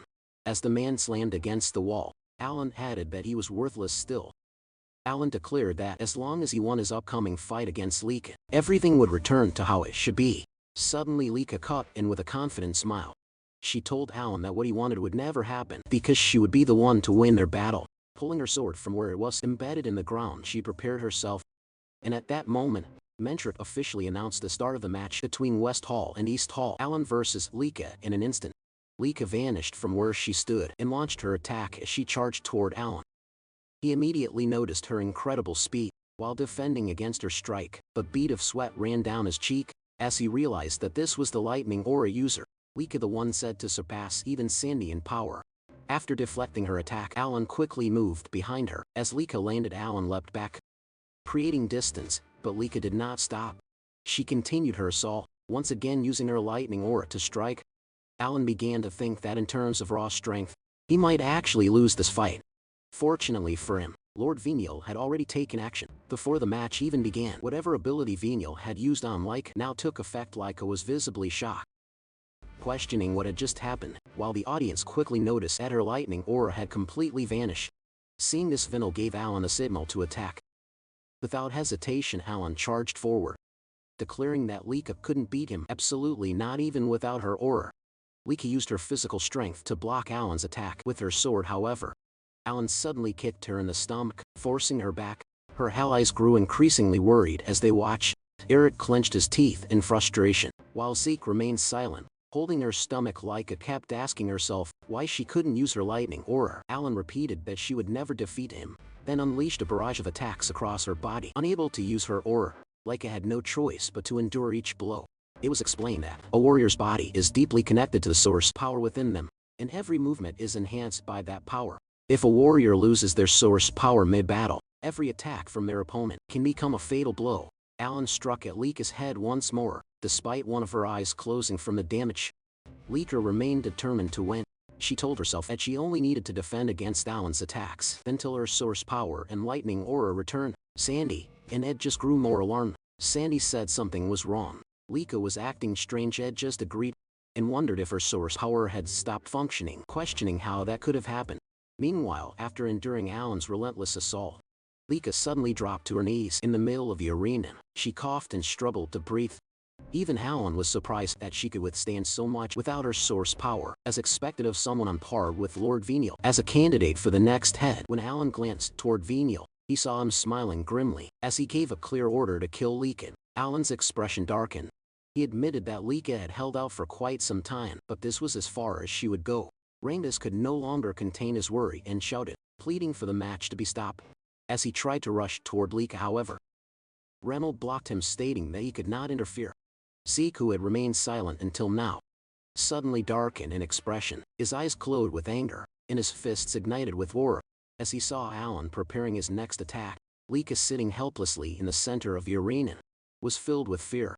She could barely move her body as Alan closed in. Just then, a golden bolt of lightning flashed across the arena. In an instant, Sandy appeared in front of Lika, sword in hand, shouting at Alan and demanding to know what he was about to do. Alan was momentarily stunned and halted his attack. Zeke let out a quiet sigh of relief, realizing he no longer needed to intervene. He knew that if he stepped in, East Hall would be disqualified, handing victory to West Hall. Alan questioned Sandy, asking why she was interfering. Sandy angrily replied that Alan should not pretend innocence. He had clearly tried to kill Lika, and she demanded that he confirm it. The audience fell silent in shock. Alan smirked and accused Sandy of being overly violent in her thinking, insisting that he would never do such a thing to a family head candidate. At that moment, Edgar stepped into the arena and questioned Alan as well. From his position, the last strike had looked far too dangerous. Alan grew irritated and asked if they were accusing him. Ed just calmly replied that if Alan disliked being accused, he should be more careful with his actions. He pointed out that anyone could see Lika could not use her source power, and attacking someone in that state with aura was unacceptable. Veniel then approached, calling out to Edge and asking if he was interfering in a match, just to complain about how they fought. He stated that in real combat, an opponent's condition doesn't matter, they simply crush the enemy completely. According to Veniel, West Hall fights as if every match is a real battle. Sandy, still furious, argued that even so there should be limits, that this was a match, not a death duel. Veniel mocked them, calling them soft, and saying that was exactly why they lose. Edges remained silent, but Sandy's anger only grew. Veniel continued, saying they were not playing pretend war, they were fighting for real. He laughed, then added that, while this was not a kill or be killed situation, they were still holding back, so it wasn't as if they were trying to kill Leakin. However, with a grim expression, he admitted that something might have been a bit broken. Hearing this, Sandy reached her limit and released her lightning aura in anger. Before the situation could escalate, Mantric released his own aura, silencing everyone with overwhelming pressure. In a cold voice, he demanded to know when he had ever given permission for such pointless chatter. Despite this, Sandy insisted that Alan's earlier attack had clear killing intent. Mantric dismissed her, stating that someone who did not belong in the arena had no right to speak. He added that fools had no business disrupting the match, and whether the fight continued or ended was his decision alone. Hedges immediately apologized. Mantric then declared the match over. West Hall had won. He ordered everyone not involved in the next match to leave at once. Ed just quickly lifted Leakin and told Sandy to pick up her sword before they left. As they exited the arena, Rangus and the others rushed to Lita's side, deeply worried. Ed just reassured them that she would be fine. He had already given her a healing potion, but she needed time to recover, so he would take her straight to the infirmary. Zeke remarked that Ed just might face consequences for what he and Sandy had done. Ed just simply smiled and told him not to worry, adding that he knew Zeke had also been ready to step in. Zeke jokingly denied it as Ed just carried Lika away. Sandy commented that something about all of this felt wrong. Alan was strong, yes, but for Lika to be overwhelmed like that was impossible. Ed just agreed, saying that something had already felt off since the very first match with Leela. There was definitely something going on with West Hall. While Lika remained unconscious, Ed just warned Zeke to be careful in his upcoming fight against Veniel. Zeke gave a slight nod, saying he appreciated the concern. As he walked toward the center of the arena, Veniel pointed his weapon at him and declared that it was unfortunate Zeke would never be able to defeat him, and East Hall's loss was already guaranteed. Zeke ignored him completely. Instead, he casually stretched right in front of him. Veniel fell silent, veins bulging on his face in irritation. Mantric then announced the 7th match between East Hall and West Hall. The moment he gave the signal to begin, Zeke moved, and in an instant, he delivered a powerful punch straight to Veniel's jaw, causing him to spit blood. Zeke coldly remarked that Veniel's smug attitude really irritated him, and he wanted to see how long he could keep it up. The force of the blow sent Veniel flying into the wall at the far end of the arena, triggering a massive explosion. The audience was left in complete shock, their jaws dropping, while even Mantric widened his eyes in disbelief at what he had just witnessed. Zeke then added that for someone who talked so much about real combat, Veniel had left himself completely open, and asked if this was the kind of real combat he liked. Before receiving a devastating attack from Zeke, Vanna first heard him ask and confirm whether those from the West Hall were truly fighting as if it were real combat. Because of this, confusion was clearly written across Venial's face at the question from our protagonist, until Zeke stated that he would also fight Venial in real combat mode, and asked if he was sure he wouldn't regret it. Venial then questioned what Zeke meant and arrogantly replied that Zeke would be the one to regret this battle, while silently wondering to himself what Zeke was talking about. Zeke then spoke again. And as he clenched his fists, his eyes faintly glowed, while his expression darkened suddenly. Alan shouted Lord Venial, with both shock and concern. Although Zeke launched a powerful attack toward Venial, the latter still managed to counter with a strong move of his own, a fast-moving sphere of wind rushing towards Zeke. However, before it could hit, Zeke simply tilted his head slightly, effortlessly dodging the attack as it crashed into the arena wall. When Venial stood up, he cursed under his breath. Despite clearly feeling the impact of Zeke's strike, he couldn't understand how Zeke was still standing in the center of the arena. Venial knew he had countered as quickly as possible when Zeke attacked him, so how was it that Zeke remained completely unharmed? Zeke then remarked that he now understood Venial possessed wind-type source power, and asked if he was from one of the 4 great families. He also questioned whether that was the special source power of Venial's clan. Venial, still furious, simply called Zeke a bastard. In response, Zeke mocked him, asking how real combat felt, adding that he had even tried to match Venial's style a bit. For his sake, this only fueled Venial's anger further. As he demanded an explanation, he suddenly froze. Zeke had already moved behind him in an instant, glancing back slightly. Zeke's eyes glowed again as he calmly said, "That's the second time." He then struck Venial at the back of the neck, sending him flying across the arena. As Venial skidded to a halt, he questioned what kind of absurdity this was. How someone like him was being handled so easily by Zeke. When Venial stood once more, Zeke immediately closed the distance again as he prepared another attack. Zeke remarked that thinking in the middle of a real fight wouldn't help, and asked if Venial had always felt safe until now. Then Zeke delivered another powerful punch straight to Venial's chest. The impact shook his entire body. His eyes turned white as he coughed up blood, collapsing to his knees in front of Zeke. "That makes 3 times," Zeke said, trembling from pain. Venial demanded to know what Zeke was talking about, what exactly he was counting. Zeke simply replied that it was obvious. He was counting how many times Venial had already died in this battle. Venial, still confused, listened as Zeke explained. The first was when he struck his face, the second was the blow to his neck, and the third was the attack to his heart. Zeke added that the only reason Venial was still alive was because of the rules and rage. Venial shouted that there was no way that was true, but Zeke kicked him in the face mid-sentence, declaring that Venial was right. This was real combat and break time was over. Talking to your enemy was a part of it. The force of the kick sent Venial rolling across the arena. Sandy's expression darkened as she watched, unable to believe what she was seeing.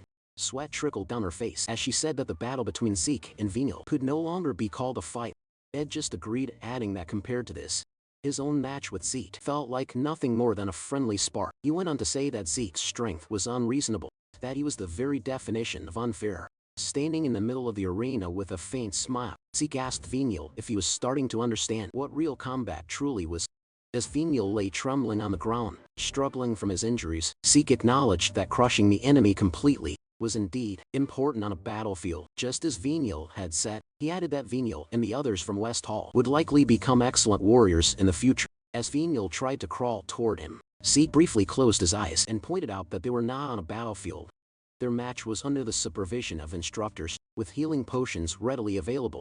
He described it as a very soft environment for someone like Venial to be talking about real combat. Venial, still struggling, told Zeke to shut up, but Zeke continued, saying that the real combat Venial spoke of was far removed from reality, that he was merely running away from his own weakness. He then asked if he was wrong. Instead of answering, Venial shouted repeatedly for Zeke to be silent, his anger reaching its peak.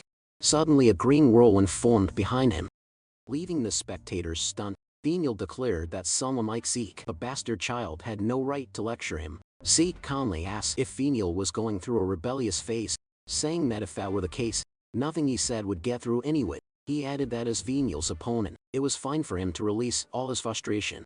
Venial, preparing his attack, told Zeke to shut up and stop acting like he knew everything. He then unleashed his wind-rending fan or stone blade, sending a barrage of wind attacks at Zeke. Zeke easily leapt into the air, dodging every strike while airborne. Venial thought to himself that he only needed one chance, just a moment, to touch Zeke. Elsewhere, Rangus, unable to understand what was happening, asked why the ground was tearing apart when he couldn't see anything. Edders explained that it was Venial's power, the wind aura of the Fanold family. One of the 4 great houses. He added that wind aura was invisible, so it was natural that Rangdis couldn't see it. Sandy, still irritated, called it a nasty power that suited Vaniel perfectly. Ed just laughed and told her not to say things like that, though he admitted that, regardless of whether it was annoying, it was difficult to deal with. Vaniel's continuous invisible attacks made him a tough opponent. Hearing this, Rangdis grew even more worried. Meanwhile, in the arena, Vaniel was baffled. None of his attacks were hitting Zeke, even though Zeke couldn't see them. Zeke simply replied that he only needed to follow the flow of the air. Vaniel couldn't believe it, calling it nonsense. Suddenly, Zeke struck Vaniel on the head and pointed out that his defense was wide open again. Clutching his head, Vaniel declared he had truly had enough of Zeke. He launched a rapid series of attacks, but Zeke avoided them effortlessly, hands behind his back and eyes closed, as if playing around after being cursed at again. Zeke remarked that Vaniel really was in a rebellious phase. When Vaniel finally stopped attacking, Zeke asked if he felt better, but Vaniel only grew more furious, threatening to kill him. Zeke responded that Vaniel's stubborn will was admirable in a warrior as he delivered another blow. He added that Vaniel's body had long since reached its limit. Vaniel dropped to his knees once more. Zeke suggested ending the match, saying continuing would only cause more suffering, but suddenly a mysterious purple aura emerged. As Vaniel grabbed Zeke's leg, Zeke didn't notice anything unusual at first and asked if he still wanted to continue. As the purple aura intensified, Vaniel's face darkened, and he began laughing like a demon. When Zeke questioned what was happening, Vaniel gathered his aura into his weapon and declared that this would be Zeke's end. He unleashed Gale Bullet from his wind-rending fan arts. Zeke tried to use his source power to defend, but something felt off. He couldn't use it. With no choice, he blocked the attack using only his physical strength. Runchius and Eric were shocked that Vaniel had landed a successful hit. Edges noticed something strange about Zeke and pointed it out when Celine asked what he meant. Leeket and Marin arrived. Leek, being helped to Sid, apologized for worrying them. When asked if she knew what was happening to Zeke, she explained that rather than knowing, she realized he was the same as her. During her earlier match, she had suddenly been unable to use her source power. She added that Leela, who fought Vaniel first, had acted strangely too. Perhaps she experienced the same thing. If that was true, then Zeke likely couldn't use his source power either. Back in the arena, Vaniel laughed. Convinced of his victory, he mocked Zeke for his earlier arrogance and declared he would ensure Zeke would never stand against him again. Gathering his power, he prepared his ultimate technique, Typhoon, falling to dust as Zeke stood back up. Vaniel ordered him to die and launched his attack. Rangdis could only shout Zeke's name and worry. Zeke, however, focused all his physical strength into his fist. Before the attack could hit, he rushed forward and delivered a powerful punch straight to Vaniel's face. The impact sent Vaniel crashing into the arena wall. As the dust settled, Vaniel looked at Zeke with fear and disbelief, sweat dripping down his face. He couldn't understand how Zeke could still fight after everything. His companions were equally stunned, while Leeka simply laughed softly, remarking that it didn't seem to matter to Zeke whether he could use his source power or not. Vaniel could hardly believe it. Even after unleashing his mysterious power, Zeke still managed to stand despite taking the full brunt of his attack. He couldn't stop himself from wondering how was that even possible. Meanwhile, as Zeke rose to his feet, he noticed a strange purple energy flowing both inside and around his body. It didn't take him long to confirm what it was. It was poison. Because of this, Vaniel grew even more furious and confused. How did Zeke figure it out? According to him, that poison shouldn't have been detectable at all. Then, without warning, Zeke spoke. He remarked that Vaniel had finally scored a passing mark, and said that he now understood why everyone who fought against Vaniel and Alan ended up losing so one-sidedly. Zeke added that he had figured out the poison only activates when source power is stirred. He admitted that it had even slipped past him, until the moment he used his own source power. Still, he acknowledged that Vaniel had done quite well in creating such a poison. Vaniel declared that his poison had completely sealed Zeke's source power and demanded to know how he would withstand his last attack. But Zeke responded proudly, saying that something like Vaniel's poison was meaningless against a thoroughly trained body. Even if his source power was sealed, it was nothing more than a minor inconvenience. He added that someone like him, the strongest, would never be shaken by such a thing. Hearing his poison dismissed so easily only fueled Vaniel's anger. With a furious voice, he asked if Zeke was saying that his creation, his true killing poison, was meaningless. Zeke tilted his head slightly and asked if Vaniel had made it himself. He observed that the poison seemed harmless to its creator.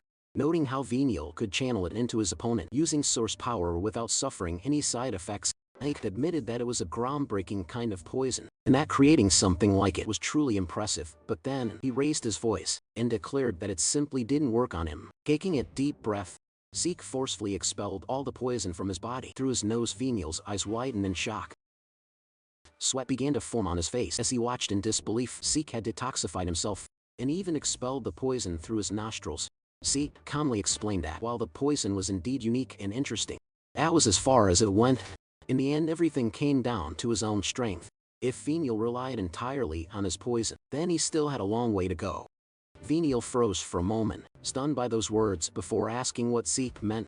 But instead of answering directly, Zeke simply asked if Venial was satisfied now. That question only made Venial grit his teeth harder. Memories began flooding his mind, memories of the harsh world he grew up in. He recalled his mother's cold words, telling him that no matter what, he had to become the next head of the Eldragon family, and if he couldn't, then he had no reason to exist. He remembered the constant praise surrounding Lady Lyca, who had already mastered the family's secret technique. Everyone spoke of the candidates for the next family head as geniuses, everyone except him. Venial knew it himself, he was ordinary. No matter how hard he tried, it only exposed how little talent he truly had. He could accept that his older siblings were stronger, but he could never accept that even Lycan, who was younger than him, surpassed him so completely. He remembered his mother's harsh lectures, shouting at him, asking how he could fail at something so simple. Those endless days of scolding carved deep scars into his mind, but in the midst of that suffering, he had finally discovered his own talent, poison creation. When he succeeded in creating this poison, he believed he had finally found his path. With it, he could become the next family head. With it, his mother would finally acknowledge him, and yet now, Zeke had effortlessly detoxified it and called it meaningless. Enraged, Venial shouted, asking what Zeke could possibly know about him. He spoke of how he was constantly compared to geniuses. No matter how hard he worked, in front of their overwhelming talent, he was nothing, and still the comparisons never stopped. That was why no matter what, he had to struggle and claw his way upward. As he launched another attack, Venial declared that someone like Zeke, who knew nothing about him, had no right to judge him. Zeke raised his left arm to block the attack and used his right hand to grab Venial's arm, but suddenly Venial flipped his weapon and unleashed all of his poison at once, covering Zeke in a dense toxic mist. Zeke's companions grew anxious, while Edges silently observed. Sandy, unable to hold back, asked what Zeke was planning to do. Inside the cloud of poison, Venial spoke. He admitted that Zeke was right. He would rely on his poison. As long as he won, nothing else mattered. He knew he lacked talent in combat, but when it came to poison, he had confidence. As long as he had it, he wouldn't lose. In truth, he hadn't wanted to use this technique, but he had no choice. He explained that even he, as the creator, could barely detoxify this deadly cloud of poison needles by using it. Now he was forced to inhale some of it himself. But he was certain after going this far, his victory was guaranteed. Then suddenly Zeke grabbed his hand again. Venial's eyes widened in horror as he saw Zeke catch the poison needles with his mouth, clenching them between his teeth. Zeke calmly asked if this was his final trump card. Venial couldn't believe what he was seeing. As Zeke spat out the needles, Venial collapsed to the ground in front of him, his face dark and his eyes trembling, as he watched Zeke's hands slowly move closer. But instead of attacking, Zeke placed his hands on Venial's shoulders and spoke seriously, telling him to listen carefully. Kneeling in front of him, Zeke said that Venial had one big misunderstanding. When Venial asked what he meant, Zeke explained that becoming strong didn't require talent in martial arts, nor did it require special ability with source power. All that mattered was the desire to win every single fight. That, he said, was the first thing Venial needed to learn, because it was the path that would lead him to true strength. Then Zeke suddenly shouted, telling him that his claim of having no talent for martial arts was complete nonsense. The real problem was that he was using the wrong weapon. He suggested that Venial should use something with a longer handle, and then casually added that an umbrella would suit him quite well. Venial blinked in shock, asking if he was serious. Zeke simply replied that it was no joke. It might sound unusual, but like his iron fan, it was a weapon with a long history. With a small smile, he added that almost anything in this world could be turned into a weapon. Venial fell silent, wondering if there really was a weapon suited for him. Then Zeke placed a hand on his head and said that, despite what he thought on the battlefield, he was more of a warrior than anyone else. That statement left him speechless. Zeke continued, saying that in real combat, Venial's mindset wasn't wrong. As long as he won, anything was acceptable. But if he clung too tightly to pride, he would never be able to protect anything. To win and to protect what mattered, he had to use every tool at his disposal. His thinking wasn't wrong, he was simply using it in the wrong place. Zeke then stood up and held out his hand, asking Veniel to come with him. Veniel stared at him in confusion as Zeke said that if he followed him, he would make him as strong as he ever wanted to be. When Veniel asked if he could truly become like him, Zeke confirmed it without hesitation, even pointing out that he was already far stronger. He added that once his training began, Veniel wouldn't have time to complain about talent anymore because he would train him relentlessly until he became strong. Veniel stood there in shock, thinking that Zeke spoke boldly. But as he reflected on those words and remembered his desire to grow stronger and earn his mother's acknowledgement, he slowly reached out his hand to accept Zeke's offer. But just before their hands could meet, Zeke suddenly delivered a swift uppercut, saying that he had almost forgotten they were still in the middle of a match. Veniel couldn't believe it. After everything Zeke had said, he still attacked him, but Zeke simply stated that a match was a match. Once Veniel woke up, he should come find him. As Veniel fell unconscious, the poison within his body was expelled. Ventric immediately declared the match over, though even he couldn't believe that Zeke had managed to detoxify everything with just a single punch. He then announced that this concluded the selection matches, and that the East Hall was Pressure's, the ultimate champion of the selection. The participants from the different halls of the Dragon's Nest returned as the defeated, carrying with them the weight of their losses.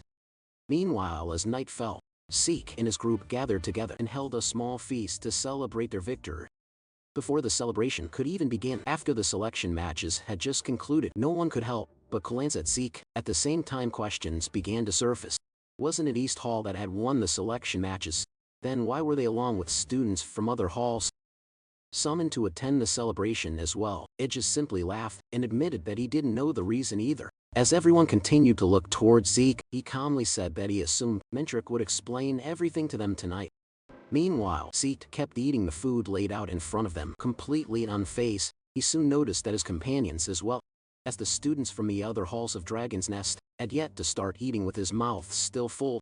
He asked what was wrong, and why no one was touching the food, even pointing out that it would all get cold if they didn't start soon. Lek, however, suddenly spoke up, saying she couldn't understand how Zeke could eat so calmly at a time like this, and asked if he wasn't even curious about what they were about to be told. Zeke simply continued eating, prompting Lekka to let out a helpless sigh. Just then the door opened and Ventric entered. Apologizing for making the students wait, he told them to begin eating, only to notice that Zeke was already devouring the food beside him, so he casually added that everyone else should eat well too. As the meal went on, Ventric explained that the feast was also meant to reward them for participating in the selection matches. Soon after, he called for everyone's attention and announced that he would begin explaining the special mission. Edges raised his hand and asked if they were even allowed to hear about it, to which Ventric replied that there was no problem. Edges himself might end up participating. This left Edges confused. Ventric then revealed that a few days ago, a special rift had been discovered on the Eldragon family's grounds. The announcement shocked everyone, including Zeke, who recalled reading about rifts in books before. Ventric continued, saying that while everyone likely knew a bit about rifts, special rifts were different. Simply put, they could not be cleared by normal means. Lika asked what he meant, and Ventric explained that this particular rift would only allow 7 people to enter, and all of them had to be 3-star level or lower. Anyone 4-star or above or exceeding the set number would be forcibly pushed out. If the conditions weren't met, entry was impossible. Not even the family head could enter. Therefore, any attempt had to strictly follow these rules. He added that although the Eldragon family did have some 3-star soldiers, rifts had been appearing more frequently lately, leaving them short-handed. That was why the students had been chosen. He also revealed that the special rift most likely contained magic water, something necessary to awaken magic power. At the mention of magic water, the students were visibly shaken. Zeke immediately said he had read about it before, and Ventric confirmed that he was correct. By consuming magic water, one could gain the ability to convert source power into magic power, which was essential to becoming a magician. Hearing this, Zeke's eyes lit up as thoughts of magic filled his mind. Ventric went on to explain that the world was ruled by 8 great houses, including theirs, the Eldragon family, collectively known as the 8 Gates of Dominion. However, while the other houses all possessed magic springs that naturally produced magic water, the Eldragon family had none. That was why this mission was critical. They had to clear the special rift and retrieve the magic water. Failure was not an option. Metric's expression then turned serious, as he added that the rift had appeared near the border of another of the 8 gates of Dominion, the territory of the Kerberos family. It was almost certain that they would be targeting the rift as well, with that in mind. The selection matches had been held to identify capable 3-star and below individuals from Dragon's Nest. Aegis and Sandy exchanged glances, and Aegis pointed out that the 7 members of East Hall who had won would likely be the ones sent to clear the rift. Sandy smiled, seeing this mission as a major step toward helping Lika get closer to becoming the next family head. However, Metric clarified that although East Hall had won, it didn't automatically mean all 7 of them would form the strike team. Even so, Aegis remained hopeful. While Sandy thought about how she could support Lika, Metric then stood up and struck the table, declaring that from this point forward, under East Hall's leadership, they would form the strike team, regardless of wins or losses. The purpose of the matches had been to observe everyone's strengths and fighting styles as a basis for team formation. Glancing at Vanil, he remarked that some individuals hadn't been able to fully display their ability. Then turning to Zeke, who was still eating, Metric declared that Zeke would choose the members of the strike team. This shocked Zeke, who immediately questioned why he had to make the decision. The room fell silent, as Metric asked why he found it surprising. As East Hall's representative, it was only natural that he would lead and choose the team. However, Zeke said that wasn't what he intended, and after glancing at Lika, he suddenly came up with an idea. With a grin, he suggested that Lika should choose the members instead. This startled Lika, who questioned why it had to be her. Zeke simply asked if he would be part of the mission, to which Lika replied that it was obvious he would be. She then asked if he was really okay with her making the decisions and leading the team. Zeke responded that whether it was okay or not didn't matter if he were the one to choose. He'd just make himself the only member. This shocked Lika, who immediately pointed out that knowing him, he'd probably enter the rift alone if it were possible. As Lika began thinking about who to choose, Zeke added that if she aimed to become the next family head, this was a perfect opportunity to train her judgment. He then asked Metric if he minded letting Lika take the role instead. Metric said he didn't mind and asked if Zeke was sure, reminding him that leading this mission would bring him one step closer to becoming the family head, but with the expression of someone far older than his years. Zeke said he had no interest in that position. This stunned everyone, including Vanil. Aegis quickly asked if he was serious. Sandy echoed the question, and Lika herself saw confirmation. Zeke calmly replied that it wasn't a big deal to him. It all depended on what he personally valued. Edgar insisted that becoming family head would mean having everything the Eldrigan family possessed, but Zeke firmly stated that he didn't need any of it. There was only one thing he wanted: the end of the martial path. His words left everyone in stunned silence. Zeke then reassured Lika not to worry about him, and told her to focus on choosing her team. Accepting his words, Lika stood and began selecting the members of the strike team. Meanwhile, within the Kerberos family, the family head questioned whether the report he had received was true. His subordinate confirmed that a special rift had indeed appeared in the great abundant forest. When asked if the lizards had already begun moving, a term he used to refer to bouts, the head of the Eldrigan family, the subordinate broke into a cold sweat. A heavy pressure filled the room as the Kerberos family head demanded to know why he was only being informed now. The subordinate immediately apologized, explaining that the Eldritch Dragon family had deliberately misled them, causing the delay. After hearing this, the family head remarked that he had heard of such tactics before, and noted how unusually active the Eldrigan family had been in the forest. It all made sense now. He called them crafty pests. The subordinate added that there was a high chance the rift contained magic water. Hearing this, the family head said that in that case, the Eldrigan family would stop at nothing to secure it. He then asked about the conditions for entering the rift and was told that it required 7 individuals, all at 3-star level or below. The family head noted that while the condition wasn't particularly difficult, the Eldrigan family had still beaten them to it, and likely filled all available slots. However, the subordinate revealed that the Eldrigan family didn't have enough soldiers to spare and were instead sending trainees. The family head confirmed this, and questioned whether they were truly planning to clear a special rift with inexperienced youths. But assured that the information was accurate, he was asked what their next move should be, whether they should quickly assemble a team. The family had replied that even if they did, they would already be too late. However, if the Eldragon family was indeed sending trainees, then Baltz's heir would undoubtedly be among them. When the subordinate asked what he meant, the family had instead asked how many deception bracelets they had left. The subordinate answered that they had 4 remaining. Upon hearing this, the family had issued his command: use all the deception bracelets, if necessary, so long as they could eliminate Baltz's children. The subordinate hesitated, pointing out that they didn't know when they would obtain more, but the family had dismissed the concern. saying that if they hoarded them, it would only gather dust. It was better to use them now, where they would truly matter. With a cruel smile, he added that he wondered what kind of expression that lizard bastard would make when his child was killed, and that it would be quite entertaining to witness bouts of Eldred's reaction. The day after the celebration, Zeke told everyone that they would all have to become much stronger. And he first called on Eric and Marin, instructing them to return to basic training. He explained that like Rainey's and the others, they would be running every day and building up their muscles, adding that with a solid foundation, they would be able to handle stronger techniques. Eric immediately questioned whether they were really going to train the same way Rainey's and the others had trained before, but Zeke responded with a question of his own, asking if there was something wrong. Meanwhile, Randus and the others were smiling behind Eric and Marin, leaving the two with no choice but to say that there was no problem, even though their answer clearly went against their true feelings. Even so, Zeke was pleased with their response. Soon after, he grabbed and pulled aside a red cloak, revealing a massive boulder, and then called Raymond over, telling him that he would be using the regeneration stone prepared by their instructor. Raymond immediately asked if he would really be using a regeneration stone for his training, and Zeke confirmed it, saying that he remembered how it worked and thought it would be perfect. As Zeke picked up a small shield, he explained that as they all knew, the regeneration stone could reflect any impact dealt to it multiplied 100 times over, and that it was something they could not break without using source power. Yet he was about to strike it without using any source power at all, which made Eric and Marin wonder what he was planning. Gathering his physical strength into his arm, Zeke struck the regeneration stone with a small shield, causing a powerful gust of wind to surge through the surroundings. Marin could hardly believe it, realizing that Zeke had hit the regeneration stone normally, and that without using source power, the recoil should have been overwhelming. As everyone stood watching, Raymond was left stunned by what he saw.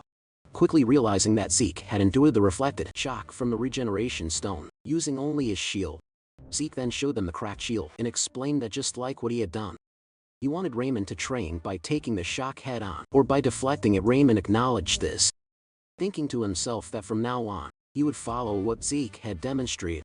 Celine, on the other hand, remarked that she had never imagined there was a way to train using a regeneration stone, but at that moment Zeke also called her forward.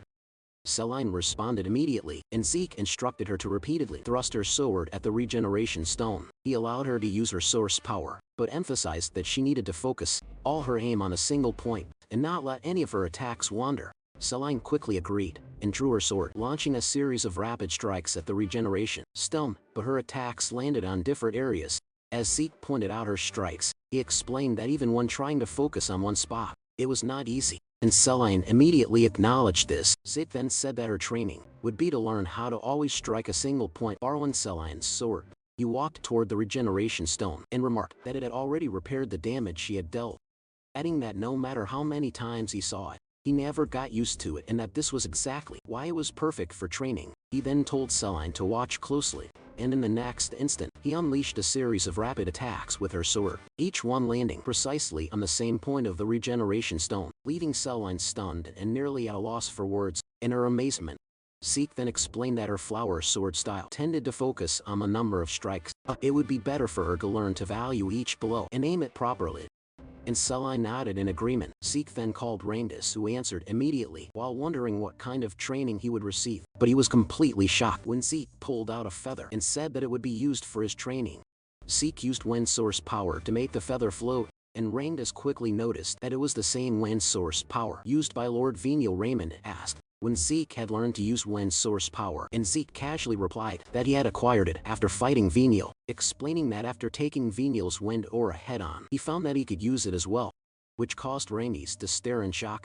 Finding the situation completely unbelievable, Zeke then placed the feather on the tip of Rangus's spear and explained that what he wanted Rangus to do was to train himself to go with the flow. Rangus realized that the feather was so light that it would be difficult to control, yet he needed to move it freely, and he wondered what it meant to let himself go with the flow.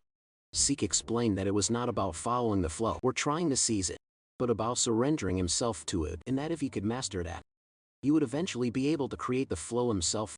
Narrowing his eyes, Zeke then split the feather into two in a single instant, causing sweat to run down Rangus's cheek as he stared in disbelief at what he had just witnessed. At that moment, Leek arrived and called out to Zeke, saying that if they did not hurry, they would be late. And Zeke suddenly remembered that he needed to leave, quickly tossing Rainey's spear back to him as he ran off. He reminded them that they all knew their drills, and told them to train hard while he was gone. Reincarnates and Eric nodded even though the training assigned to them weighed heavily on their minds, and Reincarnates felt that he might not be able to accomplish what had been asked of him, leaving him in tears while Eric tried to calm him, despite having his own doubts about whether he could handle his training as well. Meanwhile, as Zeke and Lika walked through a corridor, Lika asked what he had been doing that almost made them late. And Zeke apologized, explaining that he had been assigning training to Ramis and the others for the time they would be away. He then shifted the topic, commenting that Lika's lineup for the strike team was quite interesting, and Lika proudly declared that her lineup was perfect, calling it the best team she could assemble. As they continued walking, they were spotted by the rest of the strike team, assigned to the special mission, and Edges greeted them while Lika apologized for being late, explaining that she had to fetch Zeke. The strike team consisted of Sandy, Aegis, Leela, Venial, Allen, Zeke, and Lika, and upon regrouping, they immediately prepared to depart. Earlier that day, Mentric had informed Baltz that the strike team had already set out, adding that they had also received word that the Mutts had detected the presence of the special rift. Baltzer remarked that it was sooner than he had expected, but even if they rushed over now, the strike team would already be inside the rift. One of the men present confirmed this, but raised a concern, saying that after the rift was clear, there was a chance the Mutts might appear to steal the spoils, and that it would be best if the strike team and the soldiers stationed around the rift's perimeter could link up quickly, though he was unsure if that would be possible.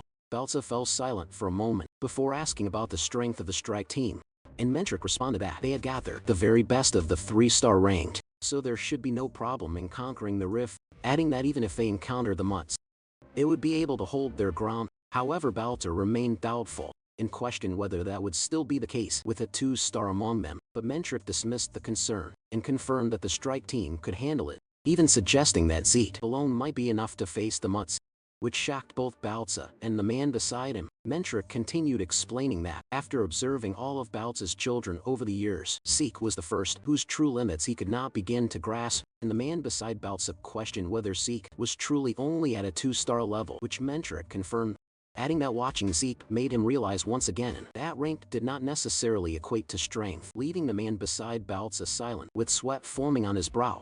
Mentric then narrowed his eyes and revealed that when he first witnessed Zeke's techniques, he felt the same sensation he had experienced when he first saw Baltza's dragon destruction combat arts, which shocked everyone present, including Baltza himself, who immediately questioned what Mentric meant, since the dragon destruction combat arts were a secret style passed down only from one head of the dragon family to the next, strictly concealed and said to be impossible for ordinary people to learn. The man beside Baltza dismissed the claim as absurd, questioning whether Mentric was suggesting that Zeke had mastered something so powerful, but Mentric admitted that it had shocked him as well, and having seen Baltza's techniques countless times, he was certain of what he had witnessed, even stating that Zeke's martial arts were on par with Baltza's dragon destruction combat arts, leaving Baltza momentarily speechless. Mentric then thought to himself that Zeke might even surpass Baltza, though he quickly dismissed the idea as imagination, while Baltza revealed that a few years ago, he had Freya investigate every detail of Zeke's background, including his birth records, yet nothing of value was found, and there was no trace that Zeke had learned martial arts from anyone before entering the dragon's nest. The man beside Baltz wondered if that meant Zeke had learned everything on his own, but Mentric instead looked up at a portrait of the first patriarch, Gilthas Eldrigan, and remarked that it was almost as if they were the reincarnation of both the first patriarch and the 15th head, which caused Baltz's expression to darken as he repeated the word reincarnation in a questioning tone.